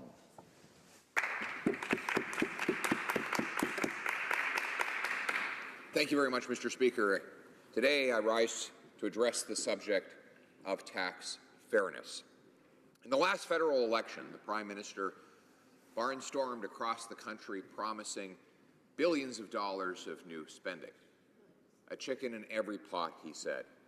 And when Canadians inevitably asked, how will you pay for it all, he said, don't worry for a moment, I'll just raise taxes, he said, on the so-called wealthiest 1%, the rich guy living up on the hill. So today we debate the subject of tax fairness. It is appropriate to ask if he has in fact kept his promise to fund his spending through those means. Well, he certainly has kept the promise to spend vast new sums. Spending has grown at around 7% per year, which is 3 times the combined rate of inflation and population growth. In other words, this government is spending 3 times faster than is the need among Canadians. The result, of course, has been that the deficit this year is 3 times the size the Liberal Party promised in its most recent election platform. And the budget will not be balanced next year, as the Prime Minister promised it would, but rather, according to Finance Canada, that will only happen in the year 2045, a quarter century from now, during which time Finance Canada admits the government will add $500 billion in additional debt. In other words, the budget will not balance itself. And what has become of the rich? The Prime Minister claimed he was going to raise taxes on those people. Well, the results are in. CRA data, released 2 weeks ago, demonstrated that in the first year after the tax increase took effect, The government actually collected $4.6 billion less from the wealthiest 1%. Finance Canada released documents almost exactly a year ago today in its annual financial report, September 19, 2017, in which it revealed almost exactly the same phenomenon. Revenues went down from the wealthiest 1%. Now, the government said this is all due to one-time factors. People were playing games to avoid the higher taxes, says the government, and that phenomenon will disappear in future years. Now, they are right. There were some wealthy individuals who moved money around to avoid paying their fair share. One of them is the Minister of Finance. He announced a tax increase to take effect on January 1st, 2016, and he sold his shares in his own company, Morneau Shepell, just 30 days before that in order to ensure that his capital gain would be taxed at the lower, earlier rate so that he wouldn't have to pay the same higher taxes he imposed on everyone else. Isn't that nice? He knew the tax increases were coming, and being a multimillionaire who'd worked hard his entire life to avoid paying taxes, he was not going to pay a penny more on that capital gain. He was going to ensure that he was taxed under a lower rate than everyone else. Now he says, and his department has said, well, many people did that, but now that that phenomenon is behind us, they say that more revenue will come in the future. Now, there's no question in the 2017 tax year, there will probably be a one-time windfall of revenues from certain entrepreneurs and other Canadians as a result of reactions to government policies. For example, the anecdotes by accounting firms and the reports in our business media are so common now, it is hard to be skeptical of their truth, that people are moving money out of Canada. They're moving money out because the tax burden and the regulatory burden is so high that it is better for some people to do business outside of this country rather than keeping their money here. So they will pay exit taxes. As that money goes out the door, it will be taxed one time. Now, this Prime Minister, who's only concerned about the here and now, who wants to spend more money today, might celebrate that one-time burst of cash as he shovels it out the door as quickly as possible.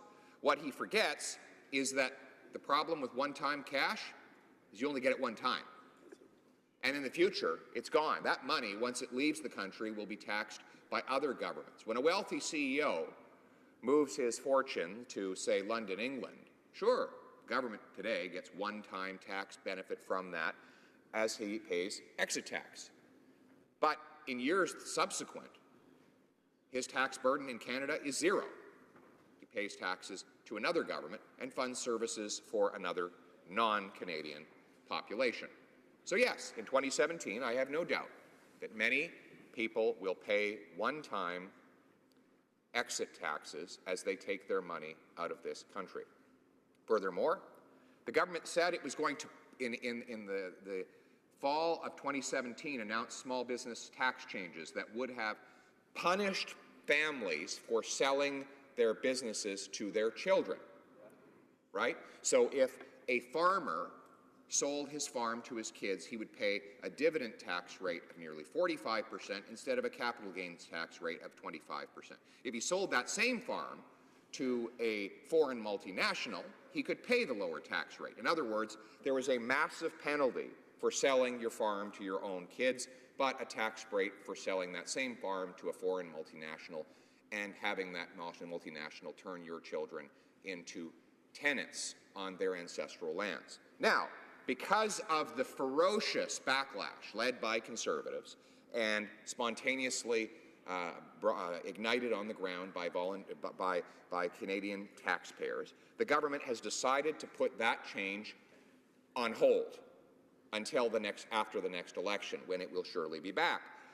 But small businesses and farmers are not stupid. They know what risk, they know what bullet they dodged, and they were not going to risk having that change brought forward again. So what did many of them do? According to some of the most respected accounting firms in this country, many of them did their farm sale immediately upon learning that the government had put the change on ice. And so, yes, those people will pay a one-time tax on that transaction in the 2017 year, but after that year is gone, so too will future revenues, because those transactions will not repeat themselves every single year. Finally, the government proposed it would punish families that share the work and earnings of a company. They call it sprinkling.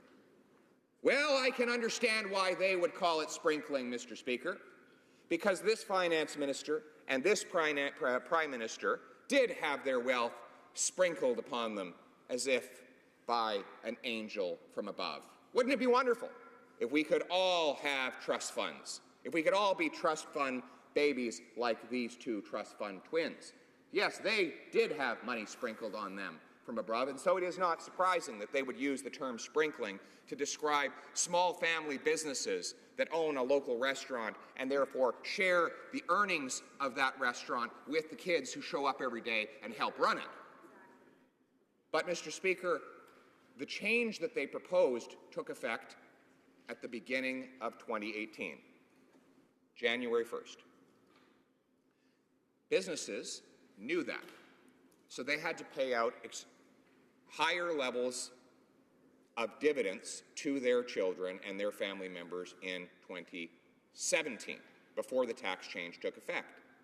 So there's no question the government will tax those dividends in the 2017 year. In other words, they will get a burst of revenue from that phenomenon of forcing businesses to pay out to their family members before the punitive new rules took effect. There's no question the government will get more money in the 2017 year as a result of that. Any day now, though, you can expect that this finance minister and this prime minister will march triumphantly into this room as if they were Caesar at a Roman triumph, saying, "Aha, look at all the money we took from all of these people." And they will say that their high tax plan actually worked in raising cash for them to spend.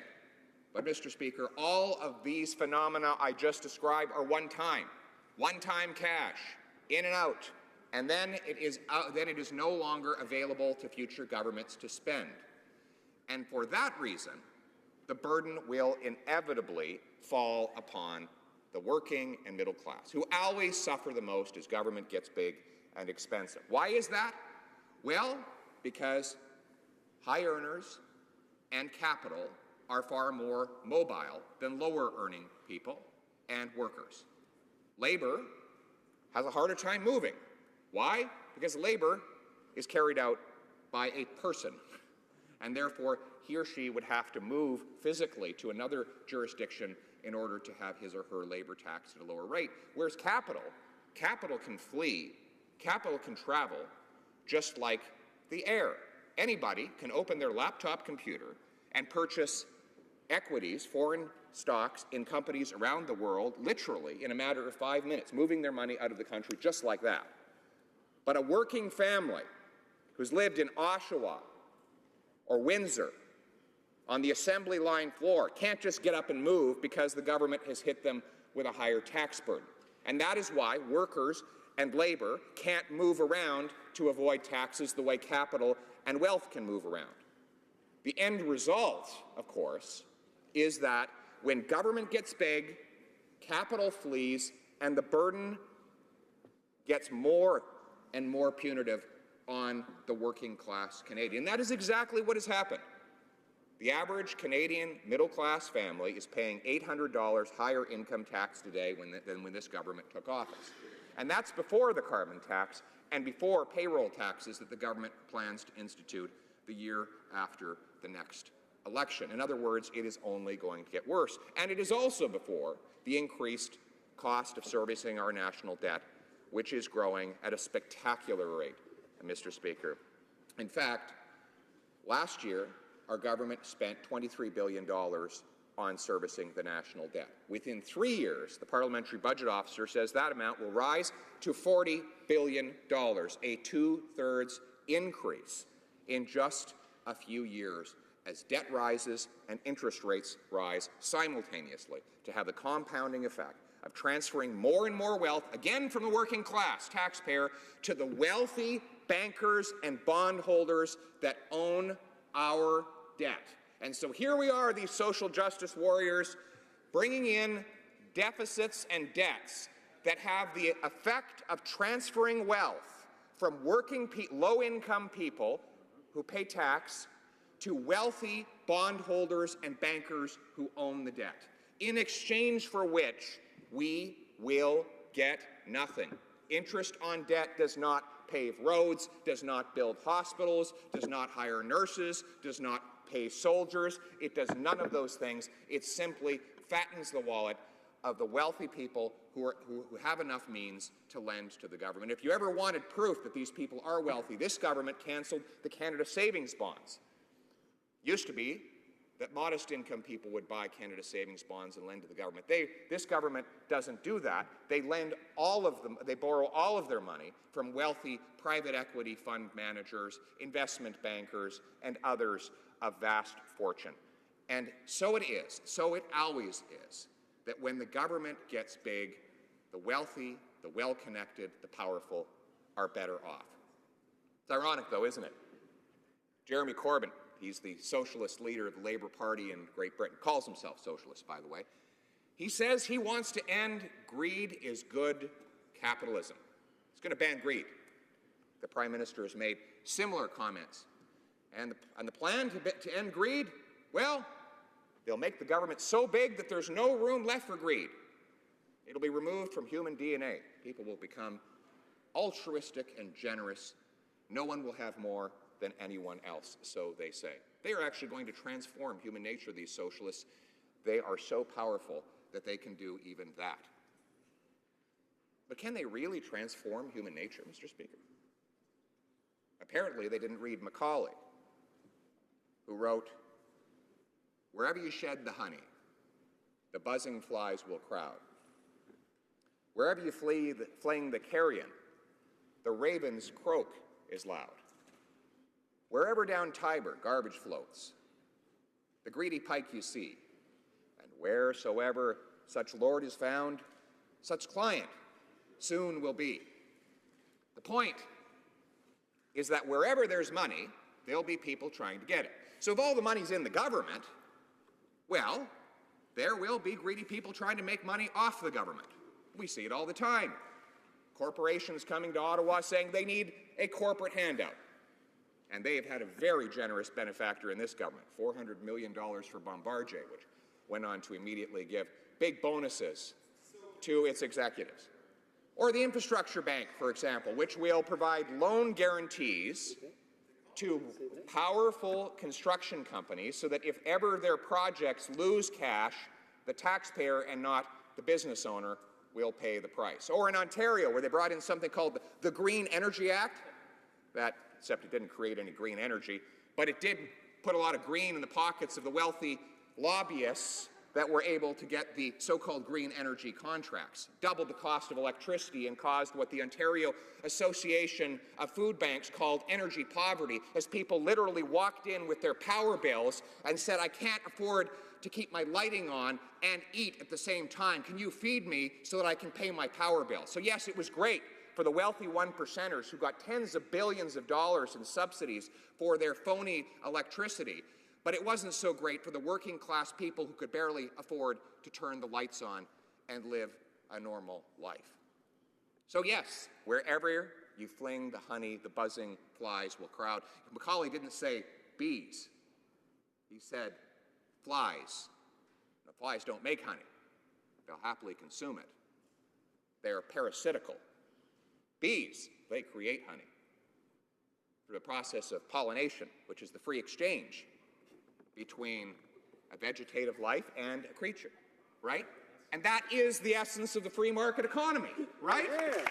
That is the free market economy.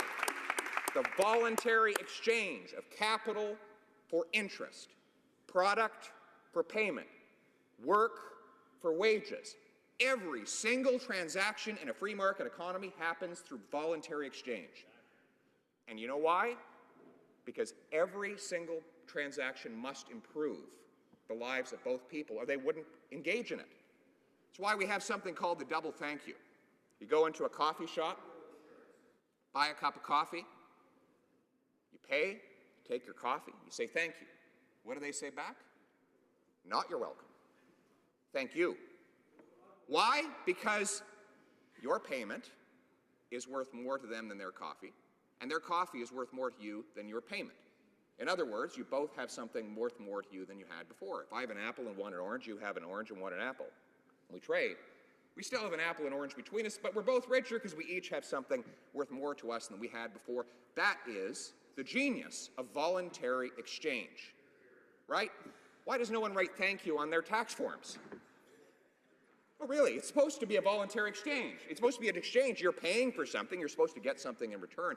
The answer is because you have no choice. It is not a voluntary exchange. It is mandatory. You're forced to engage in it. And that is the rule of the government economy. Every single transaction in the government economy is done by force. Every single transaction in the free market is done by voluntary will of every single participant. We on this side of the House of Commons believe in a bottom-up free market where businesses obsess over customers rather than over politicians, where you get ahead not by having the best lobbyist, but by having the best product. That is the free market economy. It is a bottom-up economy, not a trickle-down government-directed economy like this government believes on the other side of the aisle. And so we will continue to champion the free market system, a system based on meritocracy, not aristocracy, where you don't have to have a trust fund to have hope of a better future, where you just have to have big dreams and hard work. That is our plan for tax fairness. Thank you.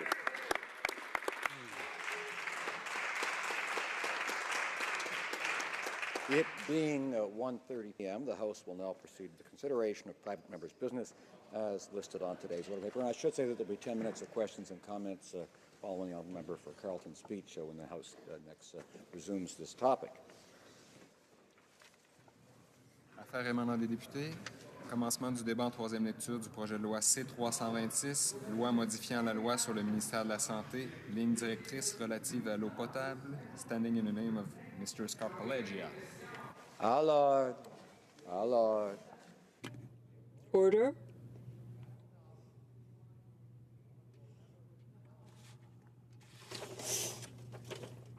Mr. Scarpaleggia, seconded by Mr. Casey, moves that Bill 326, an act to amend the Department of Health Act, drinking water guidelines, be now read a third time and do pass. Debate. The Honourable Member for Lac Saint-Louis. I'm very pleased that Bill C-326 has passed the second reading and committee stage to come back before this House for the third reading debate. Although the scope of the bill is more limited than I would have liked, and this because of amendments made in committee, it nevertheless remains a bill which will be an additional lever to ensure better transparency in the process of setting standards with respect to drinking water, and to ensure that the process is future directed and that we can deal with emerging contaminants. In developing the bill, I was inspired by features of the American system with respect to drinking water. I say features because overall, I would rather have here in Canada an approach a bit different from that in the United States. For example, we don't want to have uniform standards applied Canada-wide. We would rather have a regional approach, a provincial approach, which would give the facts on the ground greater importance in the effective management of water purification centers, and which would also give greater leeway with respect to regulation. Ironically, the more strict approach, because of its complexity and the complexity it imposes on water purification centers, might harm the objective it is supposed to achieve. I sincerely believe that the Canadian model, which according to experts reflects the international tendency and trends, is best in terms of regulating drinking water. This, said the United States, is more proactive and transparent when it comes to the examination of regulations and of contaminants in the water we drink. In the United States in 1986 and again in 1996, the Safe Drinking Water Act was amendment. EPA to develop and manage a candidate contaminant list every 5 years. In other words, every 5 years, the EPA must select at least 5 contaminants from the candidate contaminant list and make decisions on whether to make regulations pertaining to them, in a process that is called regulatory determination. Moreover, the EPA is also now required to monitor for at least 30 unregulated contaminants every 5 years. In the event that it does decide that a new contaminant will be regulated, the EPA has 2 years following that decision to draft a regulation and an additional 18 months to finalize it. There is thus a well-structured, forward-looking, and transparent process in place in the U.S. with respect to managing contaminants in drinking water in that country. Publishing the candidate contaminant list is a key strength of the U.S. system. Making the list public enhances transparency regarding the future regulatory direction of the EPA. It provides important information that researchers can then use to make decisions, namely regarding the contaminants for which they would want to collect primary data to inform the regulatory process. Moreover, this proactive approach spurs research and innovation, including in the area of water filtration processes. In essence, Bill C-326, both in its original and current form, aims to encourage that same kind of forward-looking and transparent approach. The amended version of Bill C-326 calls on the minister to identify, quote, any foreign government or international agency that, in the minister's opinion, has standards or guidelines respecting the quality of drinking water that should be compared, end quote, to Canada's. This determination, which up until now has not been legally required, nor to my knowledge made public, if the minister has in fact considered such a comparison, will necessarily elicit questions from those with an interest in the quality of our drinking water, and questions, of course, are the very currency of accountability.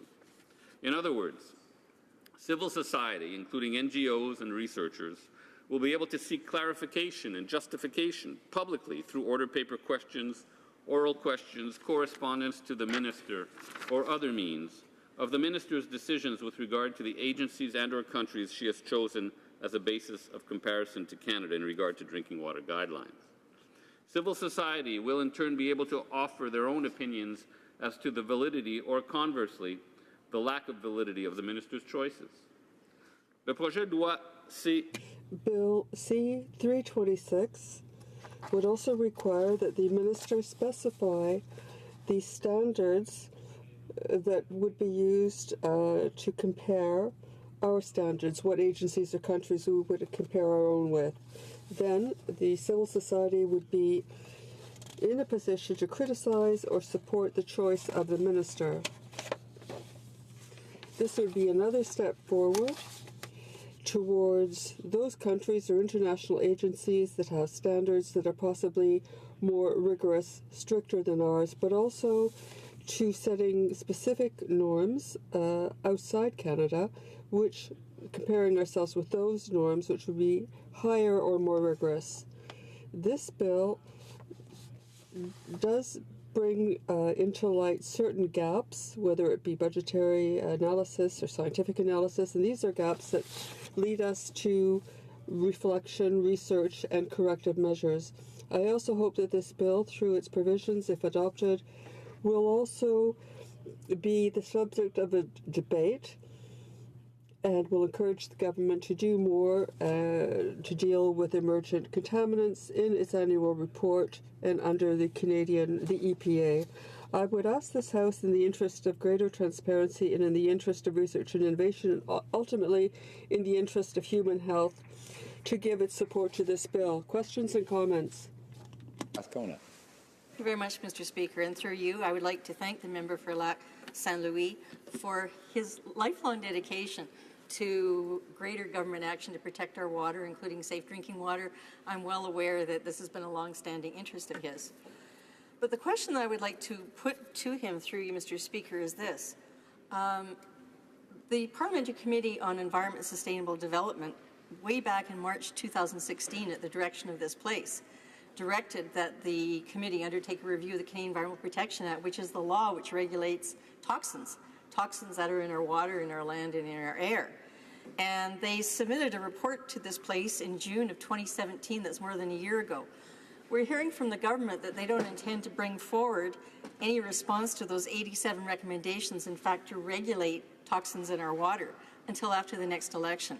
And I wonder through you, Mr. Speaker, if the member could say whether or not he shares our concern that this action needs to be taken in a timely manner to make sure that our drinking water is safe. Honourable Member for Lac Saint Louis. Mr. Speaker, indeed, the tracking of contaminants, the evaluation of contaminants is something that governments have been doing through the chemicals management plan for some time. It's an ongoing process, and it is often a cumbersome process because there are so many chemicals in our environment, and so previous governments have maintained that process, and this bill, I hope, will put an additional focus on the need to take action with respect to contaminants. I believe, in fact, there was a study published by a working group of experts in the spring on emerging contaminants, in drinking water. So all of this should inform, I would hope, government action to, again, evaluate contaminants that could be dangerous to our health, and indeed act on the conclusions that are the result of that examination. Questions et commentaires. Questions and comments? Honourable Member for Sarnia-Lambton. Merci, Monsieur le Président. Thank you, Mr. Speaker. I am pleased to stand today in the House and to speak to Bill C-326, an act to amend the Department of Health Act Drinking Water Guidelines, to be now read. I'd like to sincerely thank the Honourable Member for Lac Saint Louis for putting this bill forward, as well as for his continued work in this field. Bill C-326 would require that the Minister of Health review drinking water standards which exist already in 35 countries that are members of the OECD, and if necessary, develop recommendations to amend standards having to do with drinking water in Canada. At the present time, Canada works in collaboration with the World Health Organization on water quality and takes an active part in creating guidelines for drinking water. Further, Canada shares information about this subject with other organizations, other intergovernmental organizations, such as the responsible agency in the United States.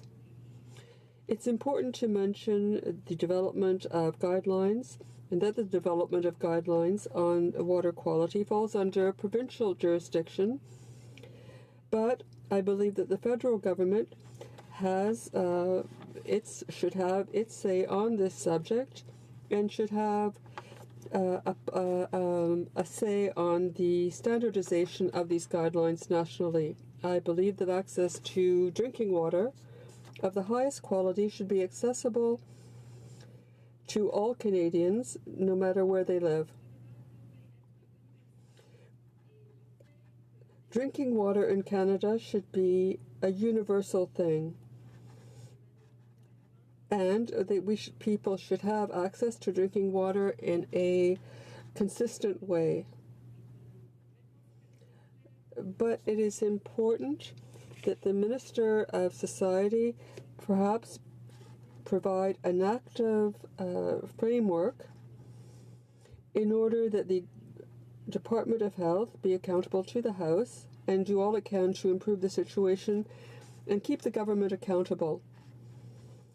As with all other health-related issues, we must ensure that any changes be put forward and that these be based on scientific data. As always, I expect the federal government to use the best data possible for its measures. Bill, I'd like to outline exactly why I think the bill may actually be a bit redundant.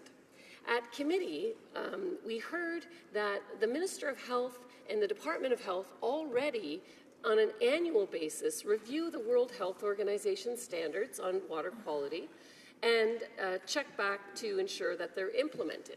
Now, the problem is not that the check is not happening. The difficulty is in making sure that we adhere to those standards and adhere across the country. Now, there's some difficulty with that because there's so many layers of standards, and it would be great to come to a place where we would say, you know, the World Health Organization standards, those are the ones we want to meet, and that federally, provincially, and municipally, we'd all line up to the same thing. And so I think some effort to get there is time well spent. I would also say that with respect to our First Nations people, there was a commitment on the part of this government to eliminate the boiled water advisories. And $8.4 billion was pledged.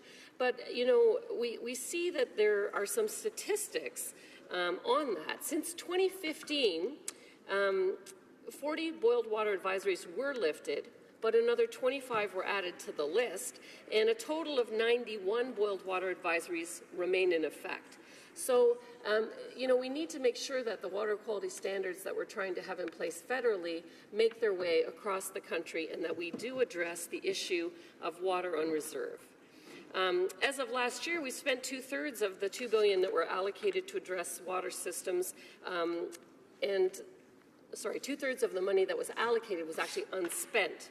So it's important to make sure that if we put money in place to address issues, that we spend the money.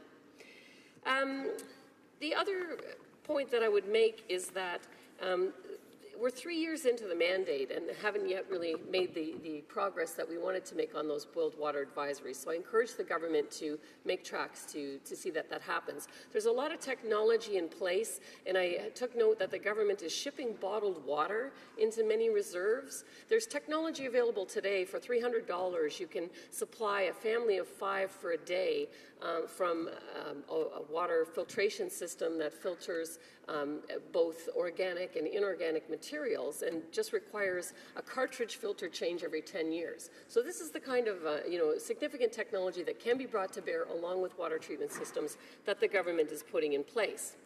Now, there are other things I wish we were talking about in terms of water, and many of my constituents, when they found that I would be speaking on this, had issues they wanted to bring forward. Nick Young sent me some information talking about Nestle and the withdrawal of millions of gallons of water from our lake system for mere pennies, and the concern that he had that we're not adequately protecting our resources. I similarly had input from people in the community that said the government should weigh in on the issue of whether or not we should be fluorinating our water.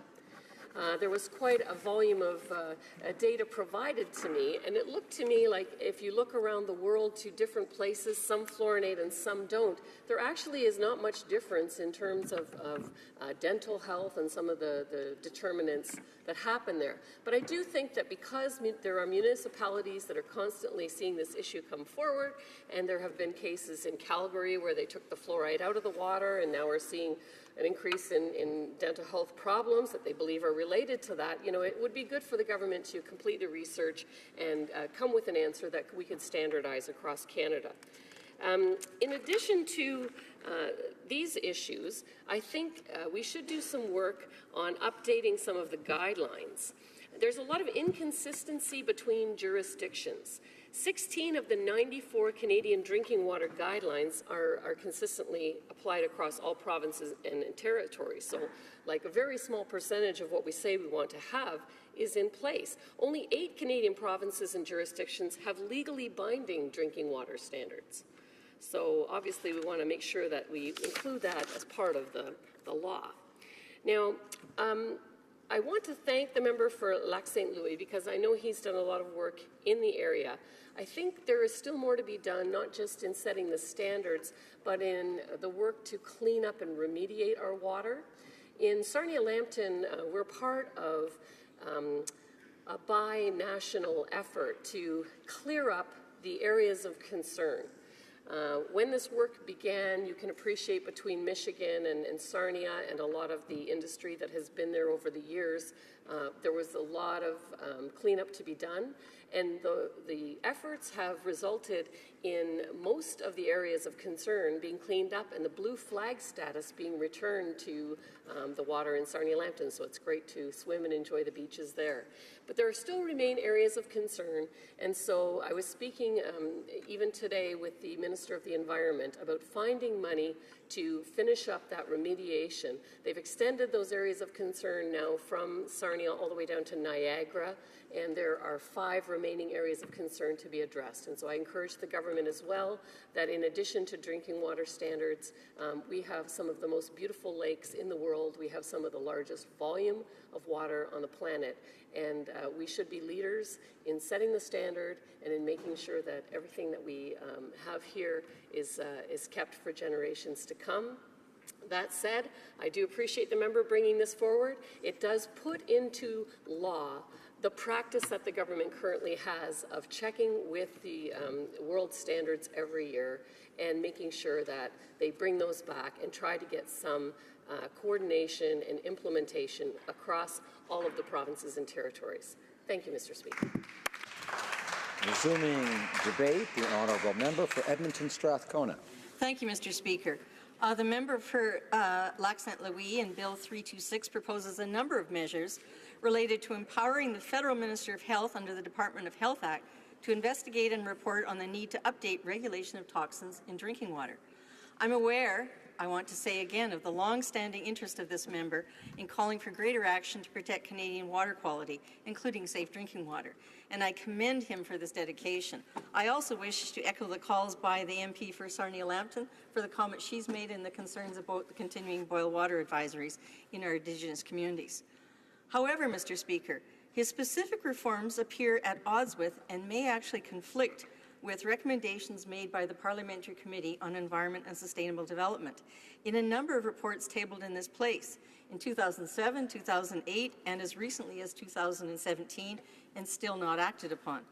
Certainly, repeated calls have been made for greater action in the federal level to protect water quality, in particular from contamination of harmful toxins. Strengthened measures have been demanded by parliamentarians, government officials, scientists, physicians, lawyers, environmental advocates, and our own Commissioner for Environment and Sustainable Development. Indeed, our committee study of the Canadian Environmental Protection Act, we heard testimony that Canadian drinking water standards often lag behind international benchmarks. CEPA, or the Canadian Environmental Protection Act, is the federal law that has been enforced since 1988 for regulating toxic substances, including those that may be found in drinking water or potential drinking water sources. It's also important to note that it is this law that extends powers to both the Minister of Environment and the Minister of Health for the control of toxins.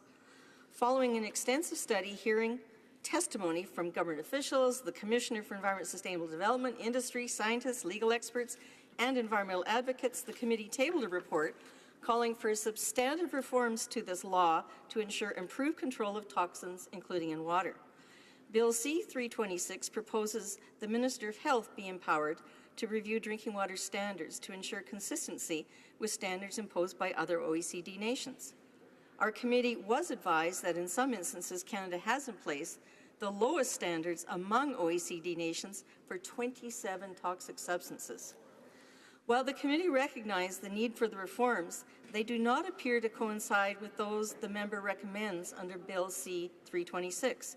The committee, in fact, recommended amending CEPA to require a mandatory assessment of any substance where an OECD country has placed restrictions on it, and more. They also called for action where there was an increased use of that substance or any new scientific findings came to the attention of the Minister of the Environment. The committee recommended that CEPA be made the principal statute to regulate any products containing toxic substances, not the Department of Health Act.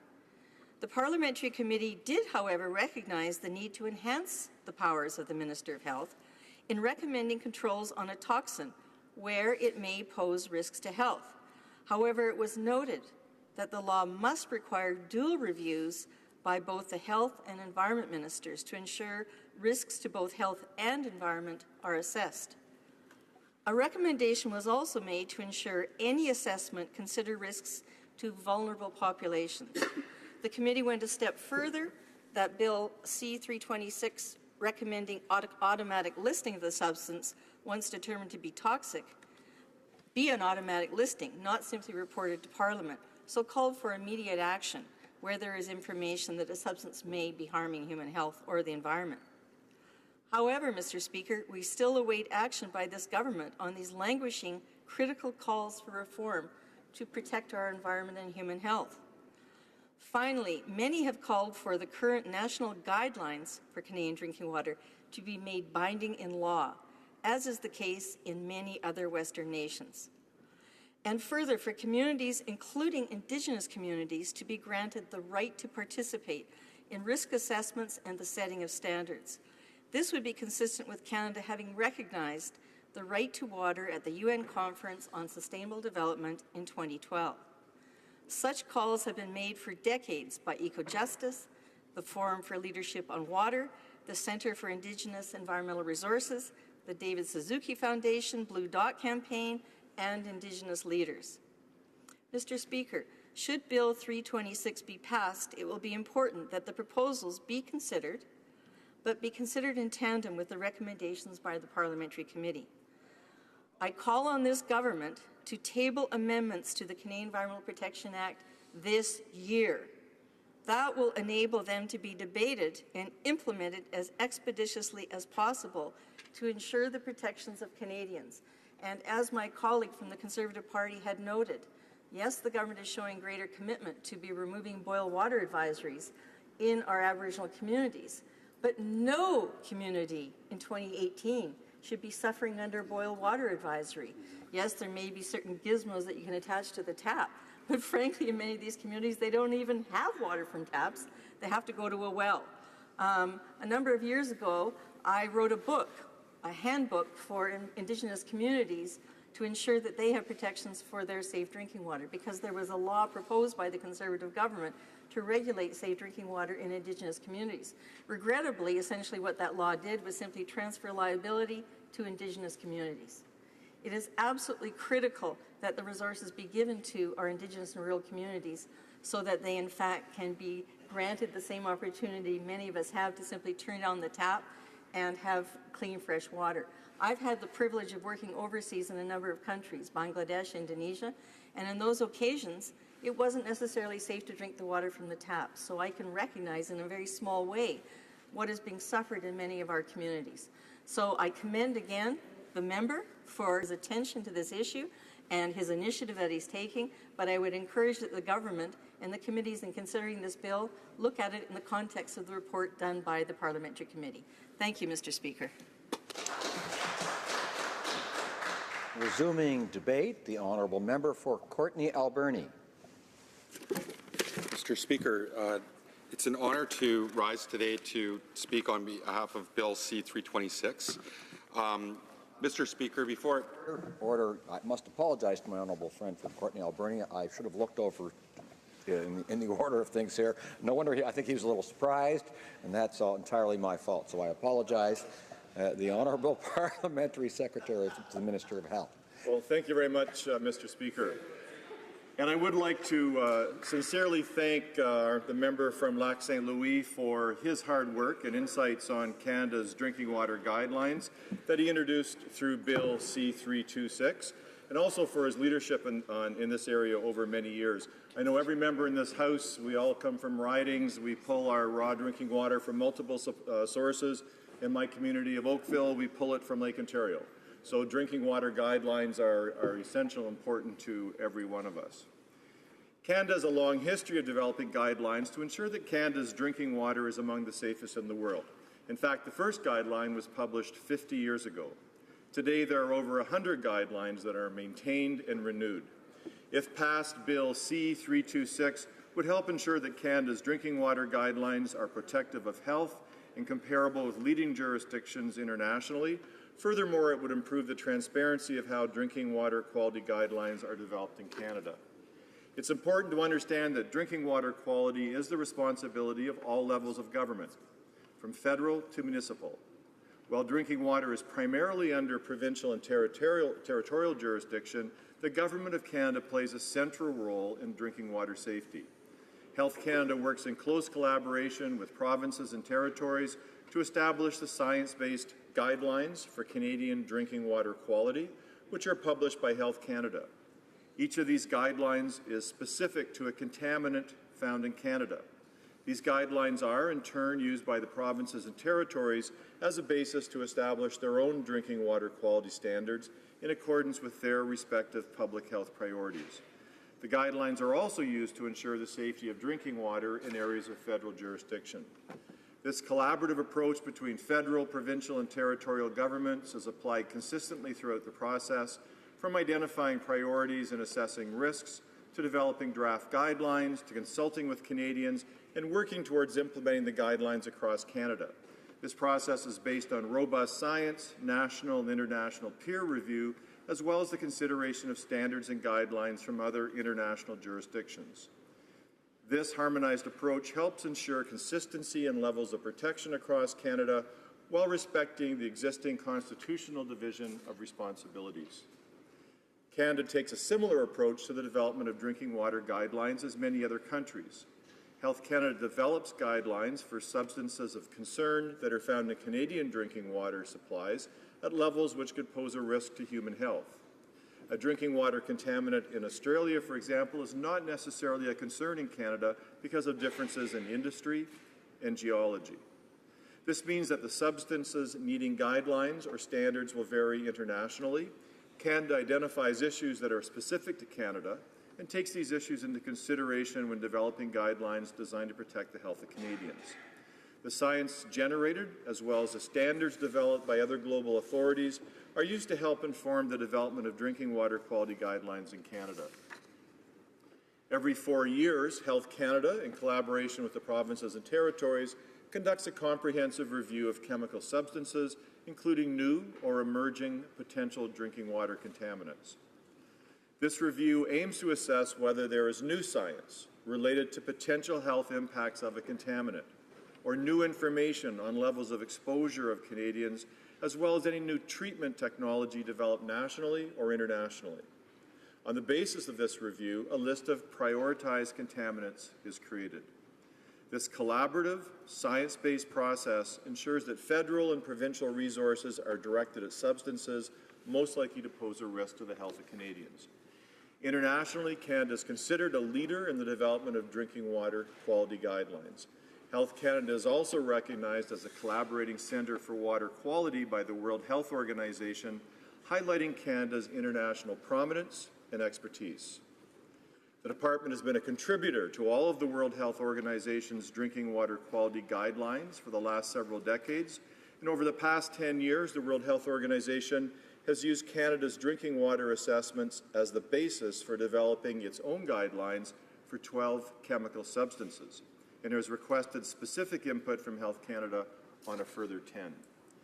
As part of its assessment process, Health Canada routinely monitors and reviews drinking water guidelines and standards developed by other key organizations.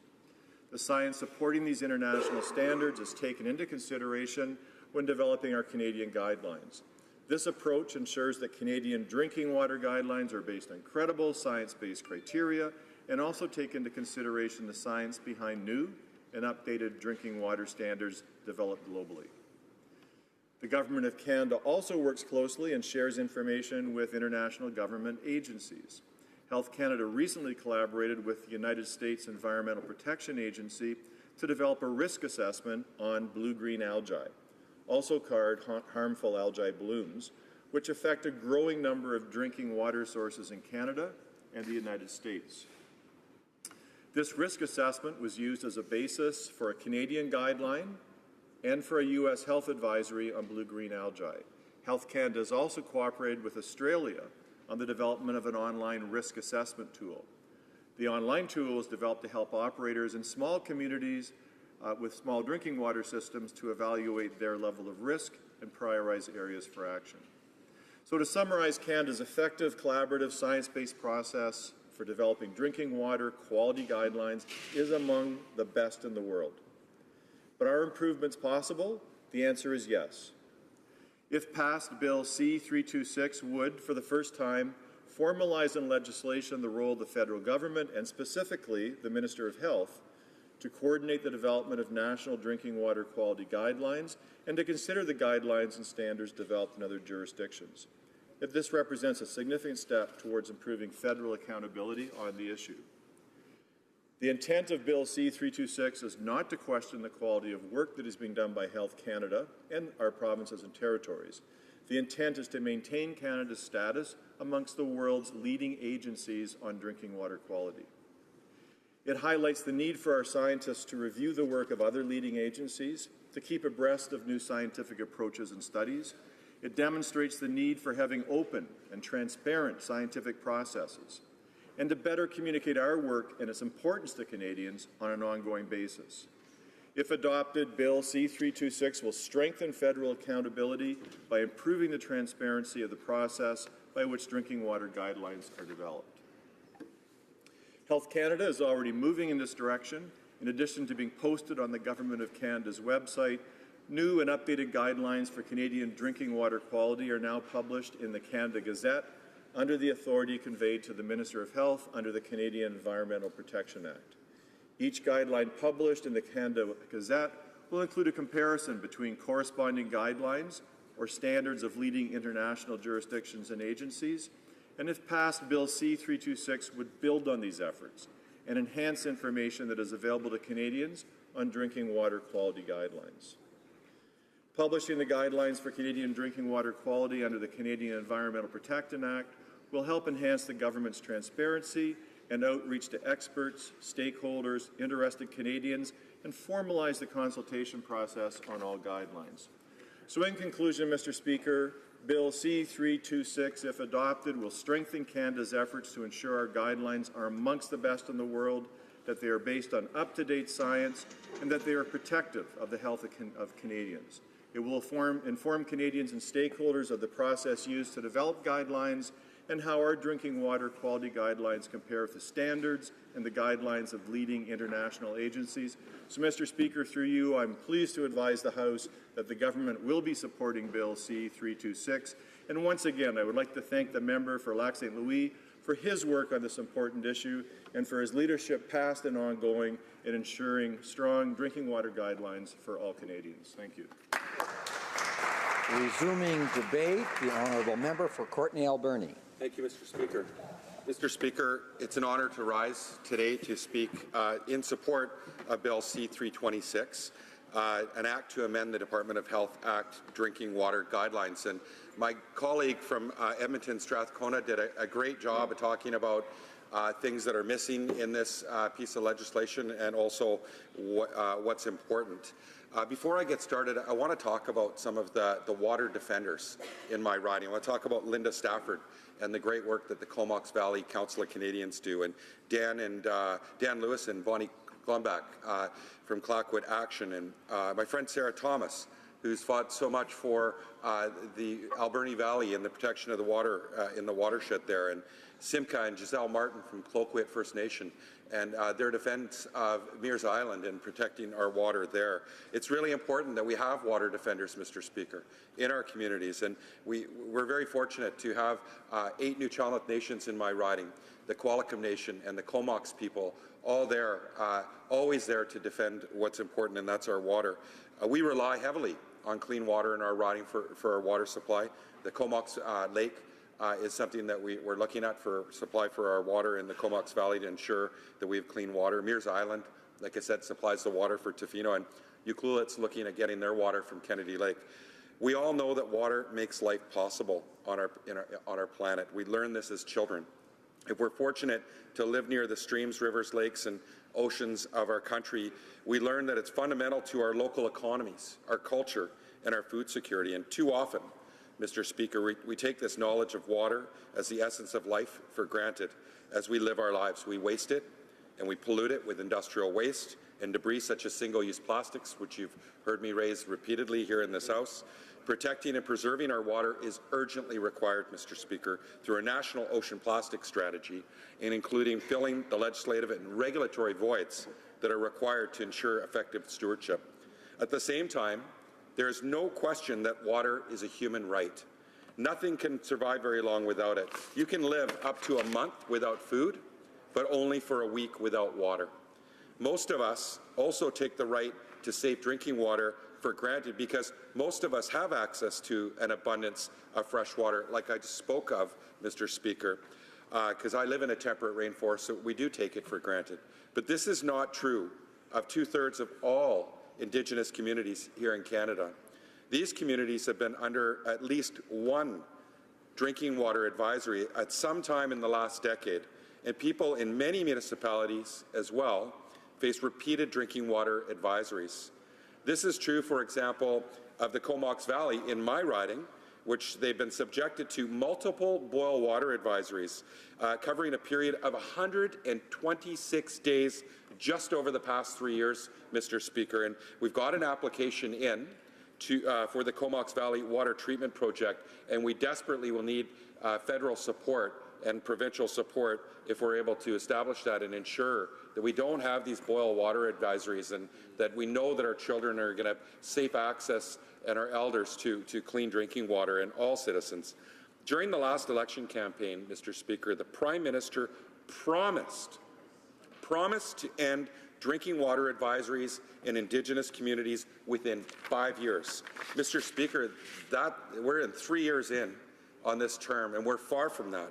According to a recent report from the David Suzuki Foundation, the Liberal government is not on track to fulfill this promise, and sadly, it has no plan to get there, Mr. Speaker. No plan. So we have 2 years left in their 5-year promise, and I have to state that, promise, and no plan to fulfill this promise. So this is completely unacceptable. It's disappointing and frustrating, and it's embarrassing, Mr. Speaker, frankly. According to a 2014 Eco-Justice Canada report, drinking water standards in Canada continue to lag behind international benchmarks. The report compared the guidelines for Canadian drinking water quality with corresponding frameworks in the United States, European Union, and Australia, as well as standards recommended by the WHO. While Canada has or is tied for the strongest standard in 24 instances, it has or is tied for the weakest standard for 27 substances.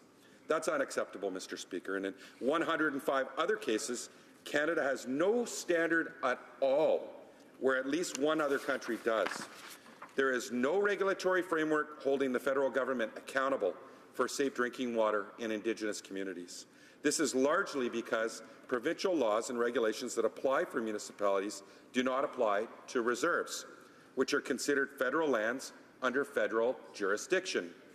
The federal government's unacceptable failure to provide clean drinking water in Indigenous communities is still unacceptable, and its funding continues to be inadequate in addressing urgent, immediate drinking water and wastewater and waste management treatment. While the mandated guideline reviews called for in this bill are important, more stringent national objectives and standards in line with the European Union, United States, Australia, and the WHO are clearly required. So in closing, Mr. Speaker, all Canadians clearly don't have equal access to drinking water. It's time for Canada to establish a national water policy to secure the principles of water as a human right and as a public trust, and we need a plan to implement that strategy, Mr. Speaker. Resuming debate. The honourable member for Lac St. Louis. Speaker, and it's a great honor and pleasure to be in a position where I'm wrapping up a debate on the first private member's bill that I've had that in my career here that has made it to this stage. And I thank all those who participated in the debate. I think we all learned from the perspectives that different parties, different MPs brought to this debate. I know I did. And I just want to make clear, though, that the bill is not aimed at suggesting that we do not have excellent quality drinking water in Canada. I wouldn't want anyone watching this debate to somehow be alarmed and suggest that there's a generalized problem. Now, of course, I say that with the caveat that we have a problem in First Nations, and I myself am part of a group that is working with the Minister of Indigenous Services to focus on the First Nations water issue specifically. And I can tell you from my interactions with the Minister that she is deeply committed to getting this job done. As a matter of fact, as a sign of how committed our government is, we actually added water systems to the target that were the government's target for maintaining good water systems. We actually added, which if a government were trying to get off easy, they wouldn't do that. And so that is a sign that we take this issue very seriously, and I'm very proud of the work that the minister has been doing. I would note that I do believe we are on track to meet our March 2021 deadline. 70 long-term water advisories have been lifted already. And indeed, it's a result of investment, but I think it's more than that. I think it's a result of political will. So I'm very proud of the work our government is doing. In terms of this bill, it is not a magic wand. It is one small step in bringing attention to water issues in Canada, which I think should be moved up the public agenda. There is a role for the federal government. Of course, water is very much a provincial responsibility with municipalities involved in managing different aspects of water, but the federal government has a role to play. And I don't think it's necessarily a question of having, as the member who just spoke said, having a broad-based national water vision or strategy. I think it requires a more granular approach. And by that I mean that the issue of water is so vast that if we try to envelop the whole issue in one kind of policy statement, we necessarily abstract from the discrete issues that we have to deal with. And so I think what we have to do is we have to build a water strategy from the bottom up. We have to tackle issues like the one this bill attempts to tackle. There are other issues, of course, that we have to address. And I've done that over my years here, and including with the member from Edmonton when we sat on the Environment Committee and we looked at the oil sands industry and how it was managing water in the Athabasca region. So this bill is not a cure-all. It is just meant to introduce a little bit more accountability into the process. We know that our government officials in league with provincial government officials do a very good job of comparing with standards elsewhere, but this bill, in a sense, requires them to be a little more proactive, requires the health minister to be a little more proactive in telling us who they're comparing to and why they're comparing to a particular country or entity, and explaining why in that comparison they're focusing on a particular contaminant and maybe not on another. So it permits civil society really to see a little bit more clearly how the government is operating in this respect and to question the government on what it's doing. And I think that's really the essence of democracy in general. And in this case, I think it will help advance the water agenda, you know, maybe a small step, but at least we're going forward. Thank you, Mr. Speaker. Is the House ready for the question? The question is as follows. Mr. Scarpaleggia, seconded by Mr. Emos, moves that Bill C-326, an act to amend the Department of Health Act, Drinking Water Guidelines, be now read a third time and to pass. Is it the pleasure of the House to adopt the motion? Yes. I think I heard a no. All those in favor of the motion will please say yea. Yay. All those opposed will please say nay. No. In my opinion, the yeas have it. Pursuant to Standing Order 98, the recorded division stands deferred until Wednesday, October 3rd, 2018, immediately before the time provided for private members' business.